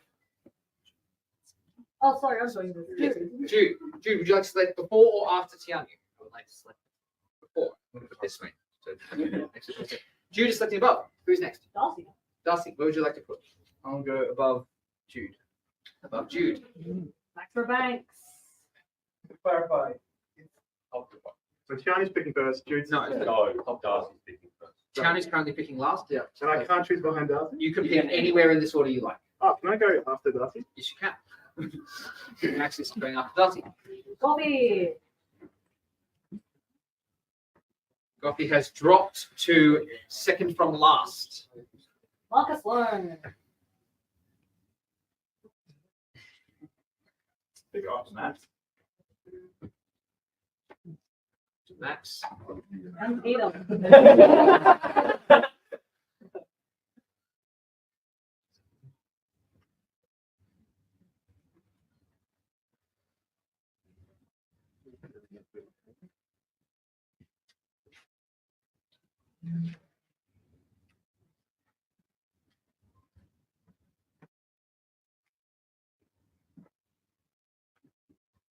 Peter is picking third. Okay, so the selection order is going to be Darcy, Max, Peter, Marcus, Jude, Goff, and then Tianu. So, Darcy, which country would you like to play? I'm play France. Darcy is playing France. Max, which country would you like to play? Yeah, I'd like to be Russia. Peter. Oh, like this.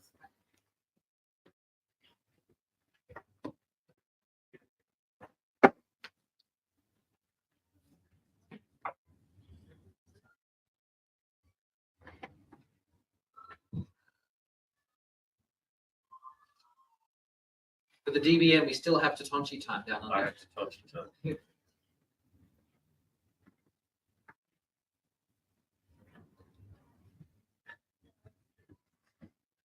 All right, Darcy. It's okay, I have time. It's taking 10 years. Let's, like it's not. Yeah. Let's give him time. I don't know what I prefer. And I think Austria. He picks Austria. Marcus.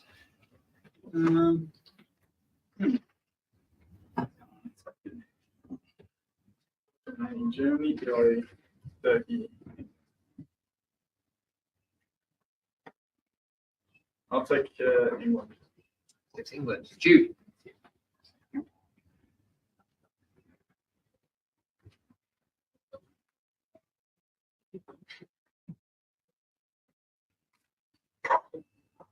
Germany, Austria, Turkey remaining. Germany, Italy, Turkey. Italy, or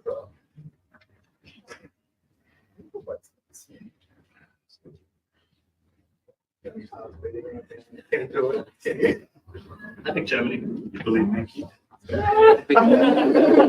Tianu is given Turkey. All right, thank you, everyone. That's the Paris method. I'm just going to set up the boards and things, and we'll start promptly.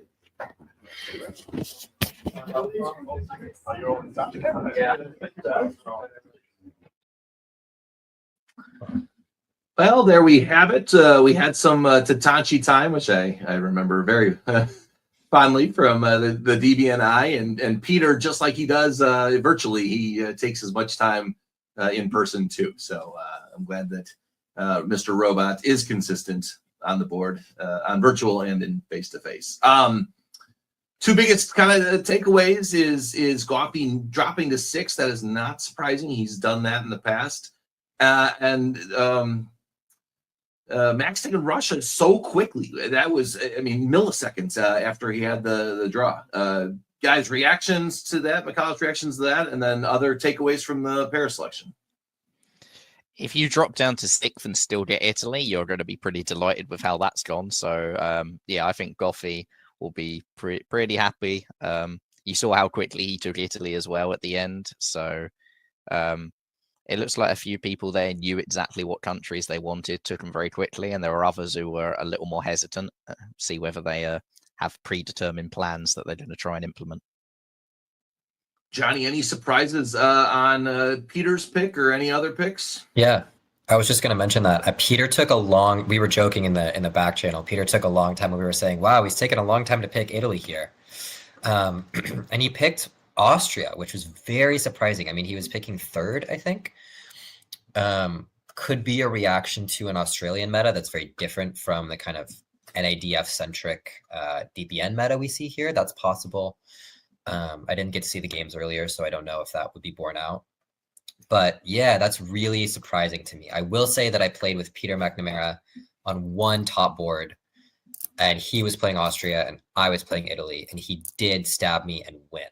So he has a proven track record of success from this position. But he's playing with Andrew Goff in Italy this time, so that might be a little trickier. Yeah, that center of the board is going to be fantastic. Just as a reminder, we caught this a few minutes ago as well. Austria had a very strong tournament with the results here. Only one elimination, which is unbelievable for the results. Yes, Peter had a fantastic result as Austria in game 2, I think it was, right? I think it was game 2, round 2. And then, yeah, maybe it's like Chris Brandt. We always, Chris Brandt picks Italy. Chris Brandt picks Italy. Maybe, Peter, if he picked Italy again, all right, he's Italy again. We got to target him. So it'll be interesting to see with him and Goffey next to each other. Before Isaac left, he had Marcus, who was on a hot streak in rounds 2 and 3. Marcus is in England, which is another strong power we've seen. He got that in pick number 4. Of course, pick number 1 with Darcy taking France. So a lot of the highly probable picks were taken. Peter is Peter and can get away with it. Michalis, since you were on in the preliminary rounds, I'll have you make your prediction first, and then Johnny will go, and I'll throw in a long shot afterwards. Well, I like Italy. I like Andrew Goff. The two of them together on the top board. Italy's got a proven track record on them, especially in recent times. So it's hard to look beyond Goffey for this one for me. Johnny? Yeah, I mean, I just want to. This is such an exciting board. Like, I really am looking forward to this. I didn't know who the players were going to be before coming onto the stream. I mean, if you were to pick the three most like iconic players, diplomacy players of the last 20 years, you probably would pick Peter and Andrew as 2 of those 3. It's gonna be very fun to watch them play together. You might pick actually the tournament director, Jamal Blakarli, as the other one. So Australia really punches above their weight. But this is going to be great. And then I do have it on good authority that Max Wanjiru-Banks is a future diplomacy world champion. I've had multiple great players tell me this. So I am going to stick with Jamal, who thinks that Max is a future star, and I'm going to pick Max here. Ooh, all right. So no picking of Peter. I will also not pick Peter because he's got to have the target on the back. I'm going to go with a wild card of Tianyu. Second place builds good alliances along the way. No tops coming into this. I know with Peter and Goffey in the East, that'll be a tough, but survive, and maybe sneak away as Morgante used to do as Turkey. Just find a way out and get there. So I picked an underdog coming in. I'm going to pick another underdog for this top board. So. All right, let's get here. Let's do.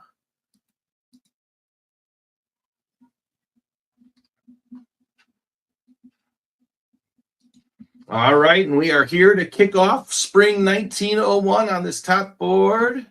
Let's have Michalis do the West and Johnny take care of the East. Let's start in the West. All right, so the West, we have a pretty standard set of Western orders. The one thing that really jumps out to you is Paris to Picardy, which is very friendly towards Germany. It's an opening that was very common in the extended deadline meta for a long time, and which we saw quite a few times actually on League Night last weekend. So it's interesting to see that maybe it came from Australia back into League Night, into VDL. Maybe that's why it's started making this little comeback. Excellent. And to the East, Johnny. Yeah, well, the thing that's got to stand out to you here is the moves around the Black Sea. We see Tianyu opening very, very pro-Russia with Ankh to Khan, Khan to Bull, Smyrna to Ankh.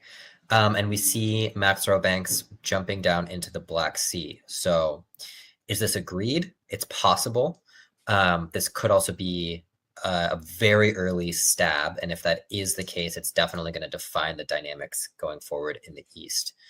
So definitely something to watch for there. Pretty standard from Peter.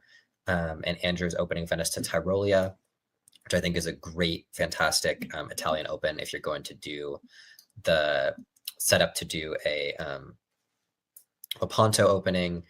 Tyrolia gives you influence over Vienna, Trieste, Munich. Lots of flexibility there.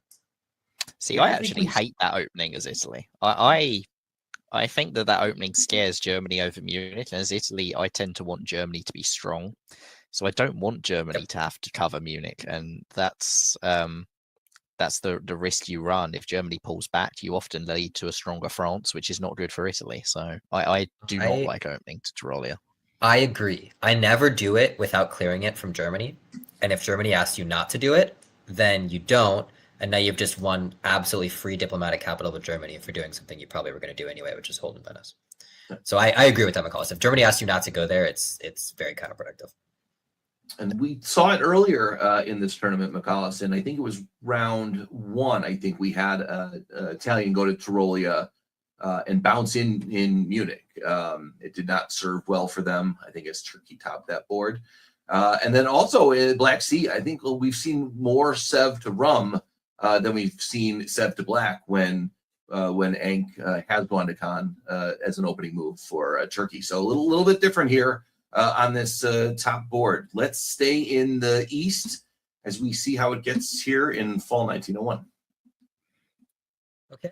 So Turkey takes the opportunity to move Khan out to Aegean, as they kind of threatened to do. They still did cover Constantinople with a self bounce there.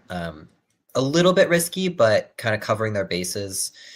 So they seem to still trust Russia. That doesn't really tell us whether or not this was agreed, but it does tell us that whatever happened in the negotiations, Tianyu was at least willing to kind of cautiously stay on board. And Max supports Ukraine into Rum, which on the one hand is what you might do if you were attacking Peter. On the other hand is also what you might do if you were going to build an army in Sev and go kill Tianyu in Turkey. So we can't be sure yet. Elsewise, Andrew Goff takes Tunis with the army, pretty standard stuff. And Tyrolia supports Ruhr to Munich. Okay, cute. So Goff maybe sort of threatened Jude that maybe they should cover Munich or something along those lines. And then Goff was going to be the cute one saying, hey, I knew you were going to cover it. I was never going to bounce there. And Jude said, no, I'm the cute one. I knew you weren't going to go there. I'm taking Belgium, which is in Tim McCullis's theater, but I liked that.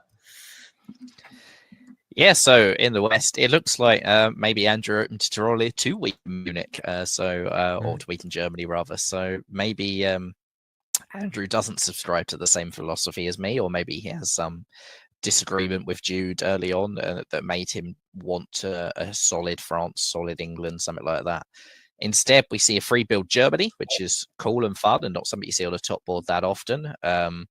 France just takes their neutrals. England just slides into Norway. Yeah, the interesting thing will be to see what Jude does with these builds. A lot of the time nowadays, when you see a free build Germany, you see 2 fleets come down, and that's usually anti-England. But in this case, England's the one who's put them into Belgium, and France has sort of just tolerated it. Maybe there's going to be something else. Maybe we'll see 2 armies. Hopefully, we won't see 3. Yeah, no bounce in Sweden either. So 2 fleets certainly. If you were going to put down to go against Russia, you'd have bounced them out of Sweden too. Very interesting here. Let's go. We have some sideline reporting. Jamal, who is doing TD, has some helpers coming along to record what's going on the sidelines. Let us hear from them in this short clip right now. Hello and welcome to the Australian Open. We are covering the top board and hoping to give you some interesting insights into negotiations. Early days yet. Brandon, Austin, what have you been noticing in the West in particular? Everyone's been talking a lot. I was listening in on Darcy and Marcus straight up. They're wanting to DMZ English channel. It's always good. They seem to follow through on that, which was really good as well. Saw Darcy talk to Jude as well. They were talking about DMZ in Burgundy. That followed through. Seems to be all friendly. Don't Darcy spoke to Goffy. Goffy's in Italy, and he said he wants to move straight to Tyrolia. That's to put pressure on Peter McNamara in Austria. He said Peter's fairly nervous on a top board, so he wants to apply some pressure just to try and minimize his confidence. When I spoke to Marcus and Max, so England and Russia, they seem keen on keeping a balanced north and keeping their focus at south. So, yeah. Thank you for the insights. It's wide open in the east, as you might expect. Well, seasoned viewers would expect. Peter and Andrew had a pretty quick discussion straight off. Austria, Italy, but there's no love lost there. They're very clear that any alliance that would be between them is very time limited and very dependent on what else is happening around the board. Interestingly, the variable in the east at the moment seems to be Tianyu's son, who is in Turkey. He's being courted by Max in Russia, Goffy in Italy, Peter in Austria. Everyone wants to know what Tianyu is thinking of doing. Interestingly, Tianyu was actually left at the table first and for quite a while as well. Yeah, that's a really good point. I didn't even notice that part. So interestingly, Tianyu's been quite frank with people you would not expect him to be frank with about his intent to, like, he wants to work with Max. He said that to both Peter and Goffy, which interesting to see how that works out for him. He also let Max get into Black Sea as well. So that is an interesting position, and it'll be interesting to see how it unfolds. We're going to head back and I think check out the moves and the builds. We'll talk to you again soon. Okay, so we just heard some good insight from 1901. Definitely thank you to Zoe and to Brandon. They participated in this tournament. I think both finished about mid-table. So thank you for them. We'll be hearing from them all throughout this game today. Johnny, interesting kind of thought process about facing against a three-time face-to-face world champion, a two-time virtual diplomat of the year, saying, I don't want to work with you. Yeah. The first thing that I think demands to be pointed out here is that our sideline broadcaster Shane is the most quintessentially Australian man that has ever been created by Central Casting. So what's his name? Brandon. That's what I said. I think that's what I said. So congrats to us for getting him on the stream. Yeah, interesting direction from Tianyu. I mean, I do think this is a difficult Turkish position. You've got two of the best players of all time in Italy and Austria. You've got a really good up-and-coming player in Russia.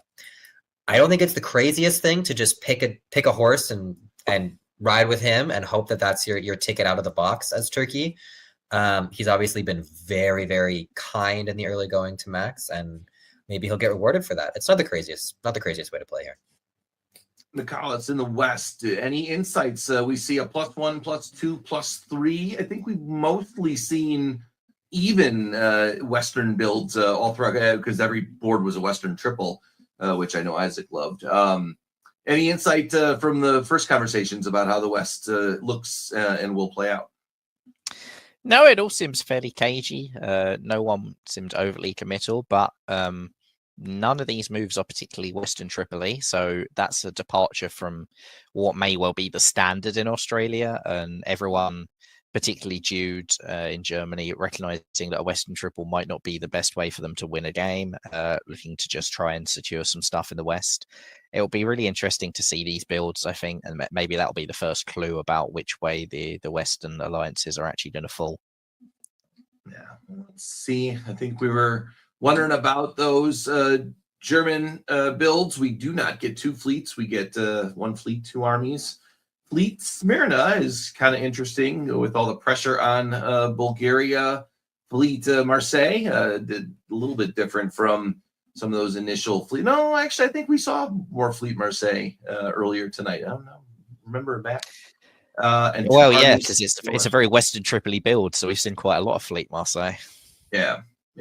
I think we kept asking for Fleet Brest here and there, and we would not get it. So, Johnny, Fleet Smyrna stands out the most to me. Yeah, I think this was what I was expecting, right? Tianyu is making it very clear that he wants to work with Max and against Goff. That is his strategic direction. Is that smart? Is that not smart? you'd have to know the dynamics on the board, but I think if that's what you're going to do, you have to build Fleet Smyrna here, or else you're just really incentivizing Max to bring the hammer down. You got to do everything Max wants if you're going to play puppet to him like this. Yeah. Army Moscow, Army Sev, not good for Turkey. Could be trying to bulk up on armies to go attack Austria, but I would not be thrilled if I was Tianyu at this moment. Yeah. The good thing is that this east or west rather is looking a little bit Western Tripoli. So Turkey tends to lick their chops in those moments. Let's see if that is how it plays out. Let's start in the East, spring 1902. Yeah, poor Tianyu. So it's looking like it's going to be a little bit of an AIR. No. Interesting. Okay. Max and Peter are working together to take down Turkey. They are popping bull. Max is moving down into Armenia, so that bet did not play out for Turkey. At the same time, Warsaw and Vienna are bouncing, and Goffi is moving Tyrolia up into Bohemia, which is potentially going to give him the ability to choose who gets into Gal next turn. So that gives is this going to be AIR? Is this going to be AR? AI? I could definitely see this flipping into a big early AI, but that remains to be seen. Goffi has some choices he can make. And the West is not Tripoli at all. No, it looks like England, having helped Germany into Belgium, has decided to try and sneak into Holland, which is fairly ambitious. Maybe Germany sniffed it out as Germany put the second fleet down, didn't go after Sweden. So by not building two fleets and looking openly anti-English, it does look like England and Germany's relations have gone somewhat downhill this phase. But Germany's also trying to force Burgundy. It maybe Jude is the one who is without a friend at this stage of the game, and we're seeing the early stages of an EF, in which case there's obviously threat on Belgium, there's threat on Denmark if Russia sides against you as well. And with Max looking pretty strong and growing in the south, will England react to that and decide, actually, maybe I need to take St. Petersburg? Or will they go, Max, I don't mind you growing big. You help me into Denmark. You can go get Berlin, that sort of thing. Yeah. France repositions, gets the army into Gascony, two fleets in Iberia, kind of just sitting around, building a southern fleet to just sit around. Usually you don't see that, but usually you see it in concert with the triple. No Tripoli here, and they still hold. Cal, let's stay in the West. Well, Germany gets into Burgundy because it looks like France NMRs. Maybe, I don't know if this tournament used a drop-dead clock. I would be a little surprised, actually, for Jamal. I don't think he's been overly pro drop-dead drop-dead orders in the past. So perhaps Darcy literally just didn't get around in time, or it took too long in order writing phases. Either way, it looks like even though Germany's broken in against France, everybody else has turned against Germany. So you see England once again trying for Holland rather than Belgium. Russia rather drops to Baltic Sea. England comes down to Skagerrak, and Italy taps Munich as well to boot. So a pretty bad turn for Jude in terms of diplomatic relations. The one person you've made some sort of advance against is the one person who didn't make openly hostile moves to you that turn. Yeah. To the east. Yeah, this is kind of in the space between the east and the west, but I think it's really important here to notice the trust between Marcus and Max, right? Max does not cover St. Petersburg with Moscow. He just holds Moscow. Could have covered it for no cost, but doesn't feel the need to. Knows that England is not moving into Sweden. He can move into Baltic Sea. He knows England's going to Skagerrak. So we're really looking at this is going to be an ER. Really interesting on a top board, something to keep your eye on, especially with France NMRing, Germany under threat. And then down in the southeast, we see some pretty cute tactics here where Serbia is supporting Romania into Bulgaria. Obviously, Peter is not worried about the effects of this support because his support cannot dislodge his own unit. That's just keeping it safe against Aegean and Khan. Meanwhile, Ankara will be taken. So Max is looking really strong. Andrew Goff is into the Aegean Sea. and also moves up to cover Venice. So this is a potentially anti-Turkish position from Goth, but also Bohemia, Venice, Aegean, Ionian is potentially a position from which one might attack Peter. So be on the lookout for a winter green on this board as well. Mikhail, separately on that though, if ER does come into play and you get a sense of that very early on, you got to start swinging around. Maybe Darcy with an NMR is feeling pressure, or the negotiations aren't going well. A seasoned player is going to note that, maybe make the attempt earlier than they'd want to. The Puglia to Venice, Venice to Piedmont, maybe next time you're already attacking Munich. Is the war already shifting west for Goffey, maybe? If you've got an ER on this board, the last thing you want to do is weaken France. If England's getting big, you need France to be strong or Germany to be strong. And from this position, Germany isn't likely to be the one that's strong. So I think that actually most players on this board are going to want Goffey focusing on the east. Peter might like him to focus west just so that Peter can then stab him. But yeah, I don't think that a France-Italy war would actually benefit basically anyone else on this board at this stage of the game except for England. So I would be surprised if there's a lot of pressure going on Goffey to go in that direction.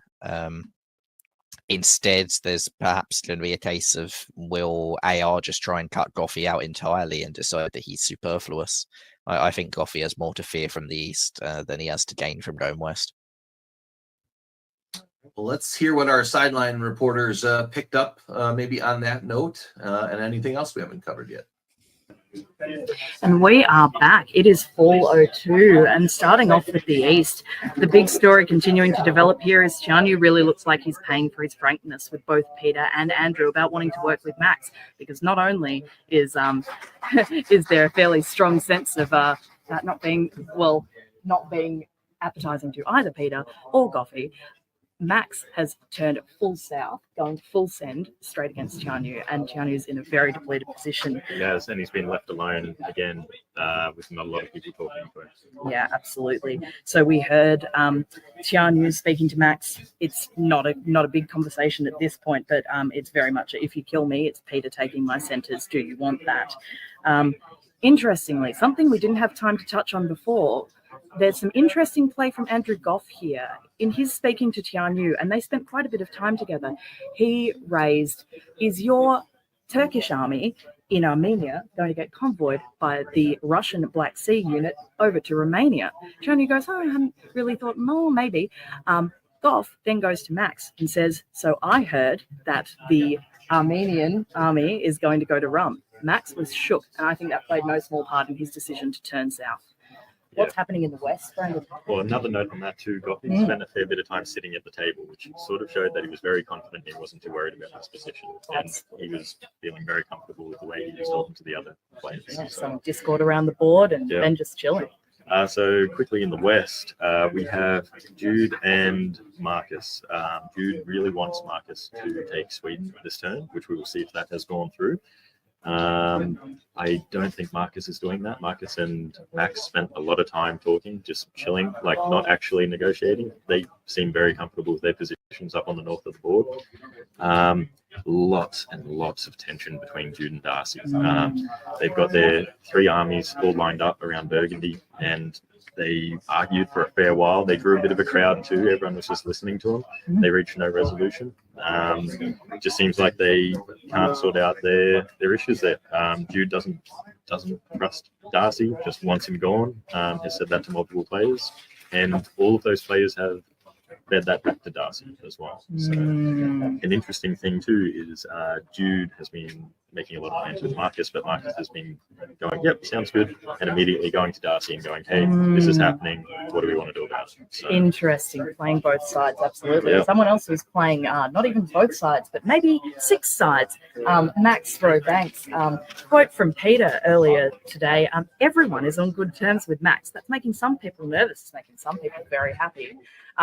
We'll see how that goes, particularly with the expected demise or severe reduction of Turkey, how that then Australian continues to play, because Max is about to look like pretty worrying in the East, I reckon. Which Peter followed up by saying, if Max beats up Turkey, it's going to be a disaster. So, other than that, Darcy seems to be clinging to Marcus in England a fair bit, but I think that's it, and we should go check out the board. Yep. We'll see you next fall. Yep. Thanks again to our sideline reporters. They certainly picked up on the ENR cooperation that was very that and Tianyu having diplomatic difficulties noticeable both on the board and in negotiations. Any Michalis thoughts on what else you heard in the West? So it sounds like this collapse in relations between Jude and Darcy, similar to Tianyu in the East. Maybe Jude and Tianyu, who I believe are some of the newest players on this top board, have come in with a plan, and they've been wedded to that plan. And unfortunately, that plan hasn't worked, and there hasn't been a plan B, because Jude's in a position where France is basically the one person they need on their side, and Jude does not have France on their side, to the point where it sounds like the relations between them have already collapsed completely. And the sooner that happens to you on a top board, the worse your chances are of winning it. You can see experienced players. We heard at the start in the previous sideline how Andrew and Peter were wary of allying with each other. There's a lot of history between the two of them. They were like, hey, maybe we'll work together, but it won't be for very long.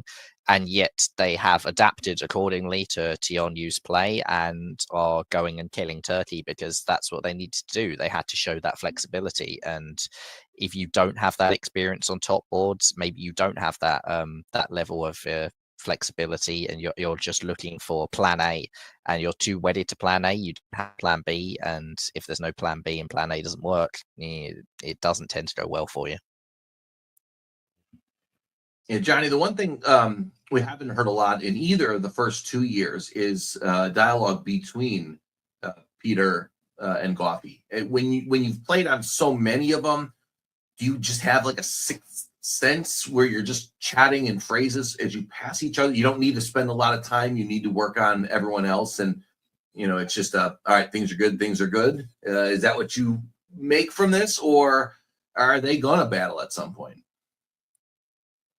To an extent, I think there's an element of that. The fact that they're playing Austria and Italy makes a big difference. Austria and Italy fighting early on a top board just is catastrophic unless you're Italy and you have a really good plan. And both Andrew and Peter know it, and they looked at each other in the first seconds of spring 1901, and they said, we both know that the other one knows that we can't fight right now, and we're not going to, and we're going to hash out what the situation is going to be in 3 years. And they're both just so good, and they have so much faith in the skill of the other one that it's just not necessary at this point to keep rehashing that. But I do think this is going to be an inflection year. Now that Tianyu's really been taken down, Andrew hasn't got any of that. It's going to be really interesting to see what happens in the East in this coming year. We've got +1 for Max, +1 for Peter, -1 for Tianyu. No surprise with the army in Trieste. A wave by Russia. So our we were taking probabilities on number of waves early on. We have now a wave in this one. So a good follow up from the preliminary rounds. We have a wave here, and then the pulling of the fleet, which makes sense for Tianyu. Heading into good. So Max he's the early leader, and early leader syndrome on a top board can often be fatal. That may be why he's chosen to wave here. Peter, we know, is already wary of Max. We heard in the sideline there, Peter saying it will be catastrophic if Max got all of Turkey. I'm not sure that this wave will be enough to change Peter's mind in a way that it might be more convincing to other players who go, look, they haven't got that many units. They're not that big a threat. I think that waving against Peter and Andrew is a slightly different proposition than waving against some fresher faces and less experienced players. Yeah, I like it. I think it's a good wave. army sub would be quite useful here when you've got 3 Austrian armies near it, and now the pressure mounts. Johnny, let's stay in the east. Sure. So we are seeing Peter attacking Max here, as predicted, I think, there by McCullis.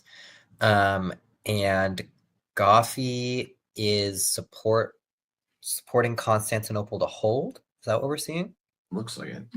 From Aegean. But also moving Bohemia to Silesia and Venice to Tyrolia. So that's curious. That's Goffey stuff. He's a really nice guy. He's here to make everyone have fun. Tianya's been having a bad game. Have a support. But of course, Goffey is also a brilliant calculating player, and he doesn't do things for no reason. So he has a plan.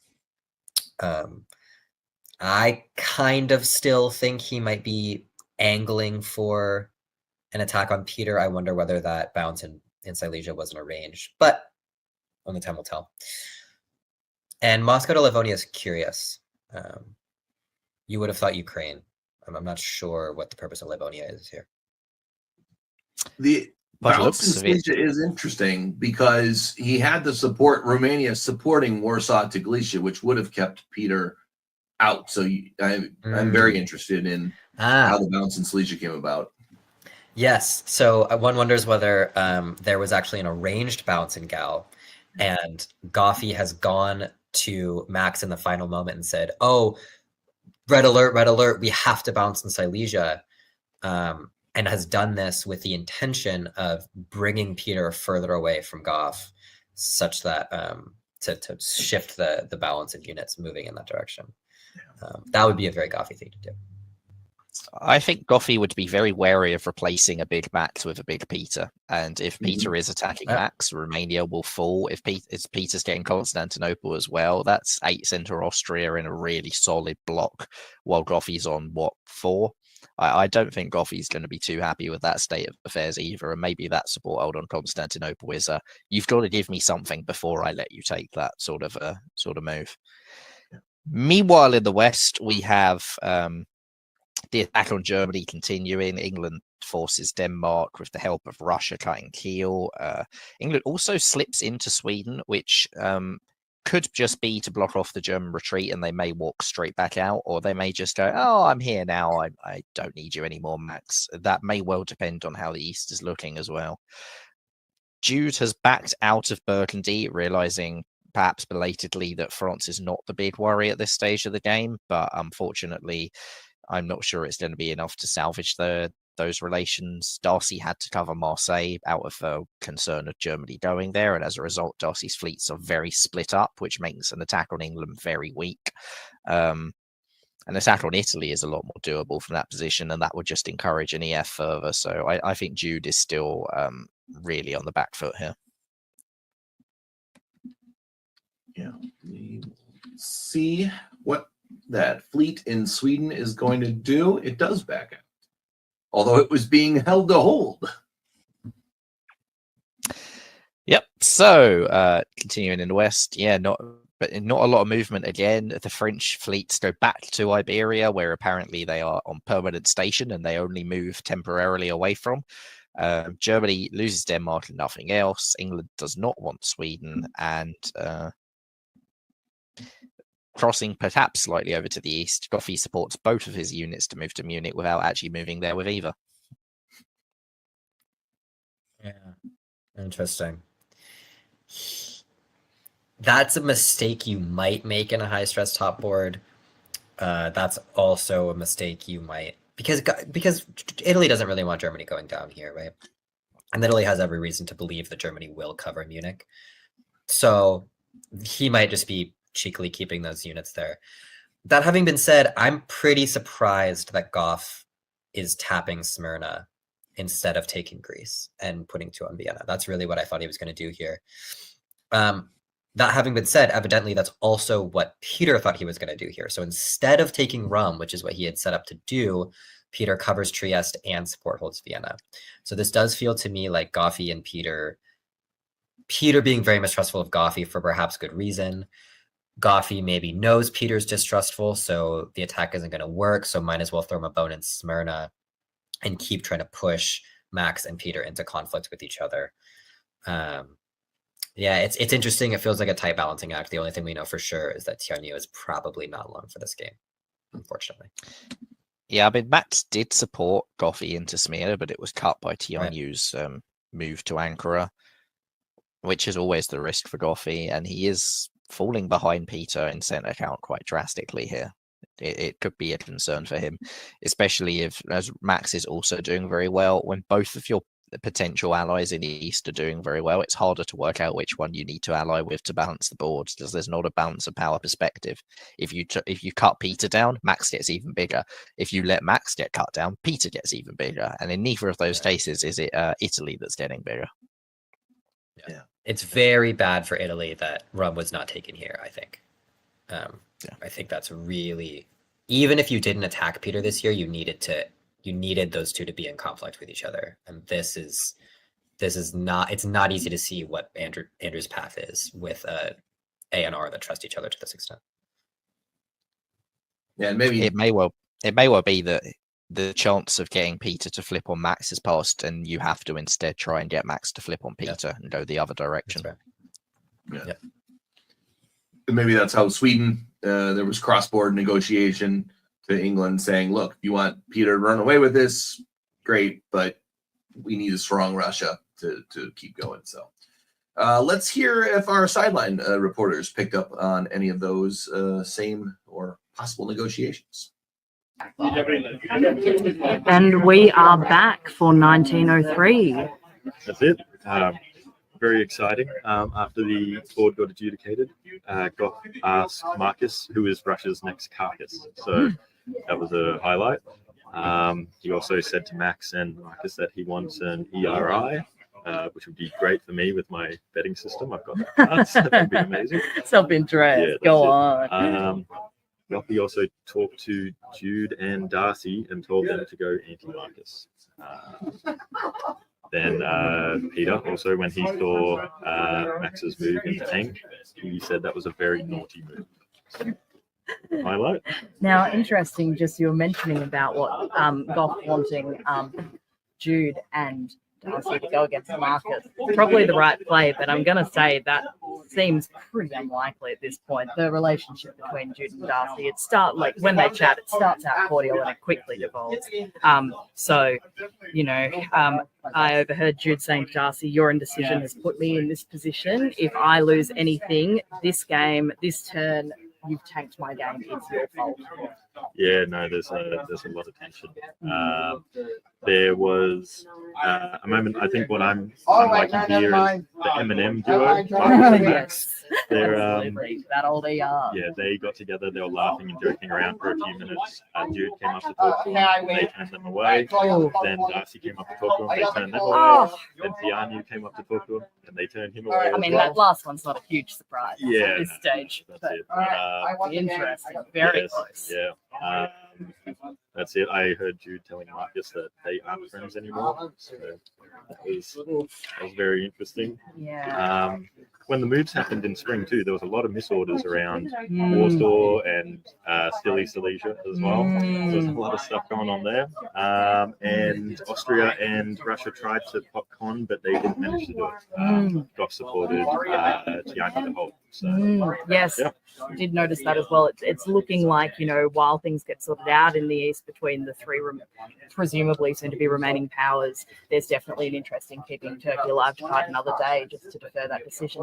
I have to ask, with those misorders up in the north of Russia, do you think those were accidental, intentional? What's your thoughts? You've played with Max a few times. You've played with a lot of these players many times. What are your thoughts? Is that buying time? I don't think it was deliberate on Max's part because he wrote 2 orders for Moscow. We went with the second one that was written, and I think that was the one that he preferred, so it was okay.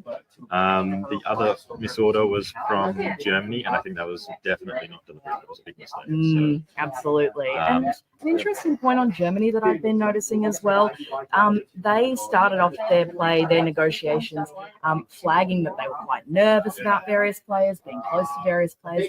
And it's interesting to see that sort of nervousness, though it may have been feigned at the start, kind of emerges into being real nervousness. It does, yeah. It's interesting to think about the signaling there, how much that sort of, I'm scared of so-and-so, please help me to defend against so-and-so. How much does that actually work in people's favor, or does it set you up for that to become real, a bit of a manifest? Yeah. Another thing I think I noted after the spring turn, Goff was staying at the table again, very confident. But Darcy and Tianyu were also at the table, but the three of them weren't talking to each other at all. Darcy and Tianyu were looking a little more nervous than Goff. I think he was having a good time. They were both stressing, waiting for someone else to talk to. Obviously, they don't have a lot to talk about together, but yeah, unfortunately, they were just being left out of the other conversations going on. That is difficult. Well, interesting to see how these builds and moves have worked out. We'll see you in 1904.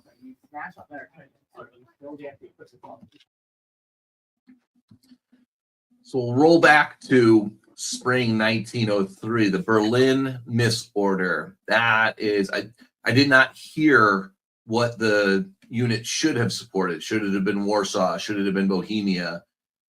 Which order should have gotten supported in Silesia? That brings a little context. The overwhelming item I'm hearing out of this is that F and G just have no working relationship at all in the Callus. Yeah, and that's obviously it's just really bad for both of them. Jude saying that Darcy has tanked Jude's game if Jude loses anything here is really difficult to understand. It like England and Russia have sided together, and maybe Jude was expecting more from France to come and help that, but pointing fingers isn't the best way to get somebody onto your side. And Jude's position, although it's poor, is not dead. It's not like Tianyu where it's game over at the end of 1903. If Jude can flip the alliance structure, then Jude still has a viable path back to a decent position in this game. But to do that, you need a good relationship with France here. And if you just keep arguing with France about why you're in this position, you're not going to turn this position around. Yeah, in the East, we're starting to hear a little bit more about longer term thoughts. Goffey trying to get the other side to pair together to give him some time to grow, trying to slow up with the support in the con that was noticed by the reporters. What else did you hear, Johnny? Yeah, not much. I don't think I heard Peter's name once, which is classic Peter. Peter's quiet. Peter's style is that he likes to have a negotiation with you where he asks some leading questions and you talk a lot, and then you find minutes later that you've told Peter all of your deepest, darkest secrets, and he's told you absolutely nothing. So I'm not surprised we didn't hear his name, but it is relevant. And it sounds like we're just hearing Andrew, kind of like we were saying before, poking, prodding, seeing where his path lies. Andrew's good at that kind of thing. I thought the question that was posed by Zoe, who is an incredible sideline reporter, by the way, was an interesting one. When they said, is it a good idea to start a top board by, I'm terrified of this player, I'm terrified of that player, we should be really scared of this player, let's band together. People do that a lot. I rarely see it work. Obviously, there's lots of different play styles that can work for different people. But I tend to find that relatively few people respond well to such and such a player is better than you and better than me, so let's go kill them first. It's a weird way of trying to negotiate. And a lot of the time you just come up with a good strategy, tell somebody, hey, I'd like to work with you. You and me would be a good team. Here's a good plan. That tends to go over better. And the question of stress on top boards is another, sounds like Darcy is stressed, Jude is stressed, and Tianyu is stressed. And these other players, Marcus, Max, Andrew, and Peter are calm, cool, and collected, and it's not a coincidence that the three players who are in bad positions are also the three that are sort of losing control of their emotional state. It makes sense. It happens, especially to newer players, but being in sort of emotionally in control, cool, is a huge benefit on a top board. Yeah. I was going to say you should have referred to Marcus and Max as Eminem. The Eminem. Yeah. Yeah. To. That's huge. A big ER like this and their Yeah. opponents can't get it together. That's really, really important on this board. Yeah. Yeah, I tend to agree with Johnny that players who are trying to get somebody else killed because they're a big target, it's not a receptive or receptively received form of negotiation on a lot of top boards. Most people who are on a top board have got there because they believe they're pretty good at this game. They may not believe they're as good as Andrew Goff, as good as Peter McNamara, but they'll probably believe they can beat them in any individual game. And the players who go in there who don't feel like that, don't have that level of confidence, they tend to be more prone to going into these little spirals of emotion where something's gone wrong, and instead of trying to focus on how to fix that, how to move on, you just keep rehashing the past. You're pointing fingers. That person's a big threat. This thing, like, I'm not doing well because of this one thing, and you're too busy looking at that and not on how can I fix this? How can I solve this? How can I move forward? And the more time you spend focusing on the past, the less time you spend focusing on the future. Speaking as the only non-reigning top board champion in some tournament in the last 12 months, it's more of a, okay, I could tactically do this with you. If you and I can agree on these sets of orders for the first couple of years, we can eliminate one of the best players in the world. And there's really nothing they can do about it if we stick to it. But that does involve some diplomacy and positive diplomacy, not, I'm afraid, let's knock them out. So it is the death knell that has some of those players where they are. Eminem are both building one here. Jude in the middle, they are pulling one, and Peter, who just seems to build and build and build. And the way to get to Peter is to hack him, because the only computer code that can be written to get through to him is a bug, for sure. Anyone who's seen Independence Day, that's probably about the best analogy I can provide. So another army for Peter, Army Moscow for Max, Fleet Eddie. Interesting for Marcus. And pulling Army Holland, Michaelis. Army Holland? I think that just goes to show that Germany still doesn't trust France.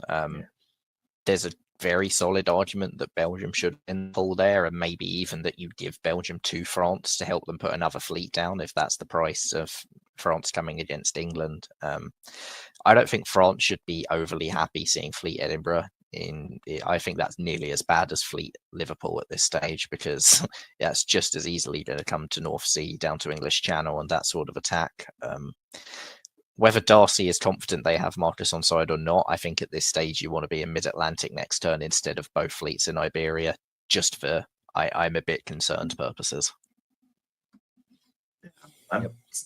Army Moscow instead of Army Sev. There's so many Austrian armies there. Are you really? Hey, no, you don't need to be worried of me.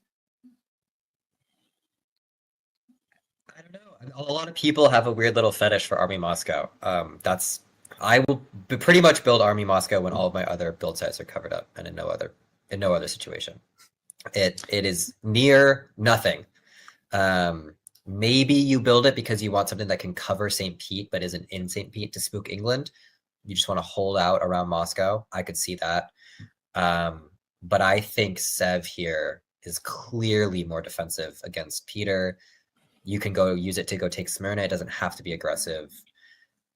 If your relationship with Peter is such that you think you building an army in Sev would cause him to attack you, he's probably coming for you anyway. Yeah. So I don't know. We'll see. The flip side could be that you may well have concluded that actually Romania needs to go Austrian at some point in an AR. A lot of the time for a long-term AR, Romania is given to Austria. So you don't necessarily need to reinforce Romania if you're not actually bothered about losing it later. Yeah. That's a good point. It should be growing somewhere else, and his army in Moscow is going south, Johnny. What else is happening? Yeah, supporting into Ukraine and tapping Serbia are a curious pair of moves. I don't know. Like, what is the tap on Serbia supposed to be? Did he think he was going to get into Serbia and he was going to like do a flanking maneuver? Maybe.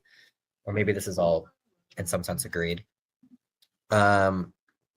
Goffy's getting Smyrna here with Peter's support at long last. The retreat to Armenia is going to be a headache for Max. And otherwise, Andrew is not doing anything with his armies. He's still making joke supports, and Peter is still holding everything and being nervous about those two armies sitting there near his borders. So I would be a little bit surprised if Andrew is allowed to take the build in Smyrna in fall, to be frank, but who knows? Yeah, Andrew, at the risk of crossing over to the east, Andrew's still not really wanting to have an influence there. I can't help but look at that Serbia thing as something that might be arranged so that Peter had agreed with Andrew that he walks out of Trieste, but I couldn't do it. Russia bounced me out. That sort of thing. Maybe it's possible. In the north, Max has also done some curious things here. Instead of supporting himself to Berlin, he just holds Prussia, and obviously he would have got into Berlin. And having neither taken Berlin nor cut Kiel, England doesn't get into Elderland, which doesn't really bode that great for an ER cooperation. Maybe England will start looking at Sweden if Kiel isn't on the table. Darcy does put one of those fleets up to Mid-Atlantic Ocean, which I think is just the correct decision. Whether you're on board with England for an attack on Belgium or not, you needed to be worried about the ER. So just stay in Mid-Atlantic, stay in Spain. Don't go after Italy at this stage of the game. I don't think you necessarily have to attack England, and you can now maybe capitalize on that failure around Helderland. But I do think that Mid-Atlantic's just a better place for France to be sat at this point. Mm-hmm. Yeah, I guess it was a misorder. The Baltic supporting Prussia as opposed to supporting Prussia to Berlin. Maybe a misorder at that. But Burgundy supports Ruhr to Munich to defend against Andrew. Maybe this is the beginnings of FG rapprochement. Maybe. Maybe it's just pulling Ruhr away so that Belgium is undefended for your own attack in full. And I'm not sure that wouldn't be a better move for Darcy at this point. And there you go. Yeah, so Darcy does take Belgium, and I do think that's the correct decision. I'm less convinced about the attack on Italy, however. Goes to Western Med, goes to North Africa. Tunis is guaranteed next turn, but what are you going to create in the east by doing this? I'm not sure it's good for you. The rest of the West is just the chickens are coming home to roost for Jews here, having not found an ally and not been able to get on the same page as anyone. Loses Belgium and Berlin in the same turn and is down to the verge of death as well. England does take Sweden, and it does look like maybe they were annoyed enough about that failure to take Helderland that they wanted to do something else. So they go for Sweden. Could still be arranged given Russia's taking Berlin, but I'd be a little surprised. And the fact Eddie's gone to Norwegian, no fleets have moved against France yet. France does have a build. Yes, England can stab next year, particularly if France puts down Fleet Marseille and just goes fully into the Meds. So it's not certain that that this is the end to the EI yet. I would be worried still as Darcy. I would rather build Fleet Brest. Yeah. Go ahead. I was saying to the east. Yeah, the imposition of the French fleets into the Western Mediterranean is going to have a big impact on the East going forward. I do think Goff spent a little too long screwing around and should have imagined that given the dynamics in the West, Darcy might do this. And this is going to make Goff, it's going to be very difficult for Andrew now to top this board. Possible, especially if Darcy gets stabbed by Marcus, but difficult. Meanwhile, we do see Peter taking Rum. Like you mentioned, McCullough, it is possible that this is arranged. You do see ARs arrange this sometimes. If I'm Max, I don't really see that this is a good arrangement. No, Constantinople supports Armenia into Ankara. Well, that could be just kind of a joke order. I don't know. I would be... If this is arranged, I don't think it's a good arrangement for Max.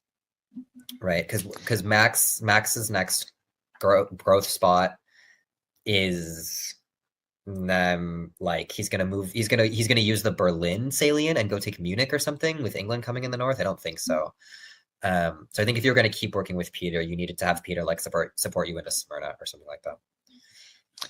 Yeah, usually if you're doing that trade where you're giving rum away, you're not doing it in a way that gets your army destroyed. And I believe Peter's support there was to make sure that Black could only defend one of rum or rank, so one would go through. But the other thing is you're probably getting con out of it.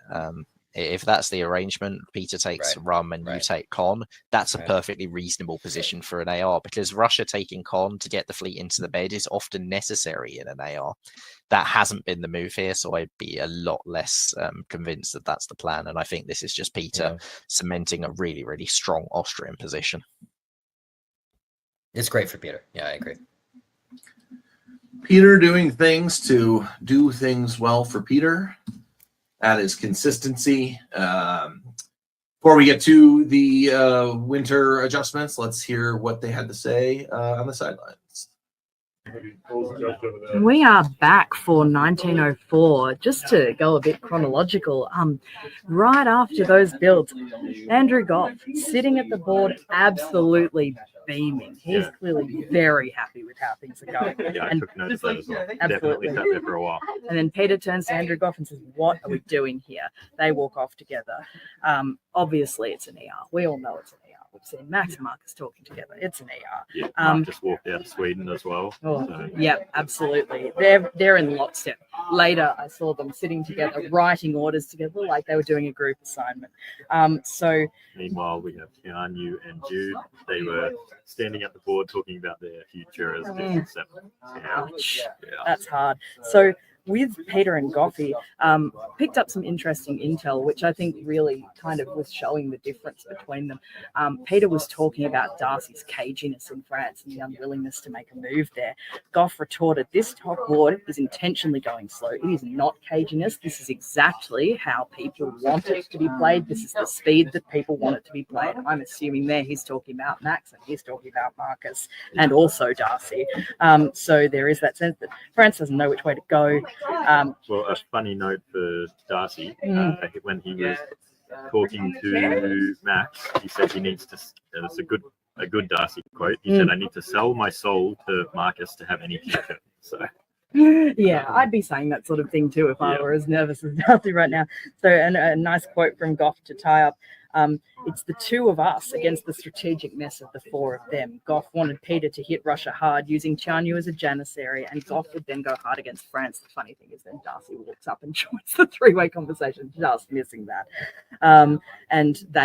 And both Goff and Peter are applying pressure to Darcy to pick a side. Remains to be seen if that's going to happen. I'm not sure that it will. Yeah, well, funnily enough, Jude came up and started talking to Darcy, saying that they want to work together and that they could have a successful play against England if they were to move against Marcus. But that's a very, very different change of pace to the way they were communicating in previous years. So, absolutely. With the end of spring too, again, so many misorders on the board. So many misorders. Again. Really unfortunate. Max failing to get into Berlin, and I think it was Con as well. So, yeah, very interesting. That said, I'm getting more and more convinced that that's intentional, particularly with Goff's point about the speed of play and the fact, I don't know.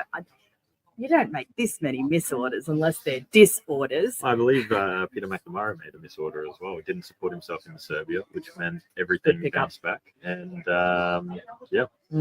very good point. And what else? I think I just wanted to comment on. I got a bit of a chance to listen into Marcus this turn, and while I didn't get a huge amount of intel in the way that I did with, say, listening into Peter and Andrew or even Darcy and his sort of, planting pretty bad misinformation. I was really interested with Marcus. He seems to be conveying this incredible sense of calm, and he's the power that everyone wants to talk to. I don't think those two things are unrelated. The vibe right now is not only is he in a good strategic position, he's just in a powerful negotiating position. Everyone wants to talk to him. Converse with Max on the other side of the board. Everyone's worried about Max. Max is usually very charming and gets people on side easily. It seems like Marcus's calm energy might be giving him that edge out of the ER. Yeah, I think so, definitely. Especially in the fall, I noticed Eminem, our favorite little duo, had a lot less laughs and a little bit more tension. Marcus talking about Max having to give him some trades to get a couple of centers, which meant Max might have to go down. We did just hear some collapse going on from the adjudication for this year, so maybe we have a look and see if Tianyu's still in the game and whether those trades happen. Time to see you in 05. And with Tianyu's elimination, let us hear from Tianyu, and then we will get to our sideline reporters to hear their thoughts on the year. Hello, friends. It is 1905, and I have with me, sadly, our first eliminated power from the top board of the Australian Open, Tianyu-san. How are you feeling? You know what? Still quite good, considering what happened in the game. Did not expect to be going to the top board when I joined this tournament, so quite happy to be here. But I said it this morning, I don't care if I get jumped. I made it to the top board, and it happened. That is a really positive attitude and really good one. I mean, first off, let's talk about the Paris method of choosing. How did you feel about that? It's not actually what I thought it was. So I've watched a few things online, and I thought Paris method was just first place gets to choose the first. And I thought going in, I didn't know how much meta it would be, but I thought it would mostly be 1, 2, 3, 4, 5, 6, 7, right? And seeing Goffey go like second last, threw you a bit. Yeah, threw me a bit. Yeah, absolutely. So when you got Turkey, what was your thinking? What were you thinking? Well, yes. Well, other than that, when you that, regathered that, what were you hoping for? What was your strategy, I guess, to start with? It wasn't good. So I mean, looking at Turkey, I was next to Goffey, McNamara, and Max, who I've had a terrible tournament with. That's yeah. So I knew going into it this wasn't going to be a good game. Yeah. So I've got to ask, with that tournament relationship, I suppose, with Max. So I'm understanding there that Max suffered a few times at your hands. Yes. How did that influence your play? Did it relate to what happened in the Black Sea so early? So I figured basically McNamara and Goffey were like black boxes to me. I don't think I was cracking them in any way. So Max was really my only shot there. And so I gave him Black Sea with the view of, if Max isn't on board, I am just dead. And Max wasn't on board, and I was dead. Oh, that's really rough. What were you? So when it became clear that Max was turning on you, did you see that straight away and go, well, or did you? I think that was my one mistake so when he supported himself into Armenia, I think I should have just abandoned the thing with Goffey and just build another army and try to hold everything down where I was already. I think that was the one turn that I could have maybe survived for a bit longer, but yeah. It's really hard. So for other players hoping to get to the position that you have play on a top board, what advice would you offer? What are you taking away from the experience? I honestly don't know. I want to attribute it a lot of what I've done so far to just luck. I mean, I'm very new to the hobby. I'm new to the whole thing. Talk and be analytical. I think what I did well in the games leading up to get me on the top board was analyzing games in a very sort of robot way, right? I mean, I'm a mathematician. I follow the Peanut McNamara school of going, look, tell them what the options are. In your diplomacy, if you're trying to convince someone to flip, you're trying to convince them to stay with you, give them the layout of, here's all the options. What do you think I'm going to do in this situation? And if you present it well, even if you're stabbing them, it looks like the only good option is to keep working with them. Absolutely. And finally, I don't think I could wrap up this interview without asking, who's your pick now? For the win? For the win. I think Goffey in this position. Actually, no, with these new recent builds, McNamara might be for it. With the French moves of everything all at once. Absolutely. There's a real chance Goffey gets tied up defending his home centers, and then McNamara comes in with the sweep. Interesting. Looking forward to seeing how it plays out. But yes. Very interested in that. Austria or Italy potentially for the top, given we have an amazing Italy player here, as we know from Melbourne and APAC. Jianyu, thank you so much for chatting with us, and thank you for playing. Thank you for being here. Thank you for being such an important part of the Canberra hobby and the hobby in Australia. Wonderful. Thank you to Zoe for that sideline interview with Tianyu. I'm glad that he had such a good time, even though the results did not work out as well as he had hoped. I love this. They are getting the big comments. They're getting the right. I love the working together on a group paper type of thing. I was going to ask. Sometimes in group work, though, someone's carrying a heavier bit of the load than the other, and maybe that's why we saw Marcus go for Sweden. But they picked up on that in those final 20 or 30 seconds, where the frustration is finally starting to set in, like you were thinking, McCallus. Yeah, it does sound like Sweden probably was agreed, but it was agreed in a way that it was just Marcus saying, Max, you've got to give this to me. This is probably the cost of you making that misorder in spring, and Max begrudgingly agreeing later on. I also want to pick out something else they mentioned as a bit of a throwaway there, but they said that Darcy had been giving a lot of very obvious disinformation. This is something that newer players can sometimes try to do.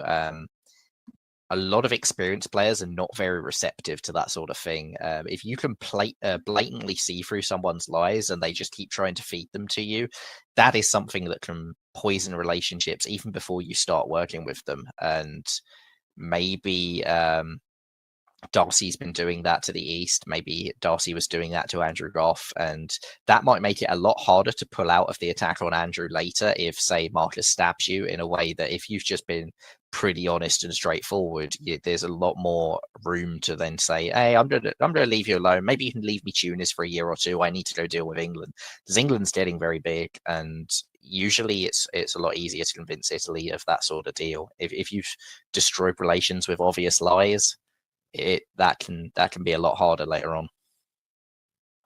Yeah.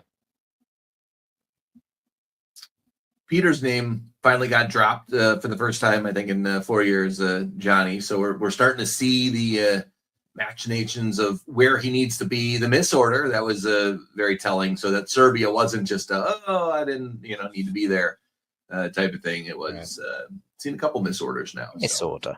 Yeah, misorder. Mm-hmm. Yeah. Oh darn. Yeah, I mean, important turn from Peter here,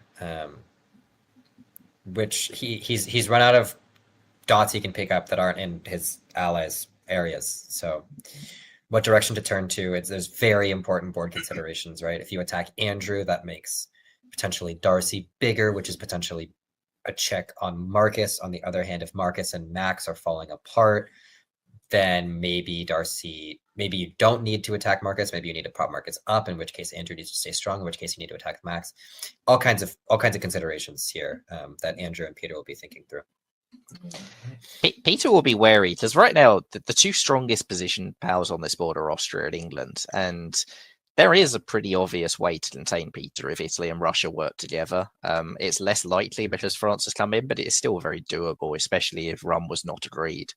There's not an obvious mechanism for containing Marcus at this stage of the game. France has charged into the Med, Max is weak in the north and focusing on the south, and Germany's basically dead.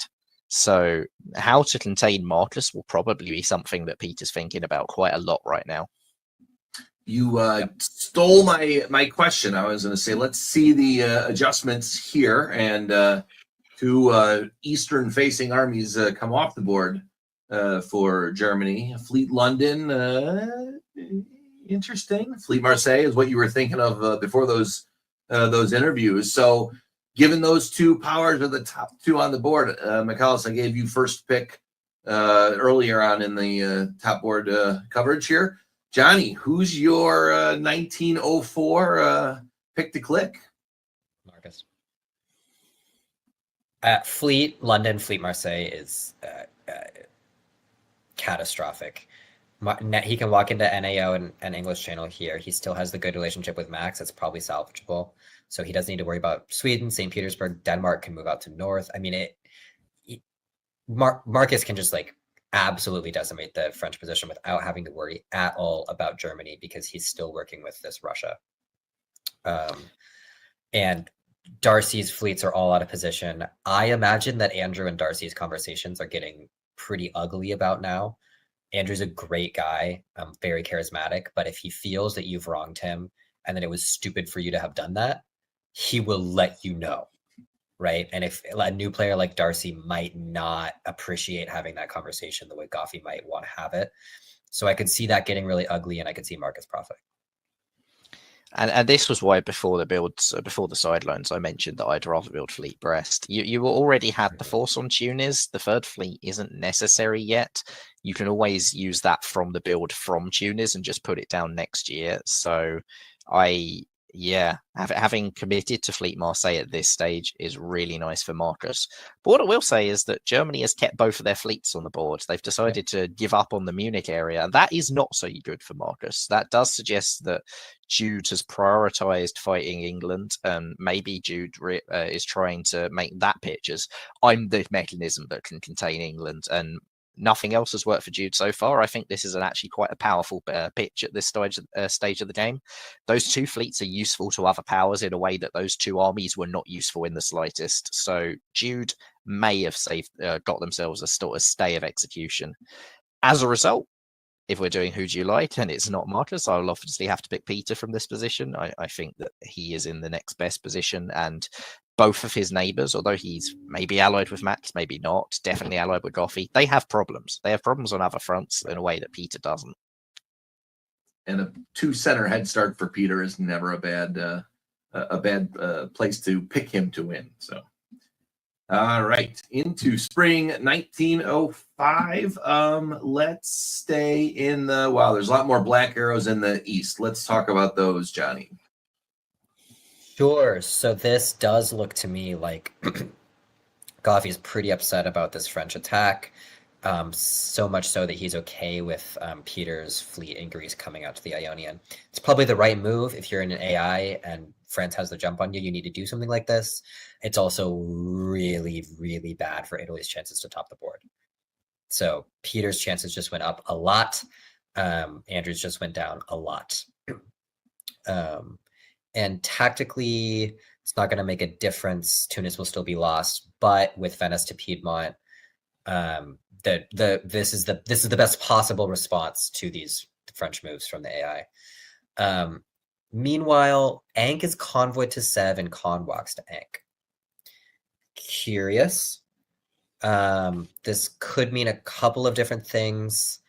Could have just been a demand from Peter that Max do this, and Max complied. I don't see why Peter would be in a position to demand something like this from Max. So maybe Max just thought Peter was coming, thought Ankh was unholdable, and wanted a unit in Sev.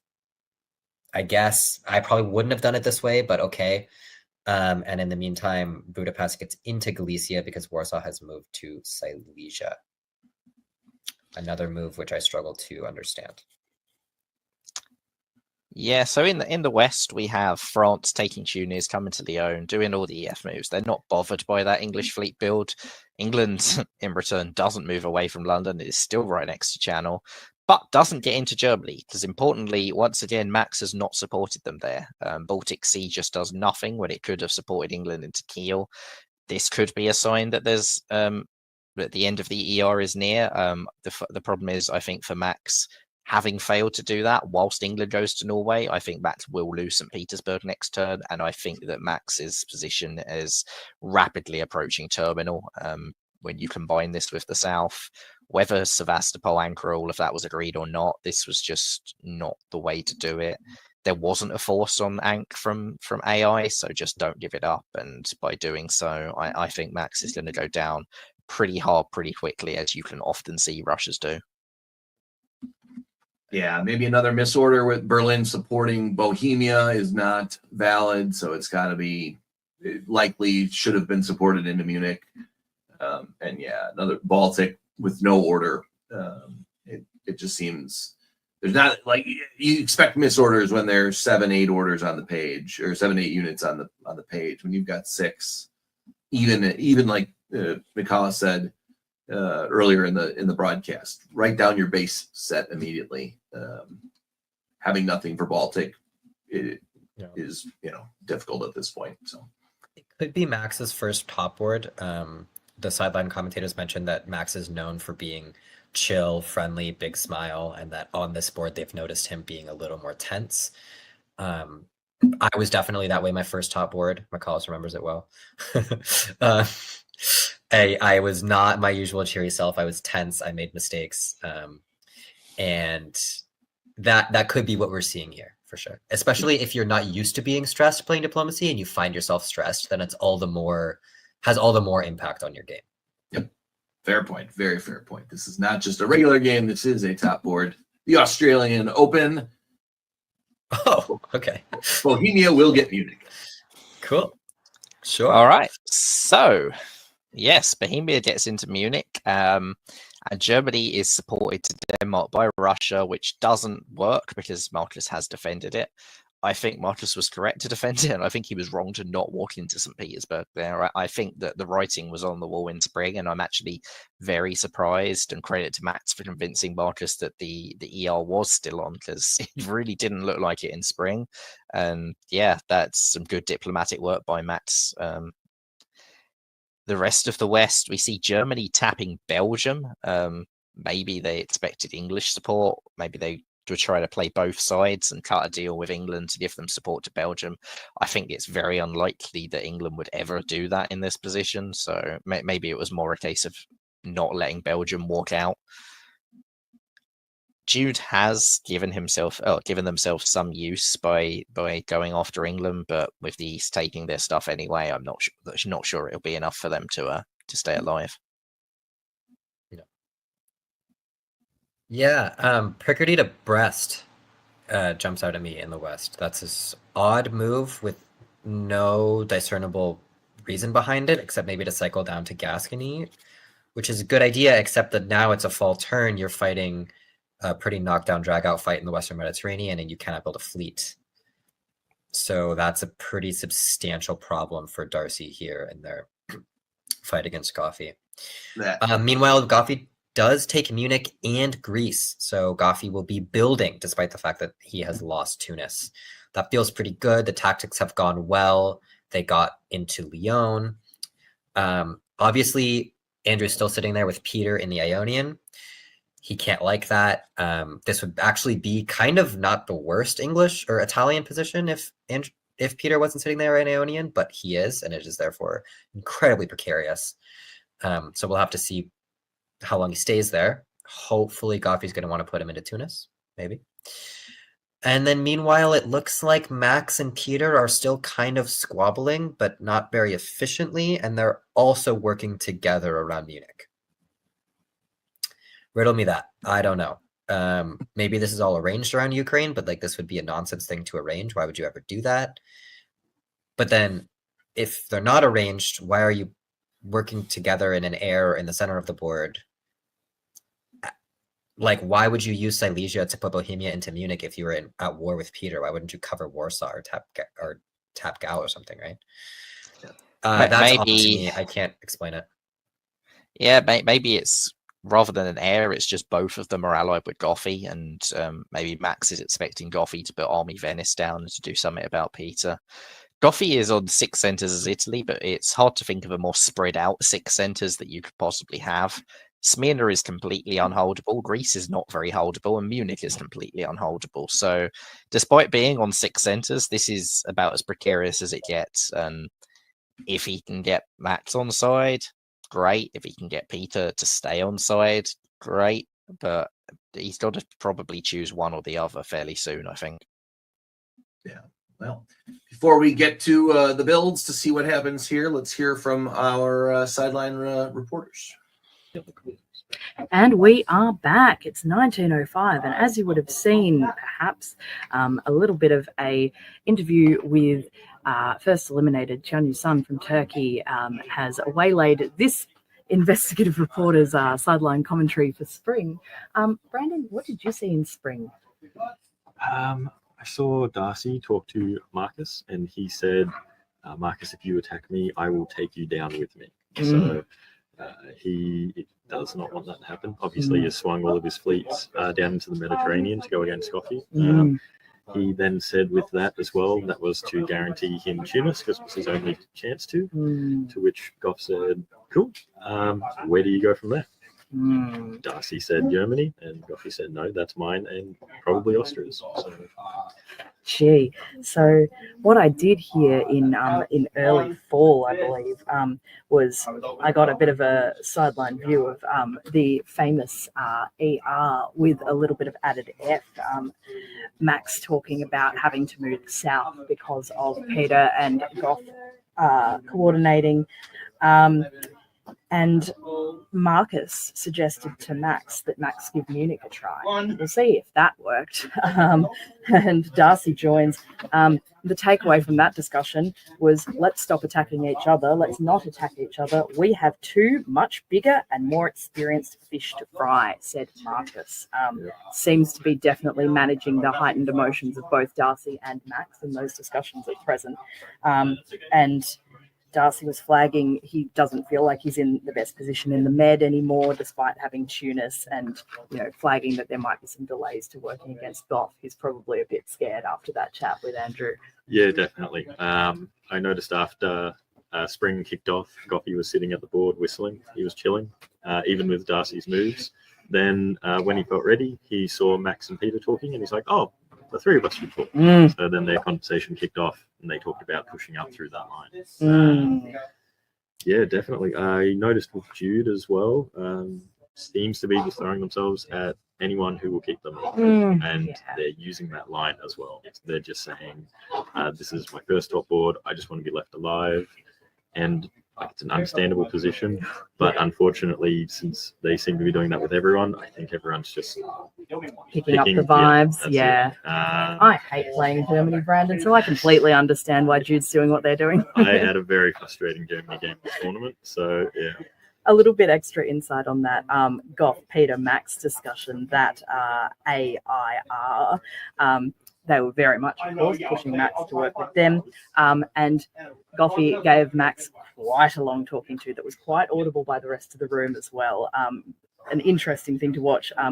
He made it clear, you're not winning a race with England. It needs to be the three of us. If England and France were working together, Goff's assessment was England's already leading that alliance. It's got to be the East working together as a tight unit. He continues for some time at some length. After this long overture to Max, he says, anyway, the point is, he turns to Peter, stop it. And then they all laugh, get up, walk away. We'll see if Peter stops it. Do you think Peter's going to stop it, Brandon, in your professional opinion? I think he's overrated. So. A strangely repeated comment from Darcy. We'll see how that works. Something the Australian meta. Well, yeah, we'll see. I believe Darcy will be in it to the end, but as Goffy said, he can have Tunis, and that's where he will stay. That's what he'll be left with. We'll always have Tunis, Brandon. We'll always have Tunis. All right, let's see how 06 is going. Wonderful.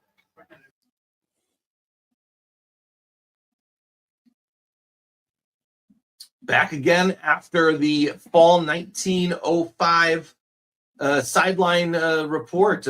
More and more great insight we're hearing from them. Johnny, what's the takeaway? Yeah, I really loved the discussion of Goff's conversations with Darcy, with Peter, with Max. They very much reflect the Goff that I know and love to play with. His long conversation with Max, sort of at a pitch that the whole table could hear. You have to work with me, giving all these deep, board reasons about Marcus and blah blah blah, and then at the end of it, turning to Peter and saying, "Get with it." It's classic. I can see it. I mean, it's classic Goff. He's so good at that kind of thing. His position is weird. It's not great, but if somebody can pull this kind of position out, I do think it's Andrew. I don't think he's out of it the way some players might be out of it in this kind of strung out position. That being said, I still think Peter has an incredible position. Sounds like Marcus, everyone near Marcus, Max, Darcy, Jude are all kind of losing the plot just a little bit, maybe. And there's a big AIR coming, which is going to really cripple Jude and Darcy's ability to do anything about Marcus. So really feeling good about England here. Weird stuff like putting Fleet Yorkshire aside. Yeah. It's interesting there. Max seems to have been convinced by Goffey and Peter that he needs to do something about Marcus, and I don't think he's necessarily wrong. But Max is not strong enough to fight Marcus and Peter at the same time. He absolutely does not have the position to do that. And if he can't get Peter off his back, going against Marcus is about as bad as it gets, as it will just cost him North as well as the South. Max is in a real danger of being squeezed here between two opposing forces that are both much stronger than him. And if he doesn't work out a clear strategy to deal with them soon, the game's going to pass him by, and the opportunity for actually doing so will have gone. What's all right? Let's play Max for a minute. McCallus, what are you pulling?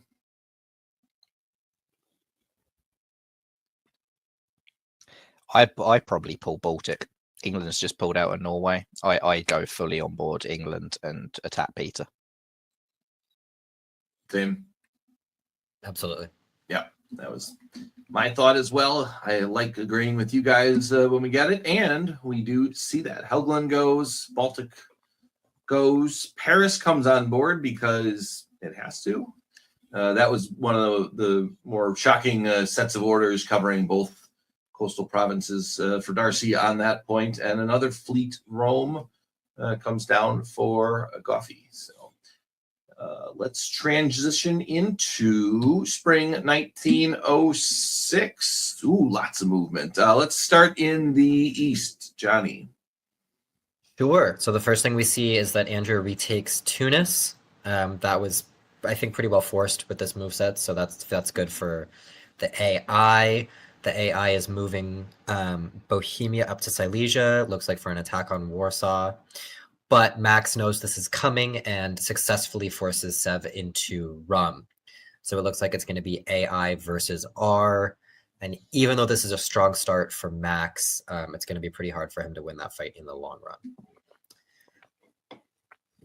Yeah, in the West, we see England dropping to Helgoland and Baltic Sea. And now that Max has pulled that fleet off the board, their position in the North is completely dominant once again.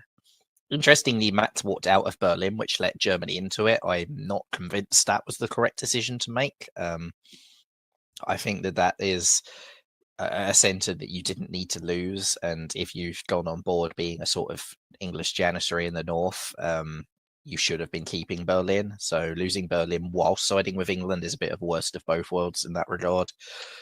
Germany, meanwhile, has come down to Ruhr and is perhaps going to try and launch an attack on Munich, try and help France into there. Maybe that's what they're now pitching. We know Jude is sort of flailing around looking for some way to survive this game. Maybe they've believed that this is the best chance that they've crafted for themselves. I am not sure that it's going to work, but then again, nothing's really worked for them so far. So I guess why not keep trying? Yeah, I'm trying to think of the biggest gainer of this turn. It's net, maybe England, who should pick up Holland and or Kiel and or Berlin heading into the fall. Let's see what we get. Let's stay in the West. Well, Russia retakes Berlin. Yep. So England does support Russia back into Berlin, which is pretty reasonable. Supports France into Holland, which is a nice way to buff your ally. If you're worried that AI are going to cooperate against you, and you're not really worried about France at this point, given how enmeshed they are with Italy, I think giving Holland to France makes a lot of sense. Keep them loyal. Don't give them an excuse to turn around and flip sides. Yeah. Germany has Berlin disbanded, so their one remaining unit will be the army at Ruhr. They haven't lost Kiel yet because Goffey helped them defend this turn, but it's sort of a race against time there. Speaking of Goffey, wow, look at the East. Yeah, I just wanted to say on the Holland point, I see what you're saying from that perspective, McCallus, but my question is, okay, France gets Holland now. Marcus is going to take Kiel, sure, but what's his dot after Kiel, right? If you're Russia's ally and Russia's really important in the fight against Peter, who's your biggest competition, you're probably looking to stab Darcy in a couple game years. And if that's the case, do you really want them putting down a Fleet Brest right now? Yeah. I tend to think that actually Max is going to die very rapidly, and you will then go and take St. Petersburg. You work with Russia for now, and then they have a shelf life, and that shelf life is looking shorter by the minute. Maybe. Meanwhile, we have some Russian moves that I think are pretty strange. Max doesn't cover Sev. I guess that's a guess. He was guessing that Peter was going to go back and cover Ankh against Black. Fine, but I think that's a guess you cannot afford to take. Just especially with Rum tapping Serbia, which is to cut so that Greece is guaranteed to get into Bull South Coast, I guess, I think is really not the move you can afford to be making right now. You have to be protecting Rum, protecting Sev, protecting Warsaw. If you're going to survive this game, it's going to be on that core of centers. And meanwhile, Black supports Greece into Bull, which looks like it's maybe thwarting a bounce or just is a weird kind of a stab. But in the meantime, Ionian goes into Greece. So if anything, this could be arranged between Peter and Andrew just to get that fleet out of Ionian. Yeah, I don't understand these moves from Max. Andrew's picking up Tunis. He's happy. He's good. His position is consolidating. Peter gets Rum back. He's happy. He's good. He's in Sev. So AI are still looking pretty good. Yeah, we like. You asked in spring who the big winner was, and England was a big winner, but Goffey has been a big winner out of this year as well. Like that horribly strong out position with lots of indefensible centres. They're looking a bit more defensible now. Peter's going the other way. Yes, Bull is still risky, Smyrna's still risky, but if you've got a Russian potential friend, just a desperate Russian that wants to be your friend, it's looking a little more holdable, and you get another build. The fact that Goffey has managed to get Tunis for himself and clear Peter out of Ionian is huge. That's a massive double win for him in terms of momentum that wasn't there a year ago and didn't really look likely. Like we were saying, maybe he was going to have to give Tunis to Peter to get him out of Ionian. Instead, he's managed to get it for himself and get Peter out of the Ionian, and that just speaks to great negotiating by Andrew Goff. And I wonder if some of these dodgy Russian moves were made at Andrew's suggestion and behest. Yeah, to use both Romania and Black Sea, not for your own defense. I mean, yes, Romania could not have been held. I mean, it could have, but then you're sacrificing 7 other things. It just seems like he did too much to be an ally this time and not enough to be a survivor in his own right. So, yeah, but if you're Andrew, do you not wish Khan had successfully moved to Bull? If Khan moves to Bull, there's no longer anything touching Smyrna. Sure, Peter's still in the Ionian, but you can just build a fleet in Naples and kick him out. Now you're in Bull South Coast, surrounded by 4 Austrian units. I don't know that this is a better position. I think I'd prioritize making sure that he's out of Ionian, because Peter never has an excuse to go back to it either. Yes, you might get kicked out of Bull, but in all likelihood, getting kicked out of Bull, you retreat to Aegean and you can cover Smyrna. So you can defend one of those still from that position. No. Well, we'll see. All right. Before we review the winter 1906 adjustments, let us hear from the sidelines. This is a longer report I see here, so there must have been some good negotiations. A lot to listen to. So we will catch everyone back in a few minutes. It's Zoe Cameron and Brandon Austin back for 1906. Well, it's been a bit of a theatrical year. It has. There was a short break as well before the orders were read at the end of spring, just to give everyone a little bit of a chance because this game is a little bit longer. So, yeah. Yeah. So, firstly, I mean, just noticing how everything was being read out, it appears that everyone loves a Goff in Munich at the start of this year. A lot of support in there. It's always a good thing. Peter McNamara was told by Andrew Goff to stop it, aka attacking Max. That has not appeared to happen, and that's probably because I don't really think either of them had any intention to let up the pressure there. Now, the fun thing that was happening around the board, there was a bit of chat with Goff, Max, and Darcy about building up against Peter, and this sort of did it spiral or did it step up? Did it elevate into a quite beautiful theatrical piece between Goff and Darcy? I think it definitely escalated. Yeah, Darcy's comment at the beginning of spring this year was, "I die now." So his hopes for the game started to descend a fair bit. Yeah, absolutely. So Goff was putting the hard word on Darcy, you know, that any sort of attack against Austria is only going to be possible if Darcy lets up on Goff in the Med. He said, "Go away." Darcy said, "I'm not trying to fight you." Goff said, "That's not good enough. You've got to go away." This is quite loud at this point, and everyone's starting to listen in. It's not too far from the board. Darcy gives what he clearly thought was the generous concession. "I'll allow you to push me away." There were audible guffaws from around the board at that one. And then Darcy started talking about, "I waited for 4 years." Goff's like mirroring, "I waited for 4." Max wisecracks by the board, "I did my time, 12 years in Azkaban."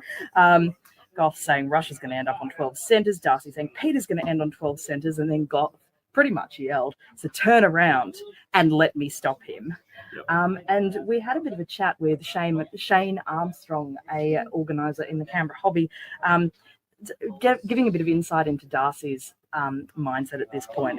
The quote is, "You know, Darcy's lost it when he starts talking about the past," and that point about "I waited for 4 years" seems to fit the bill there. And the other mention of the tell was when he's sitting at the table. Quite a contrast with Andrew Goff, who's sitting at the table happily whistling a little tune because everything is coming up Goff House. That's it. I personally liked it when Goff referenced Star Wars, when Darcy had said that he would move into the Mediterranean, capture Tunis, and just hold the line there. Goff quoted Luke Skywalker in one of the later films by saying, "It's funny because every word you just said was completely wrong."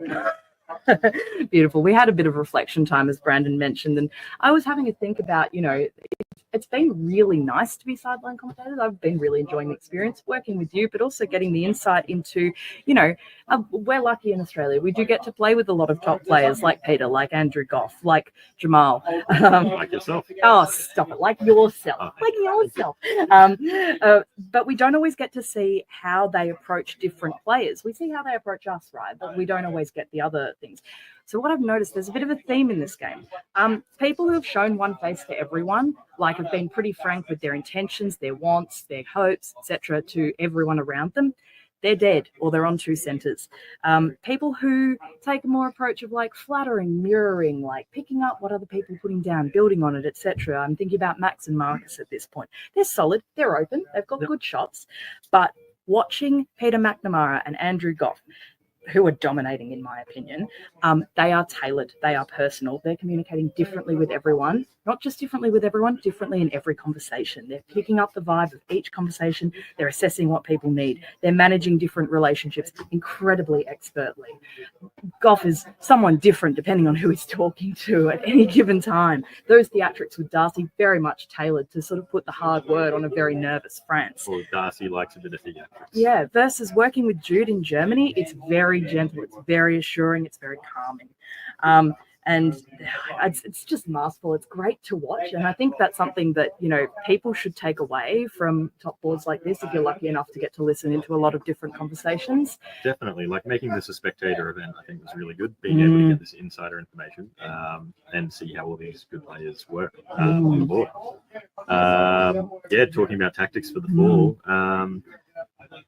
Max and Marcus seem really relieved that Max was able to pull off capturing Romania. Like nice little bit of tactics there against Peter McNamara.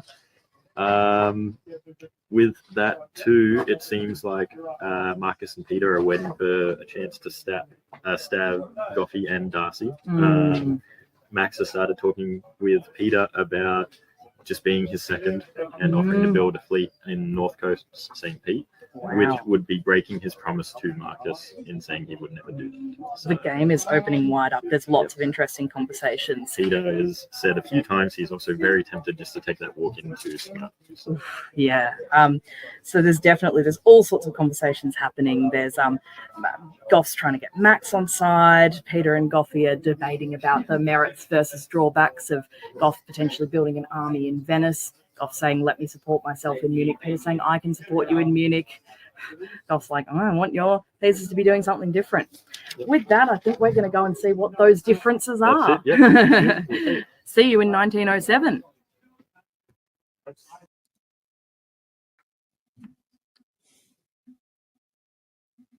That explains the longer interview that we saw there. They had a break in action, which is always good. Maybe some of that stress you guys were talking about over the last couple of seasons. This will let them detox a little bit from where they're at. Other interesting thoughts from those interviews. McCallus, your take?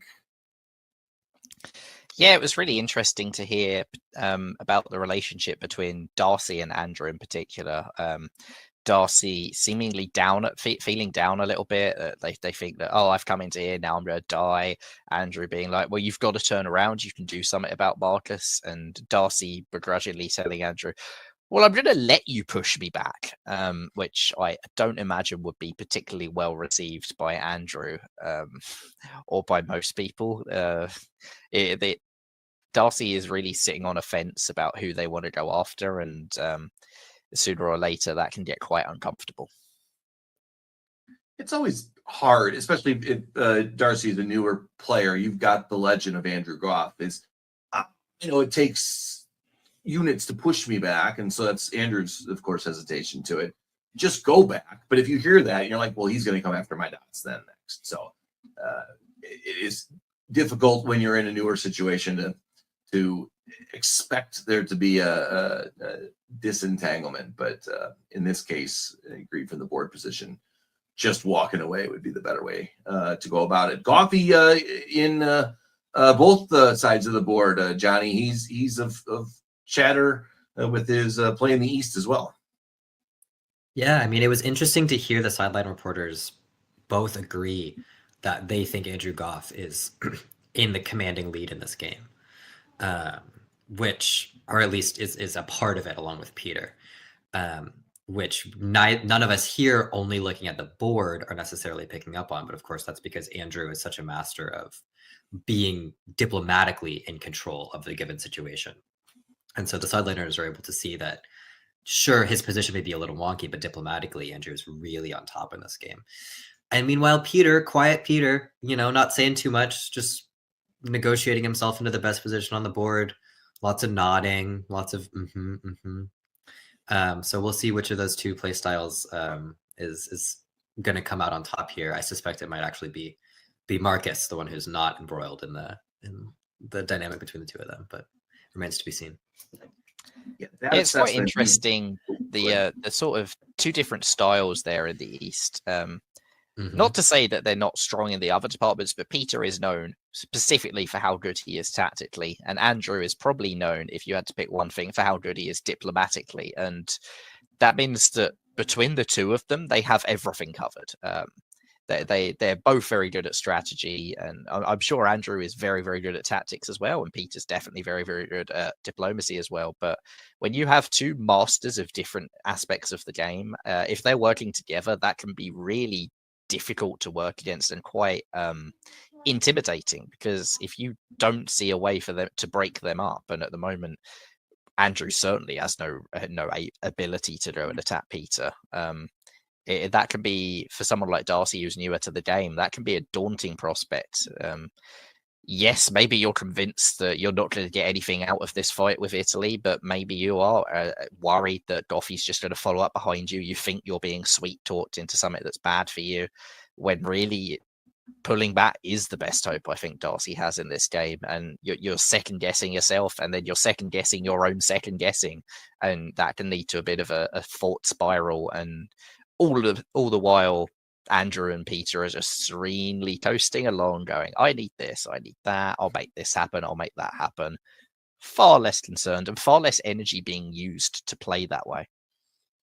That's exactly, Johnny had picked up on that maybe 1904-ish. He goes, I don't think I've heard Peter's name being mentioned. And we were doing, when we were doing the WDC broadcast in late May or early June, I forget which one, Peter was on there, and he was you heard those negotiations where he was very loud and very demanding, because he was in a different spot on the board. His position wasn't as strong, and so he had to work his way back into it, which he got pretty close.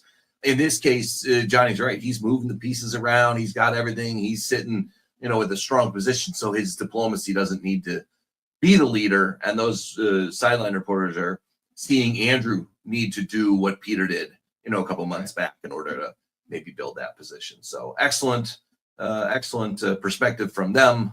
Good for you guys for picking up on that. And we're about 2/3 of the way there. I think the earlier games all went to about 1910 at max. So let's assume we've got 3, maybe 4 years left. Let's see where we're going to go. Why can't I get... There we go. Just like in an hour ago or so, I couldn't figure out how I broke it. Breaking it again. So we are into the adjustments.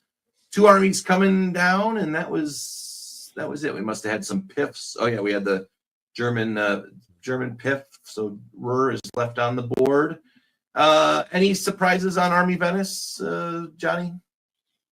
Yeah, a little bit. I like Army Venice for Goff. That's what I would be pushing for probably. But I sounded from the sideline like Peter didn't want Army Venice. Understand why Peter would not want it. So an interesting insight into the diplomacy that Goff felt he could get away with building it here. And of course, Ionian is still pretty vulnerable here, right? Like if Andrew does have to continue to move west, Greece can just walk into Ionian and really mess up Andrew's game. So Andrew needs to be pretty careful not to piss off Peter with a build like this, unless he's pretty sure that he can get a kind of disentanglement with France.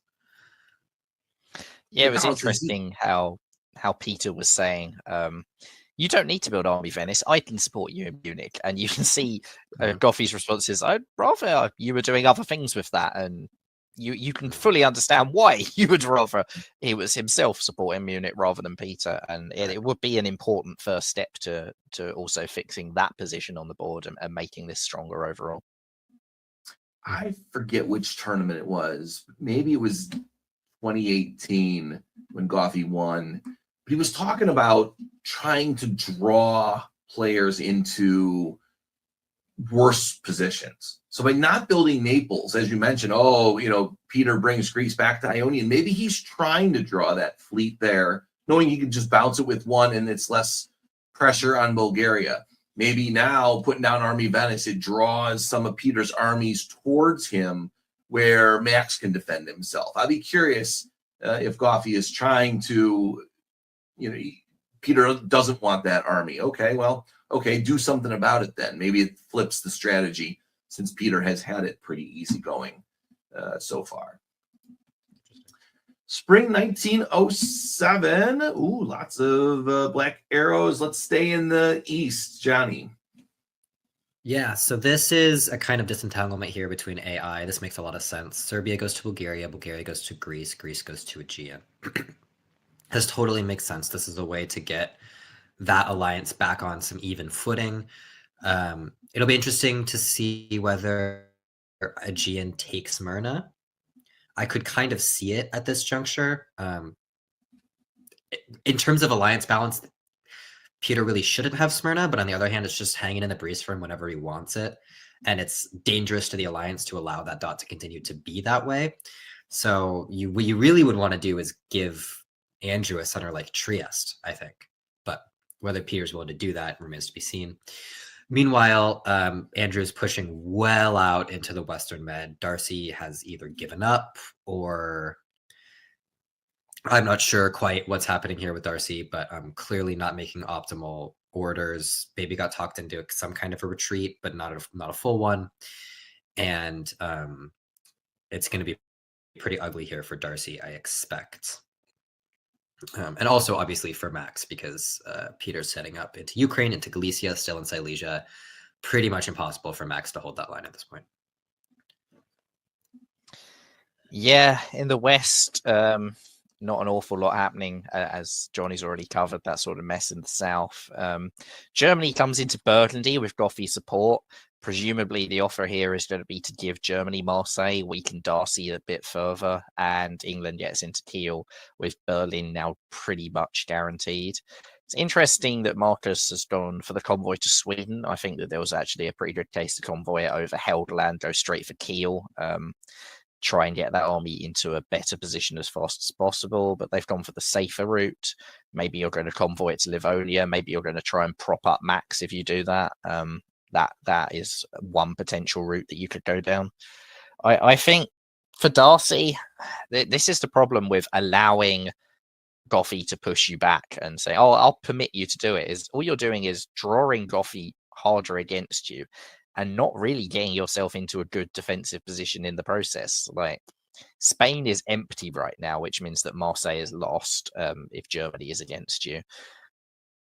North Africa is just sat there doing nothing. If you wanted to turn this into an attack on England, England's just convoyed off the island. This would have been an ideal time to go and attack England if you could get Goffey moving in the other direction. But instead, Goffey hasn't moved in the other direction. He's moved against you. So you don't really have that window to go and attack Martyrs. And I think that was probably frustrating Goffey quite a lot. And maybe we heard a bit of that in the negotiating from the sideline reporters, that for Goffey's perspective, he knows France shouldn't want a war with him, and France is leaving him no option. So Goffey's making the best of it that he can, and he's going to go and take as much as he can because he's been forced into this. But I think he'd rather France had gone and fought England, and maybe he could do something about Peter.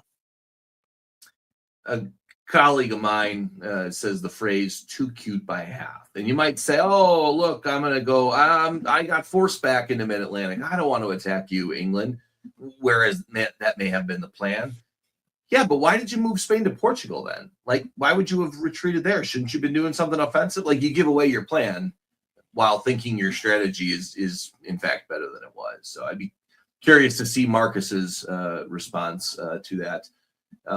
You mentioned about giving Jude Marseille. Why wouldn't they help Andrew? And if you know you're dying, you may only be on one center. When do you become selfish when you make that ask? Yeah, you want to weaken Darcy, but weakening Darcy is also, Andrew getting that center as well.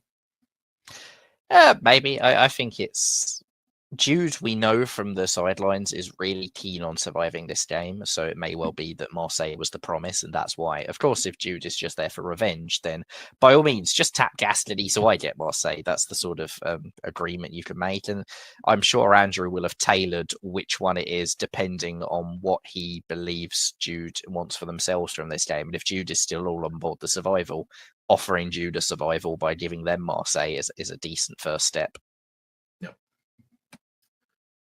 Alrighty, as we head into fall 1907, let's see how those centers in the East change hands. They are, they are changing.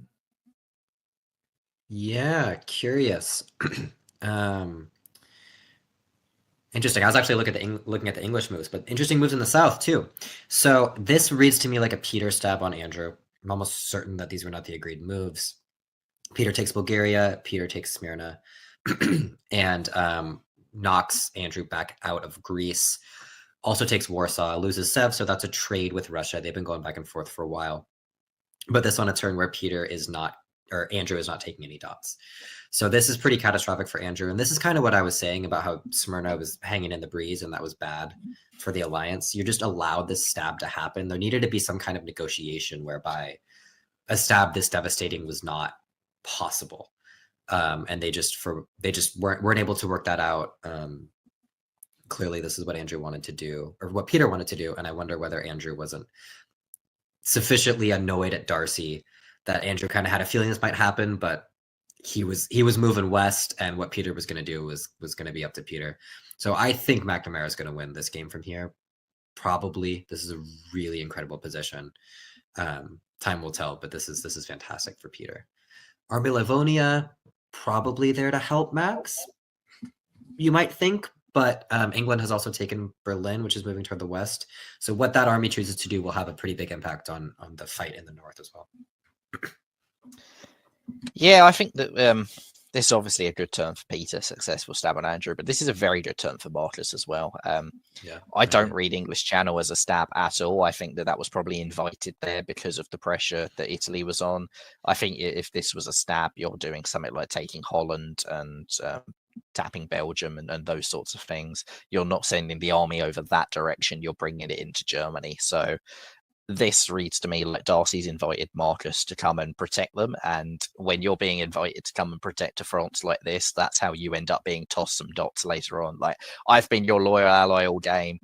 AI have steamrolled you in negotiations. They're the ones who've made you feel not very happy. Your mood's low because of them. Just help me out a little bit. Give me a little summit back. That's quite a persuasive case, and that's the sort of way Peter's lost top boards before, where he hasn't been able to convince people to help him over the line in the way that other players sometimes have been able to. Marcus may be looking to set himself up on the same route. He's probably got Russia's loyalty. He's got France's loyalty. Germany's gone away, and he's now probably got Goffey on his side. I don't think that this is over in Peter's favour at all, but I do think it's turned into a bit of a two-horse race. What's the thing here? All right. So as we get into winter 1907, Goffey is pulling 2. Peter is building 2. Marcus is building 2. Max is pulling 1. We must have had a piff somewhere. The French fleet got piffed. So that was the other adjustment. Boy, if it would have been funny if Kiel could have been bounced, we could have had Germany building 1. Kiel would have been left open.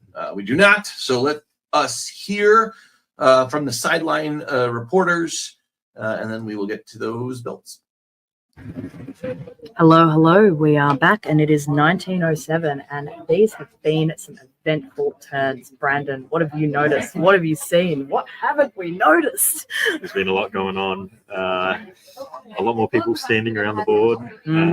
Everyone's spending a few minutes to themselves in these negotiation times. A lot less talking going on, and the conversations are being pretty short and direct to the point. So, yeah. Absolutely. I mean, right off the bat, probably need to talk about that based on the results of spring, Goffey is now lined up to absolutely take Darcy completely apart with the help of Jude, who's looking like they're valiantly going to move into Marseille. That's what I've been hearing in discussions. That's beautiful. I love a one center power that refuses to die and instead helps out, particularly in silly ways like that. So Darcy is trying to get help. He's trying to sell people on, if Goff's racing McNamara, Peter wins every time, trying to just trying to get an assist. But given that he sort of sat on his hands for so long, I think he's going to have difficulty securing that. What have you been noticing? Yeah, no, definitely. Like Darcy had his opportunity to pull back from the med and trust Goff that he would, pull back as well. He hasn't done that. Goff's forced his way in, and now Darcy's like, I've moved away. Goff should see that. And it hasn't really gone that way for him, unfortunately. And yeah, Jude's hanging in there. They might be able to live on that one center, which would be cool to see. That would be awesome. But they were running around asking all the relevant players if one by one if they would support them into a different center, but it's getting to that point where they just need someone else to support them to stay in the game. So. Yeah, and Goff's being very benevolent. A benevolent Italy. A benevolent Goff in Italy, supporting them into Marseille. So building a little bit on the presenting different faces, tailoring your interactions negotiation we had a bit of a chat about last time. I'm noticing that even more with Marcus now. That there was a discussion in the spring into the fall. There were chats between I think it was the EFG, but it got to a point where Marcus was talking about, we'll see what we can do with getting Goff and Peter to fight each other. And yeah, I think he handled it quite skillfully from what I heard. He then went to Peter and basically warned him of an impending stab from Goff. We'll see if Peter buys it. They're obviously coordinating pretty closely as well, but it is getting to that crunchy time. Right at the very start of this game, I heard Peter and Andrew saying to each other, obviously our time together in any sort of alliance is limited, and it is getting right to those years in which they said that alliance was going to end. Yeah, certainly. Like Goff did talk to Darcy about possibly disentangling in the Mediterranean. So it'll be interesting to see whether that happens or not. Absolutely. Definitely, Marcus was talking to Peter. They're worried about France collapsing to Goffy and him snagging those centres. Peter did have an interesting chat with Max, saying that all of Max's centres are his if he wants them, but he doesn't have to take them. So we'll see what happens there. Very fascinating. I'm a little nervous about England's position. Rather, I would be nervous if I were Max right now. That is set up for I mean, beautiful if you're England, horrible if you're Russia stab. I do, yeah. Like I see that too, and I feel really sad for Max. He's our chief vibes officer here in Canberra, and unfortunately, the vibes are not as happy as they usually are. We've done a vibe check. The vibes are not good They're today. not very good. He's hanging in there though. He's still cracking a couple of jokes, so that's why we love him. And from a bit of a straw poll, people are coming together, and it's sounding like it's a tussle between EAI at this point. Yep. That's my view. What's your view? I unfortunately do have to agree. I don't have any of the bargaining cards for those, any of the gambling cards, so I think I'm out of that race. The gambling cards. Yeah. Oh man, I made a mistake by bidding for ones with turkey on them. Sorry, I had 15 that had turkey in the top 3. So, yeah, that random shuffle really got me there. We'll come back to you guys soon, and we'll go check in and see how 08's going. Thanks so much. Chief Vibes Officer. I think I deserve that title here at DBN. Always a sparkling personality, bright side of life, picking the underdogs. I don't know if anyone who needs those vibes on the board are getting them though. The chief. Well, I suspect that Andrew might need some of those vibes right now after that turn. Yeah. It's too bad to hear that the board has been failing the vibe check in the last couple of seasons. I'm not surprised. There's been a certain amount of evidence of some tension that we've been able to see from the board state, but it's always too bad to hear that.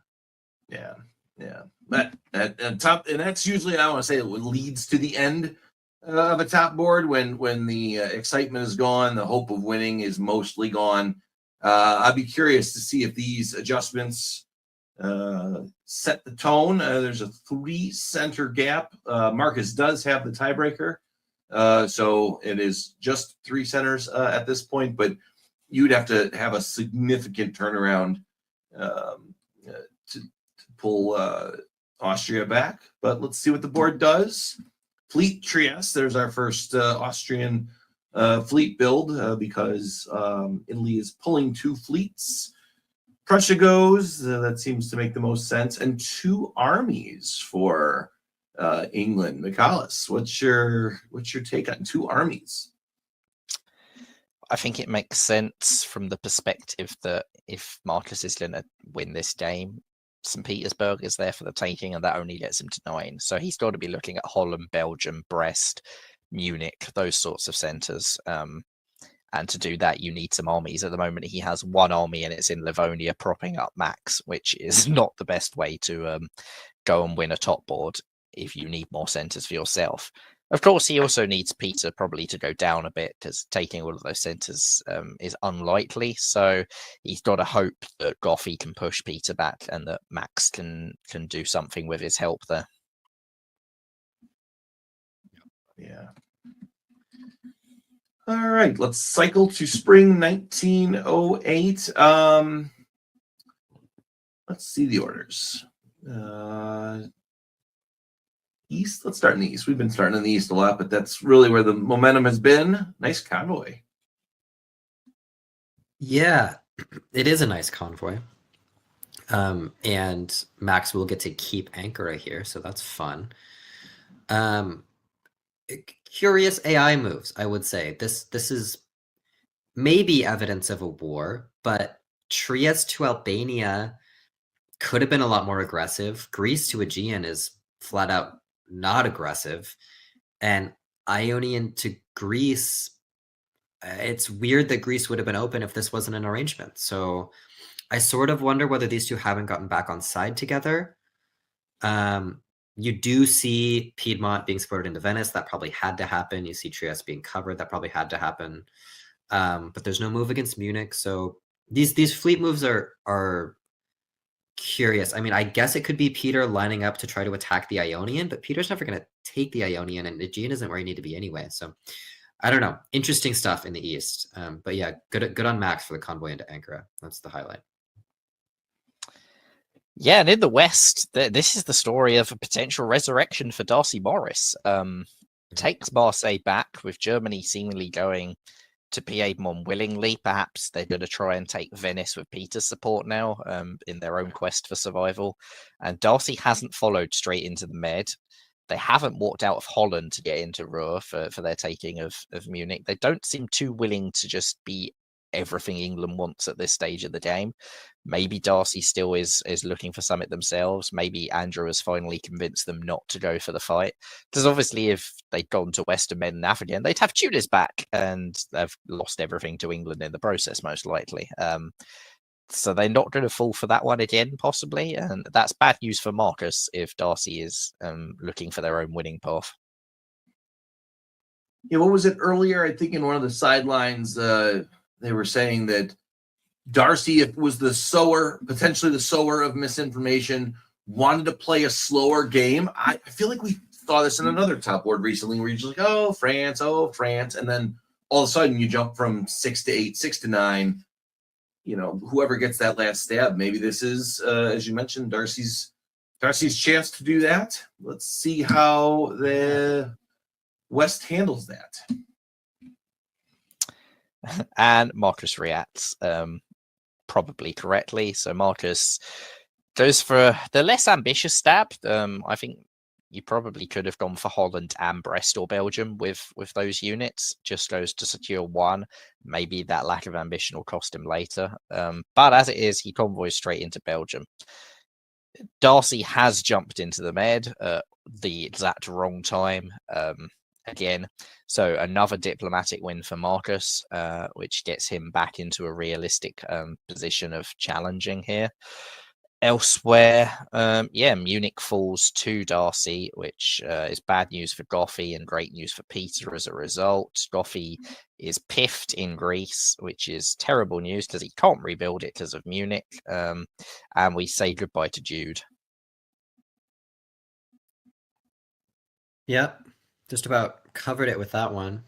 Goffey's pretty much out now. I was going to make an argument before this phase that I thought the two armies from England were the wrong builds, and that England should have built at least one fleet and prioritized trying to take the Mao, and then taking Holland, Belgium, and Brest, and maybe Portugal as their last centers.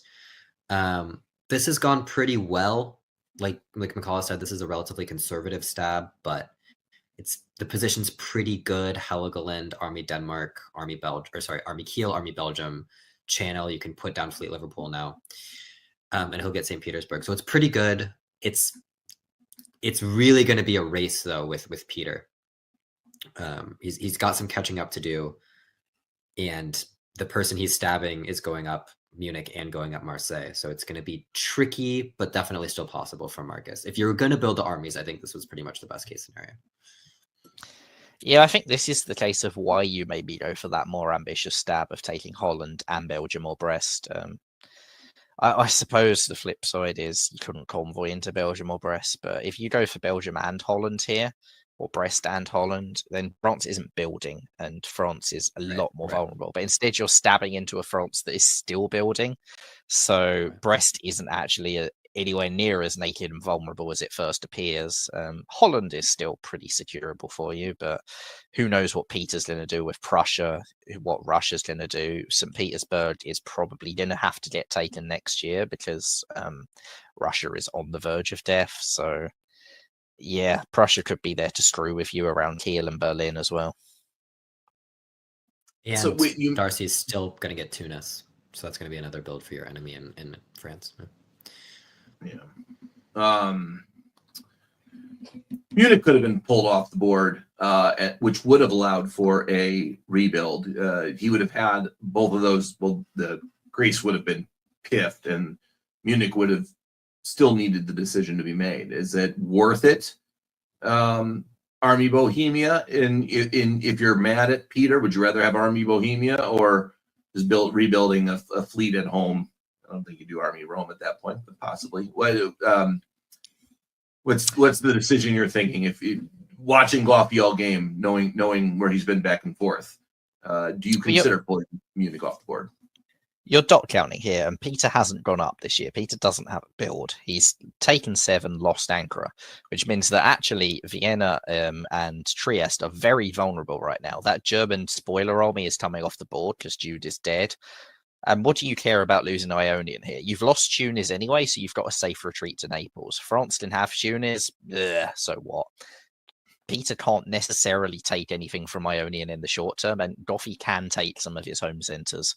If Russia keeps Black Sea on the board, that's going to tie up a ton of Austrian units, and that's really going to be key for stopping Peter at this point. I think if Black Sea comes off this board, it's probably too late to stop Peter. If Black Sea stays on this board, and it has, Russia doesn't actually have a disband, so Black Sea is still on this board. That is a real problem for Peter, because that is 1, 2, 3, 4, 5 dots that Peter needs to be his that are all threatened by Black Sea. Ankara can't be guaranteed. Smyrna's there that sort of needs covering. There's a lot Peter has to worry about, and it stops all those units coming back. The second those 2 Russian units go, all of those units come back, and it's too late to take stuff off Peter at that point. All righty, let us get to the sideline reports for 1908, and we also have an interview with Jude following their elimination here. Let's do the sideline first. And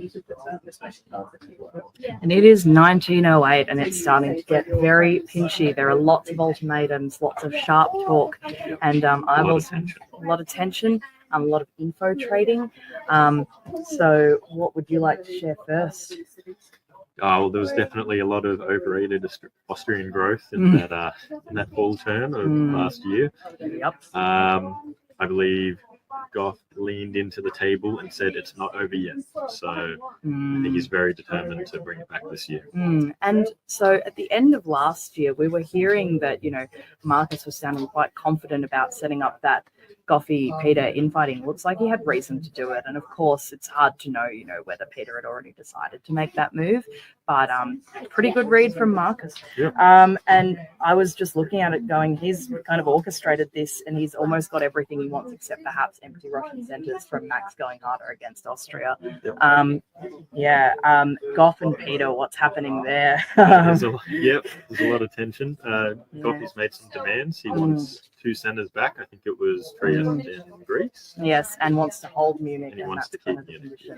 condition. From what we've heard around the grounds, that may be unlikely. It doesn't sound like the West is going to cooperate. Interestingly, for Marcus's overall game, the moves to destabilise Goffey will probably backfire on him. I basically feel like if Goffey is weakened to the point of being ineffective, it is Peter to lose. And Peter seems to be thinking that as well, describing his stab at the end of last year as a win the game stab on Goff. There was at the end of spring when the orders were submitted and read, Peter did say, I hope, as he submitted his orders. And then with the moves that he did around Venice, I can't quite remember whose were being read out at the time, but I guess it didn't quite work out because he did walk away frustrated. Yeah, absolutely. Just very interesting. Like Goff really set, from my read, is that he's putting it all on the table now. He's not, it's Andrew Goff. He's not showing the desperation that we might see from another player who's starting to get a bit tackled, but definitely he's making overtures. He's putting out ultimatums. He's also putting out interesting offers and really trying to, sell interesting and tailored approaches to everyone. But unfortunately, he had misplaced trust with Darcy. He was quite frank. Goff said, let's get Jude's German army up into Tyrolia. Let's pester Peter. Darcy immediately conveyed that almost verbatim to Peter, and Peter said, "That's great because that gets you Marseille and Munich," and that is how the West contributes to Peter winning. I feel. That's it. Yeah. I guess he does have a few guessing games to play with Max. Max and Marcus still seem to be pretty good, working together where they can. Yeah. And Max said he loves playing guessing games with a guy that has a maths degree. He's actually doing very well with his guesses so far. So he's not doing too bad. Pretty good. And there was an interesting quote from one of our collaborators. Overheard Goff to Marcus: "If it comes to me being kingmaker, you're good." So we'll see. We will see. 1909 might be the year it all happens. That's it. We'll see how it goes. We'll see you at the end of 09. While it may be true that you do like playing guessing games against a math professor, I don't like the odds. Do you guys? I think that was sarcastic. That's the tone I was getting there. But as they said, Max has done pretty well so far, and the longer Black Tea is on this board, the longer Marcus has a hope of winning. And the hope of winning also is helped by Goffey saying, "If I'm kingmaker, you are in a good spot." It's hard to see took the what words out of my centers. Yeah, but it is hard to see what centers Goffey can toss in Marcus's direction. Maybe Munich. Maybe that will be it. Especially if France allows Holland to get piffed here and suddenly finds themselves very short on armies. That would be really bad for Darcy if that happened. And the other thing that Goff can do is focus on taking centers from Peter instead of focusing on defending against France, right? And the more Goff is dead set on taking centers from Peter, the better chance Marcus has of topping the board. Yep. All right. Well, we do have an interview with Jude. Let's discuss the winter adjustments before we get there, though. We will see the army in Piedmont removed, therefore eliminating Jude. Fleet Brest, Free Fleet Liverpool. That is it. Rational. Fleet Liverpool was necessary. Fleet Brest was probably necessary. The fact that you've built Fleet Brest means that you really can't afford for those armies to get piffed around Germany, though, because if France goes down to just those 2-3 armies defending everything, if once you throw Marseille in, that would be pretty catastrophic for their position. And who knows what Goffey's going to do to help Marcus. So you've got 2 potential retreat spots, Burgundy, Silesia. We assume that Peter will probably put 3 on Moscow since it's guaranteed, or at least 2, probably 3 on Moscow because it's guaranteed. Silesia still is potentially open. Burgundy's possibly covered. How do you defend against a piff from 3 armies, which two of the 3 may get attacked? This time, what's a defensive odds? Let's play tactical matchmaker here. Marseille supports Ruhr to Burgundy. Munich supports Holland to Ruhr. Just sacrifice Holland because you know you will lose it at some point. Holland is lost. Yeah. Yeah, Holland's lost. Do you think you have to move Holland into Ruhr though? As long as you get Peter to tap Berlin. Exactly. Yeah, if you can get Peter to tap Berlin, maybe not. The flip side though is that Marcus could go for Ruhr himself, and if Marcus goes for Ruhr himself and you don't have a retreat, that's a piff that's really bad for you. So but if Munich supports Holland to Kiel, the only unit that Marcus could use. So you're saying if Belgium goes to Ruhr?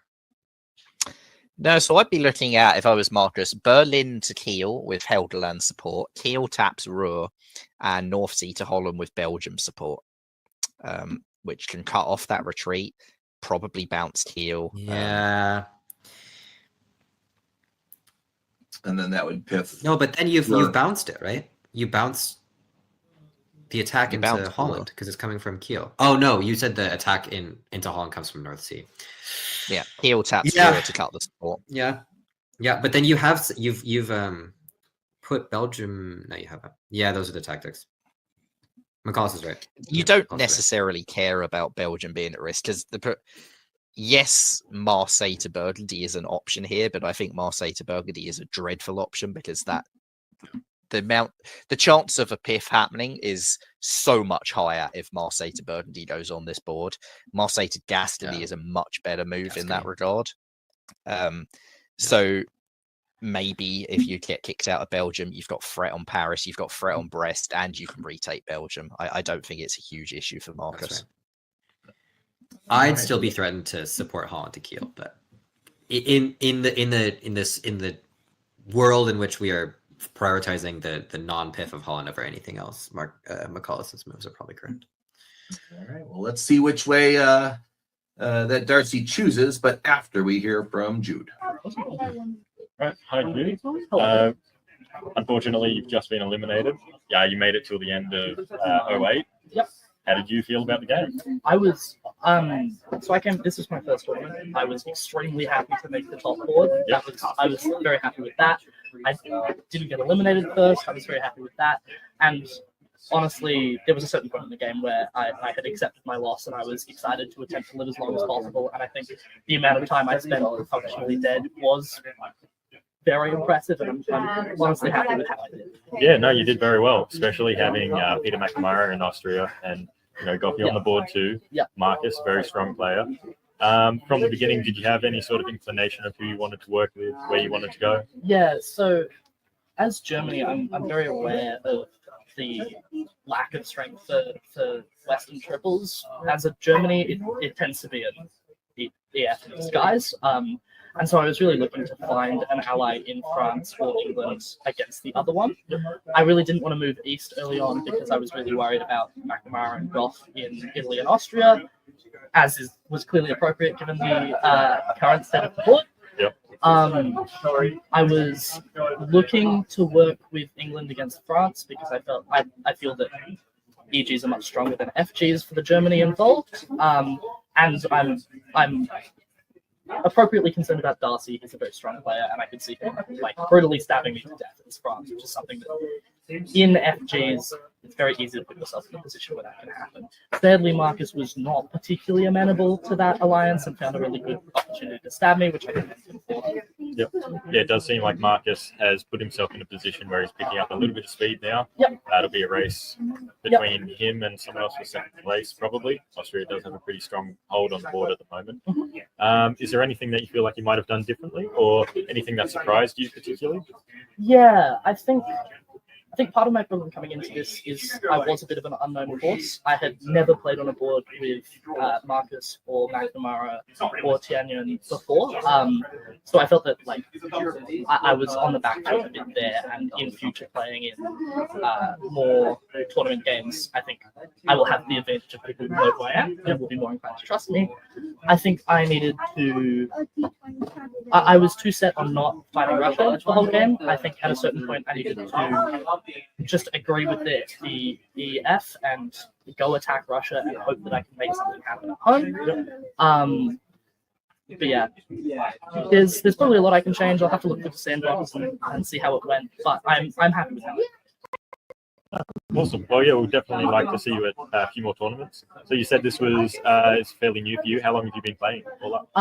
I've been playing for a fair few years, but I didn't get super into the hobby until pretty recently. I played a lot of online games over COVID, like many people, I think, but I really got into it over the last 6 months, and this is my first face tournament, so it's been really exciting. No, definitely very exciting. Yeah. Thank you for an excellent game. Thank you very much. And we'll be watching the name Jude Connor for the future. I hope so. Right. Thank you. Easy on. I do enjoy that. This is the second interview in a row. Obviously, the result did not go the way that they wanted it, but definitely both players we've heard interviews from so far enjoyed the game, learned, looks forward to looking at the sandbox. So, Jude, hopefully, when you're watching this, you pick up something from the commentary We all learn playing in the familiarity. I love that. You're an unknown. Sometimes players don't like to work with unknowns. You don't know it yet, so by the next time that you are on the board, you will be known. So yeah, I mean, for your It's like first tournament, making a top board is an impressive start, and Jude played very well to get there. Tion, you as well. They've had some very good results for very new players, and sure, this top board might have been a learning experience for them, but you just bounce back, come back stronger. I'd also like to point out that we just heard an Australian admit that Western triples are bad for Germany, and that if you're playing Germany, you should not agree to a Western triple. This is the first time an Australian has ever this thought has ever occurred to an Australian, and I want to commend Jude for having realized this. And please evangelize this gospel to the rest of your continent. Which is hilarious, given the results that Germany had in this tournament. I know. It's quickly how the mind changes with good experiences and less so. So anyway. All right, let's get back to the tactical battle that you both analyzed before we got in. The winner of the tactical battle is Johnny. Gotcha. I guess the Pippin roar is not great. Yeah, I'm unconvinced that Johnny's the winner of that tactical battle. But to be fair, I suggested Marseille to Gascony, roar to Burgundy. Which I do think would have been good moves. Yeah. This was always the danger with Marseille to Burgundy, is you leave Ruhr nowhere to retreat to, and the Piff is much more likely. Yes, you've got into Kiel, and Prussia may help you take Berlin or something like that. So you've probably got some hope of getting somewhere in that regard. But also, if you're attacking Berlin, then Burgundy becomes at risk now that Ruhr and Belgium are there. So I don't think that everything has gone great for Darcy in that regard. It's not all gone great for Marcus either, though, especially when you look to the east. Yeah, I mean, Marcus has taken St. Petersburg, so that's something. But this is a very good turn for Peter McNamara. He's taken Moscow. He's positioned himself to be able to take Ankara here, guaranteed, I think. Yes, probably.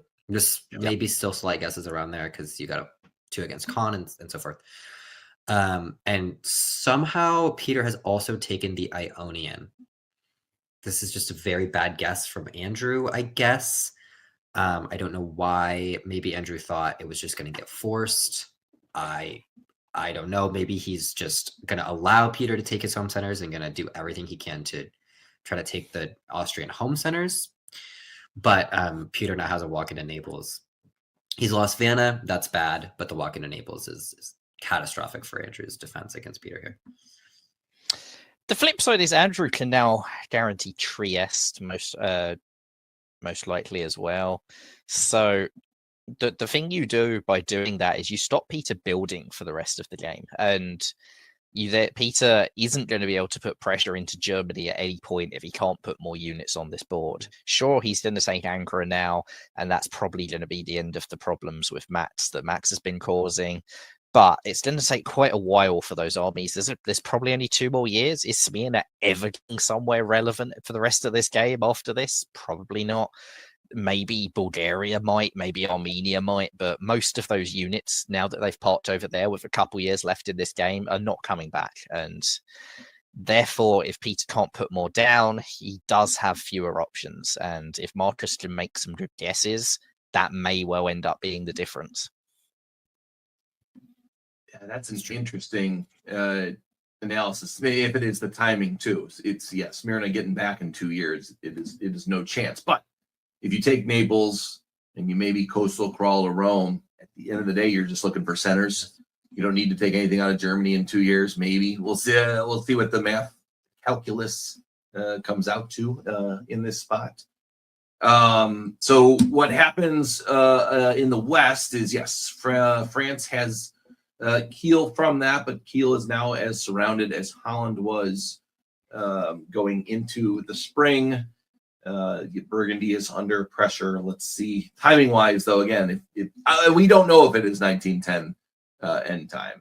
That is what the longest it had gone to in previous games. Maybe we will go longer. We will see how that works. Oof. Peter sneaking into Berlin. Yeah, Peter takes Berlin, Moscow, and Ankh and Naples, but loses Trieste and Vienna. So this is some pretty. These are some fireworks for the last couple of turns. This is really interesting to watch. How many is Andrew going to get to keep all 4 of those units? Yes. Yep. In fact, Andrew's going to get to build.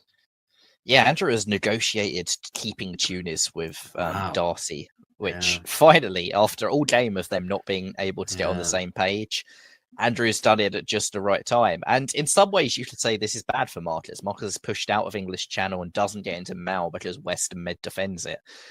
But if Andrew is there frustrating Peter, that might still be enough for Marcus. I like Marcus's tactics here a lot. I know he's lost Berlin, but he's piffed 2 French armies in Germany in 2 turns. And I said before the year how critical those armies were.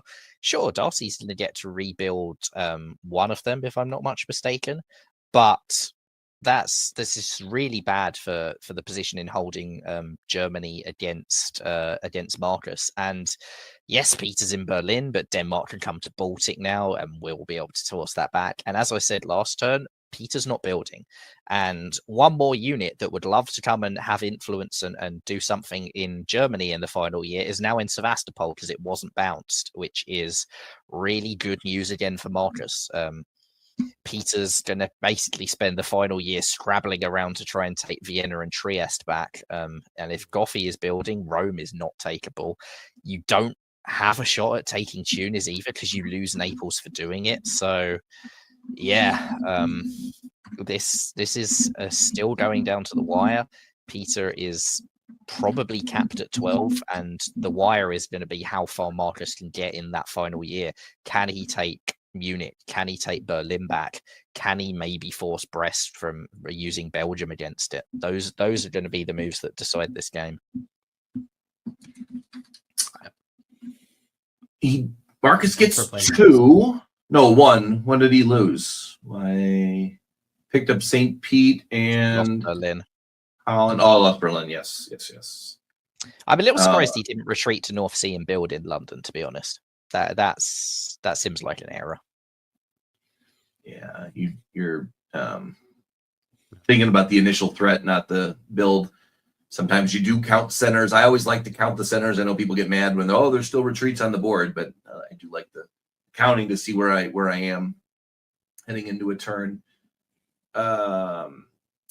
Max has been eliminated. We will hear from Max shortly. Peter does get 2 builds, as we've mentioned, and as Michalis nicely pointed out, cannot build them. So up to 13, but playing too short. And Goffy does get to rebuild one, which prevents the coastal crawl that we get to see. So let's hear from the sideline from did I miss? Oh yeah, I must have missed that one. Let me delete. I would have showed that one twice. Let's hear the sideline of 1909. Maybe there's some pickup of what we haven't seen yet. Fall, winter 1909, and they are still doing their stuff. Looks like we're going to be playing right through to the end of 1910 is my 1910. I've done it. 1910 is my guess. Brandon, what are you seeing? What are you thinking? What are you hearing?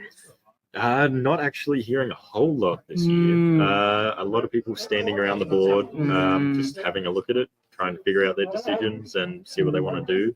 Yeah. Max has a very pivotal move in fall this year. Does he take Peter's support into St. Pete, or does he take Marcus's support to go back to Moscow? So that can make a big difference. Absolutely. Like a few people did start having a chat. I remember Max, Marcus, and Darcy in early spring just all sort of resigned a little bit, talking to each other, and there was a bit of a chorus of them all saying, "It is what it is."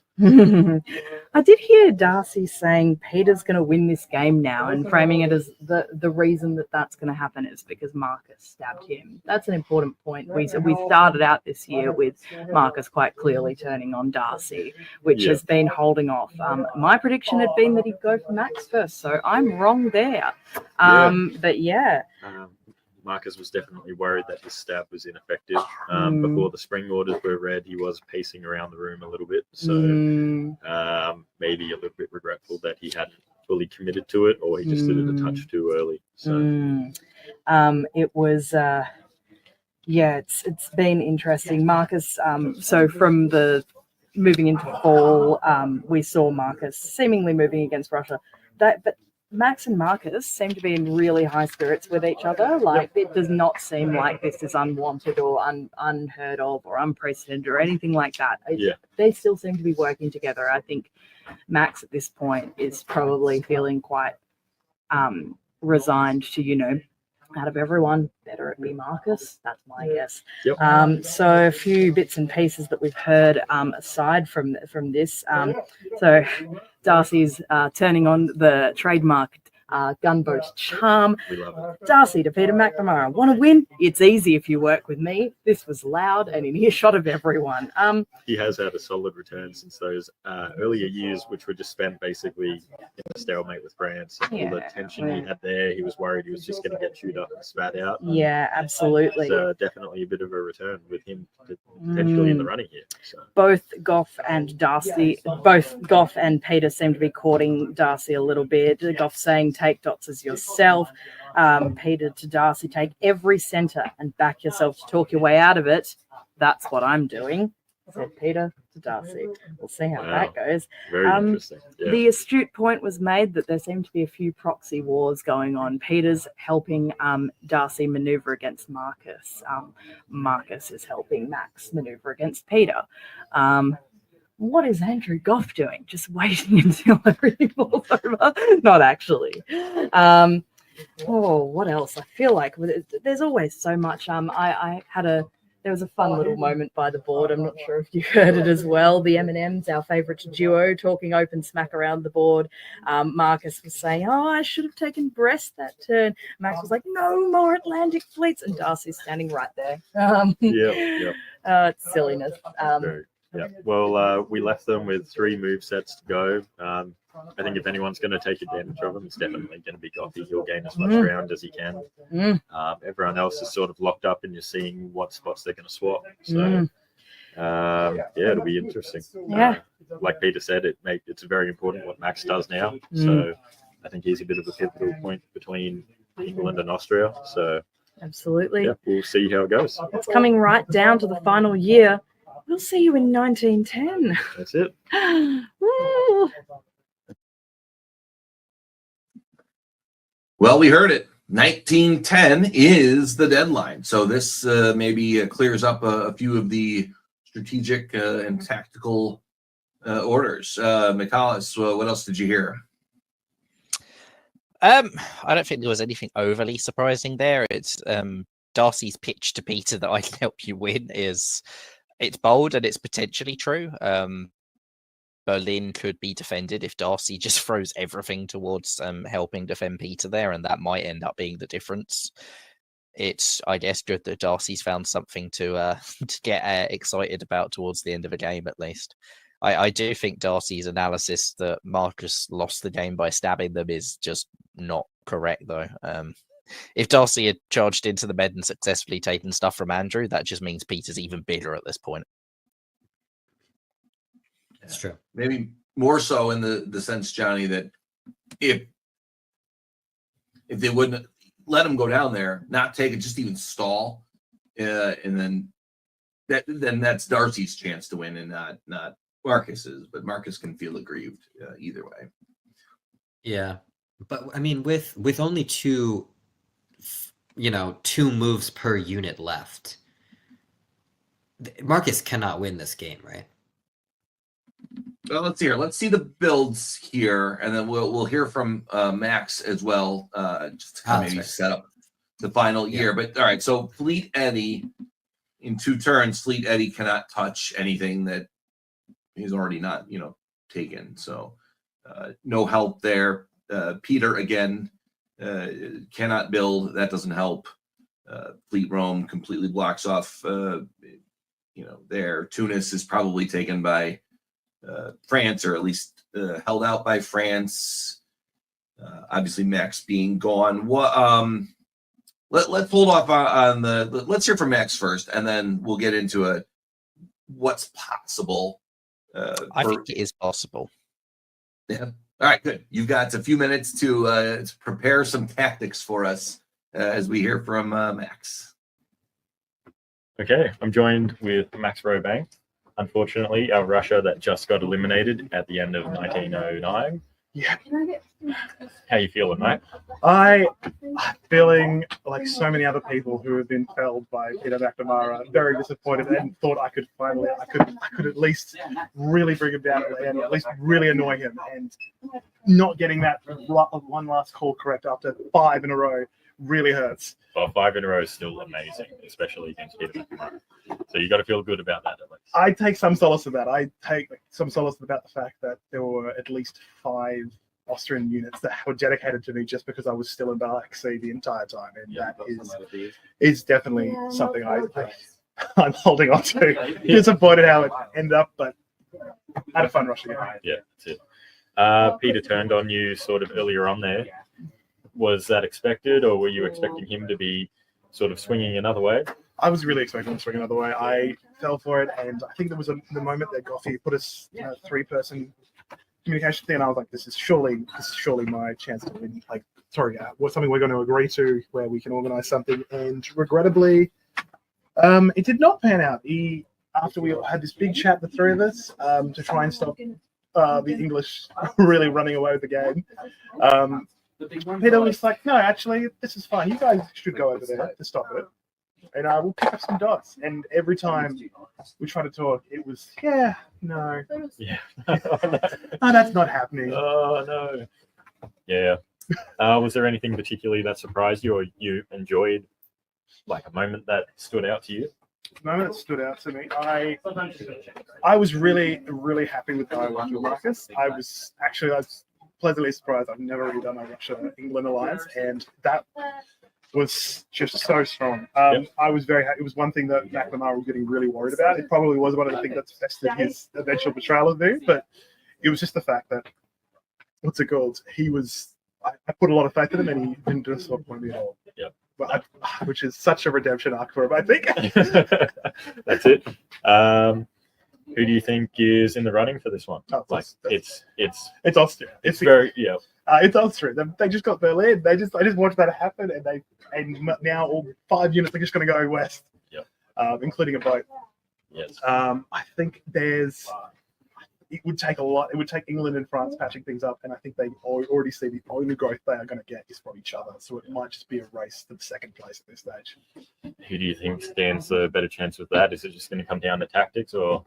I think it's going to be a lot of tactics, but I think Peter's going to choose who he wants to be 2nd, which is the worst part about this, I think. Then again, it might. Andrew Goff should just pick up a few as Italy. I forget that, but it's going to be up against Peter's tactics, and again, 5 units coming back from the west. Yeah. The east into it. But there might be something there. Yep. I would definitely, if I had to put it now, I would say Peter on Austria. I think it's going to be Marcus on England, and I think what's it called? I think Goffey will manage to sneak out on 3rd there. Actually. Yeah, very nice. Thank you. This was our final tournament for this year. Do you have any eyes on any upcoming tournaments? I think we heard something about what's it called? I think there's something about Melbourne again, which I seem to be. Yeah, I think I'd go to that again. Yep. I've been asked if I'm going to go to Worlds. I do not think I will be going to Worlds, but maybe that's just the right environment for me, where there'll be enough Yanks where I will actually do quite well. I think you would, and I think anyone who's there would be pretty relieved if you don't come. So that's it. All right, vibe check. You did just get eliminated, but overall, looking at the game, after this chat, I'm feeling a lot better. That's much more positive. All right, that's what we'd love to hear. All right, thanks for having the chat. Awesome game. We'll catch you at the next one. That's really good, Brent. That was really good. All right, that was great. Thank you for playing Max, and I very much look forward to meeting Max and playing with him one day. He seems like a lot of fun. Except he seems to have a thing against the Yanks. What? Is it done think we're good enough? Come on. All right. Just kidding. Well, I encourage him to join us, hopefully all three of us in San Francisco and prove himself right. One comment before we get to the actual gameplay, McCall, as you mentioned earlier, he said he wanted to take a run at it. He was disappointed that he didn't get Peter another time. That's the kind of belief in yourself that you like to see on top board. So I'm glad that the emotions showed through in that interview, and that by the end he did feel a little bit better about the game than he definitely had some energy going into it, but the vibe factor changed midway through. But a lot of interesting on the board thoughts too. What do you think?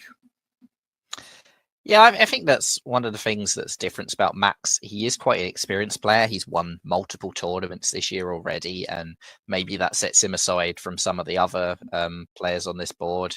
Sure, there were setbacks, but it didn't get him down as much as it did other people, and he kept being quite positive, trying to find a way out of it. He realized he wasn't winning, so he switched his motivation to just outdissing Peter McNamara, and it looks like he had a fair amount of fun doing that successfully a few times, which is pretty cool. He says he thinks Austria's won. I mean, I do think that it's 95% sure that Peter's won, but the path that England has to winning this game is taking Berlin and Goffey putting them in Munich, and that would be 12-12 England winning on a tie. So there is a path. It's not a very strong path. But it is, I think, the two centres that Marcus can take and then win on a tie break, as long as Peter doesn't take anything else elsewhere as well. It's a good point. Munich, it's actually Go ahead, Johnny. Go ahead. No, I was going to say it's pretty realistic here, right? Belgium taps Burgundy, Kiel taps Berlin, Bohemia Sports Arena Munich is a guarantee, and Goffey does not need Bohemia to support hold Trieste here. So yeah. No, that is very much a possibility here. You're absolutely right. For all that to work, though, you need to out-tactic the tactical master. So, can they get the order set right? Spring 1910 shows us. No. And I think with that will be the end of things. So let's have a look. So, just for a whole board read, Goffey loses Trieste but gets into Galicia. Goffey does put Frods into Tis, so maybe there's a different path that I wasn't looking at where Peter gets kicked out of Naples by Frods. I can't imagine Darcy is going to be there to help Marcus win, but maybe Darcy is just playing for as many dots as possible, so maybe it's possible, because Berlin is now guaranteed to fall to England. That much we can say for sure. Peter tried to cover Galicia rather than go to Silesia. So Trieste is not guaranteed to stay Austrian either. Venice can support Albania back with Vienna's support. Vienna's not under any threat. Budapest is not takeable for Italy. So yeah, you just take Trieste back. And if France takes Naples and England takes Berlin, Marcus could still squeak it out. It would be very funny if Marcus does it via French help after this somewhat botched stab on France. Yeah. Let's see. Let's just skip forward to the map. Bohemia being gone, so Munich is now for sure safe. Trieste can be taken back. Does it really come down to Naples? Naples and Belgium. Does Belgium to do the thing where you take Berlin without losing Kiel or anything like that? Belgium's not safe. See what the numbers show us too. Johnny, give us the read. Belgium is safe. Congratulations, Mark. No, he keeps Trieste. Oh, congratulations, Peter McNamara. right? Peter's down 2+1. Marcus is just +1, yeah. So Goffey, because he tried to support an attack on Budapest rather than the attack on Trieste, does not get in. Oh, Andrew botched it. He could have guaranteed the return into Trieste, and Marcus would have won. Now maybe Marcus doesn't. Maybe Goffey isn't It was to make Marcus win, right? It was a 50-50. So Serbia could have supported the brace that Peter was trying to do. In which case Budapest gets in. And of course, also you could move Venice in. So if you don't make the attack from Albania, Trieste walks out again. So there was actually a lot of other options. I forgot about the retreat when I looked at it initially. Yeah. Okay. No, that's an interesting point. Yeah, because you could have. Yeah. Okay, so it was a big guess here. It was a big guess. Peter got it right, shocking no one. Peter loses Berlin, but wins the guess in the Balkans for all the marbles. And Darcy was willing to give it to Marcus in the end there by taking Naples instead of Tunis. So it really was Peter's tactical chops. And I hate to see Peter win a top board as Austria. That gives me intense pangs of trauma from the last time I saw it happen. But nobody can say it wasn't well deserved. Yep. And would even have gotten to build Mikhail. So freed himself up for a center, even though he didn't need to because the game was over. He did it anyway. Clearly, what happened there was that Andrew Goff and Marcus should have gone over to Max and asked him for tactical advice on how to outguess Peter at the end of the game. Because Max managed it all game and no one else did. That's right. However, the diplomacy rules say dead men tell no tales. So Max was prohibited from giving advice, which is sad for Marcus. But Eminem did not succeed, fell to Dr. Math, not Dr. Dre, Aftermath. Congratulations, Peter McNamara, the Australian Open champion for 2024. Won Diplomat of the Year in February, Australian Open Championship, just one center short of the WDC title at the beginning of the summer. Nicholas, with four boards, 4 rounds that we saw Peter play, thoroughly dominant in 2, didn't need to even care about the 3rd. We rate this one up pretty high. He really didn't have much to worry about most of this game. Yeah, I mean, he just basically crushed all opposition at this tournament. He showed up to his first game, rolled it. He showed up to his second game, rolled it. He didn't care that much about the third and still got a decent score in it. And now he's turned up to the top board and essentially rolled it. You can see that as Austria, he was leading this game joint top in 03 and sole top from 04 onwards. And in a 1910 game, to not be kicked off of the top when you take the lead that early is an impressive feat. And he didn't exactly do it around weak players. He had Andrew Goff and Max Robanks next to him, and he's beaten both of them. He stabbed both successfully, got them out of position, and made devastating stabs on the pair of them. And in the end, Marcus couldn't catch up to him. Marcus played a great game. I think Marcus got as close as possible. I do think Marcus should be very happy with the way he's played this game and this tournament, but Peter just played at another level, and it's hard to beat Peter McNamara when he's on his A game, and it's very, very hard. And Johnny, give me the, and I don't want to look back. Oh, Marcus could have done this or Max could have done that. Give me a little more positive on Marcus's attempt there. Like that, he could have had a stab. Maybe it would have gone a different way, but he played it like Mikhail just said, probably as well as you could have. Yeah, Marcus played a great game. I mean, Marcus, you can see with this result, I do think that this is the kind of board where if this goes on another 5 years, this is Marcus's game, right? So there's a certain sense of artificiality to the stop. Now, everyone knew it was going to stop in 1910, so you want to play a game that's tailored to that idea. But Marcus is in an unassailable position. He's done exceptionally well. His relationship with Max, they were friends the whole game, and he's ended up with a handful of Max's dots, and that's how you like a friendship to go in diplomacy. So yeah, I mean, Marcus has done a great job. I do think, to be honest, I think Darcy has done a fairly impressive job to be in 3rd place on this board, right? There were a couple moments when Darcy's position looked pretty catastrophic. And he's ended the game in Munich, in Naples, building, right? Like this could have, Darcy could have been eliminated in this game at a couple of points. So it's impressive that Darcy is where he is, and that's of course part of the reason that Marcus wasn't able to end up over Peter McNamara. I've enjoyed it. It was a good tournament, beginning to end. I'm a big fan of watching the Western Triple. Not all the time, not as much as maybe we've seen it here.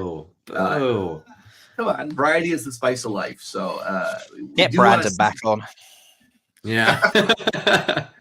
No, he said we saw, but as you mentioned, it was just I forget which post game interview it was. I think it was Jude who said, "Oh, it's just a hidden EF." Yes, yes and no. We saw many Germany's top boards in this. It was a good tournament. Austria, of course, going into this.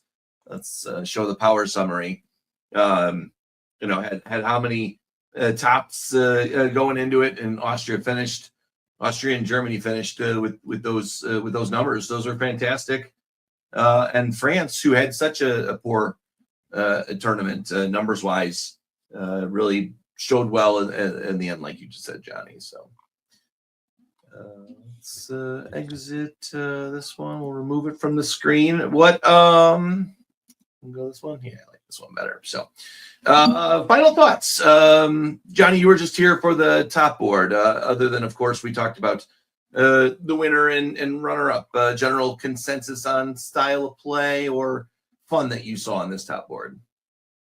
Yeah, I think it was a hard-fought top board. I think you saw a handful of different players making really smart, interesting moves. I would have loved to play on this top board. And I think just as a general principle, the hobby in Australia is incredibly, incredibly strong. They have some of the best players in the world, some of the best old school players in the world, and also some of the most exciting young up-and-coming players in the world are coming out of Australia. And that's Jamal Blacarley, Andrew Goff, Peter McNamara are doing an incredible job of organizing down there. Really like bringing life to the whole hobby. These players are playing VDL.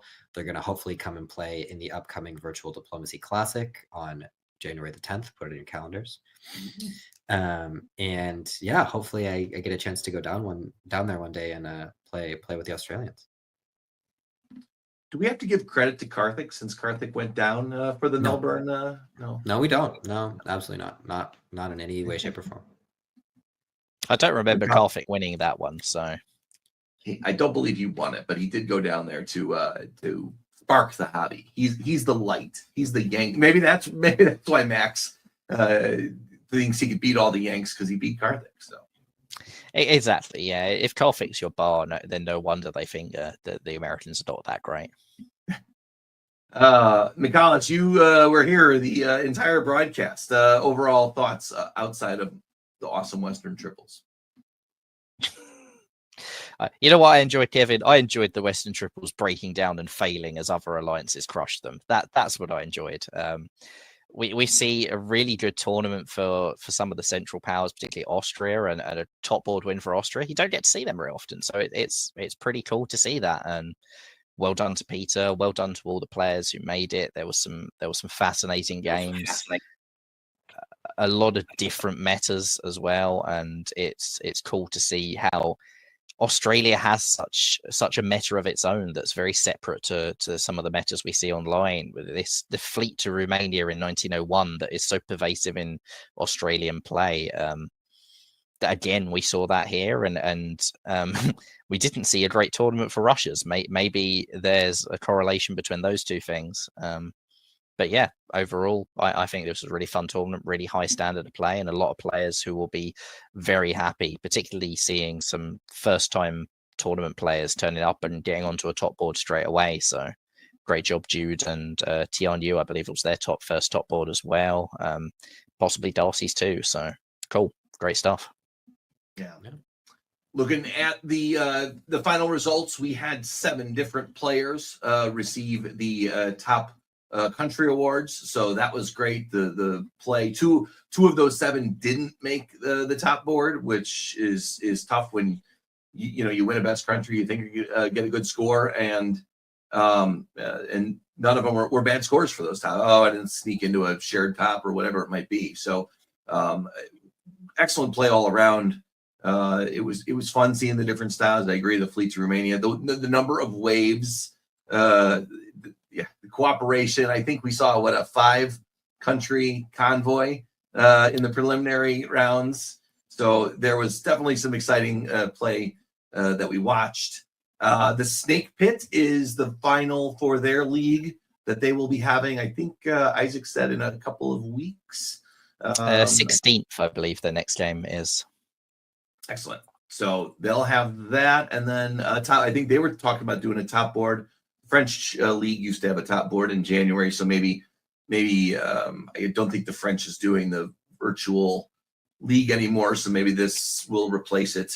The French one got rolled into 7 Years War, so there will be a 7 Years War top board, and yeah, the French language one is part of that. Fantastic. So you guys are more in the loop on that than I am, so good to know here. We will get those schedules straight. Speaking of schedules, definitely thank you, Johnny, for joining us for this top board. Always love working with you on the screen here. Isaac's already gone and probably to bed, so thank him for joining us earlier. McCall has pulled the lion's share with me here on this broadcast and all throughout these last couple of, I think, over the last 6 weeks, I think you've been on at least 8 broadcasts or so. So I think this is the last Game Day Live we're going to have for a little while. So take a break. Good luck in VDL. I think you've got 1 more week left in the regular season, and then I'm not going to jinx it, but top board is pretty secure that we'll see you back for a defense of your championship. Yeah, I'll be pretty disappointed if I don't make the top board from here. Yeah, I did not watch last week's broadcast yet. I had it on in the very beginning, but I did not catch the standings at the end, so I'll have to go back and watch that after the fact. Let me do my shameless promo real quick. Virtual Diplomacy League and a lot of other leagues are it is featured in the VWDC server. That way. There you go. Thank you, Johnny. Right above you there. Click there. It's the Discord server. It will get you to other servers. We talked about a Blitz tournament, 7 Years War. You can connect to those games there. The VDL are played on that server. There's also a link to the NADF server. I know I'm American, and we should get other national leagues QR codes. So Jamal, I will get in touch with you on yours if you want to promote your events. We will get QR code for here. WDC San Francisco, April 4th through 6th. It is in San Francisco. All the details are in the NADF server. There's a special channel for it. Forget if you have to sign up for the role or not, but someone on that server will get you. Nope, no special role. Perfect, even better. Book your reservations. Get in early. Last time they hosted, they had a huge number. I was there last time they hosted a DipCon in 2010, I think it was, and it was a fantastic trip. The weather is perfect that time of year, cool enough. The cherry blossom, no, not cherry blossoms. They had something. They had a festival there when we were there, but very enjoyable tournament. Go and have some fun. VDC, as Johnny just dropped, we will have more on that in the VWDC server. January 10th, you told me? Weekend of January 10th. Stay tuned for an announcement this weekend with details. That will be the biggest virtual tournament of the year. You should absolutely come play. We have round times that are convenient for everyone. Beginner-friendly tournament, really good fun. And probably will have a top board the following weekend. So the weekend of January 17th will be the top board. Excellent. We will see. League night always is around there. Their top board is right around there too. January. That's why we love January and February. I know it's still, we got the holidays still coming up, but once we get through, man, there's like 2-3 top boards there, and then of course the DBNI. So please like the video for all hopefully Australian followers who are joining us. Subscribe to get the updates. Subscribe to get the DBNI countdown that Brian and Zach put out. That'll keep you up to date. There's really a VDC.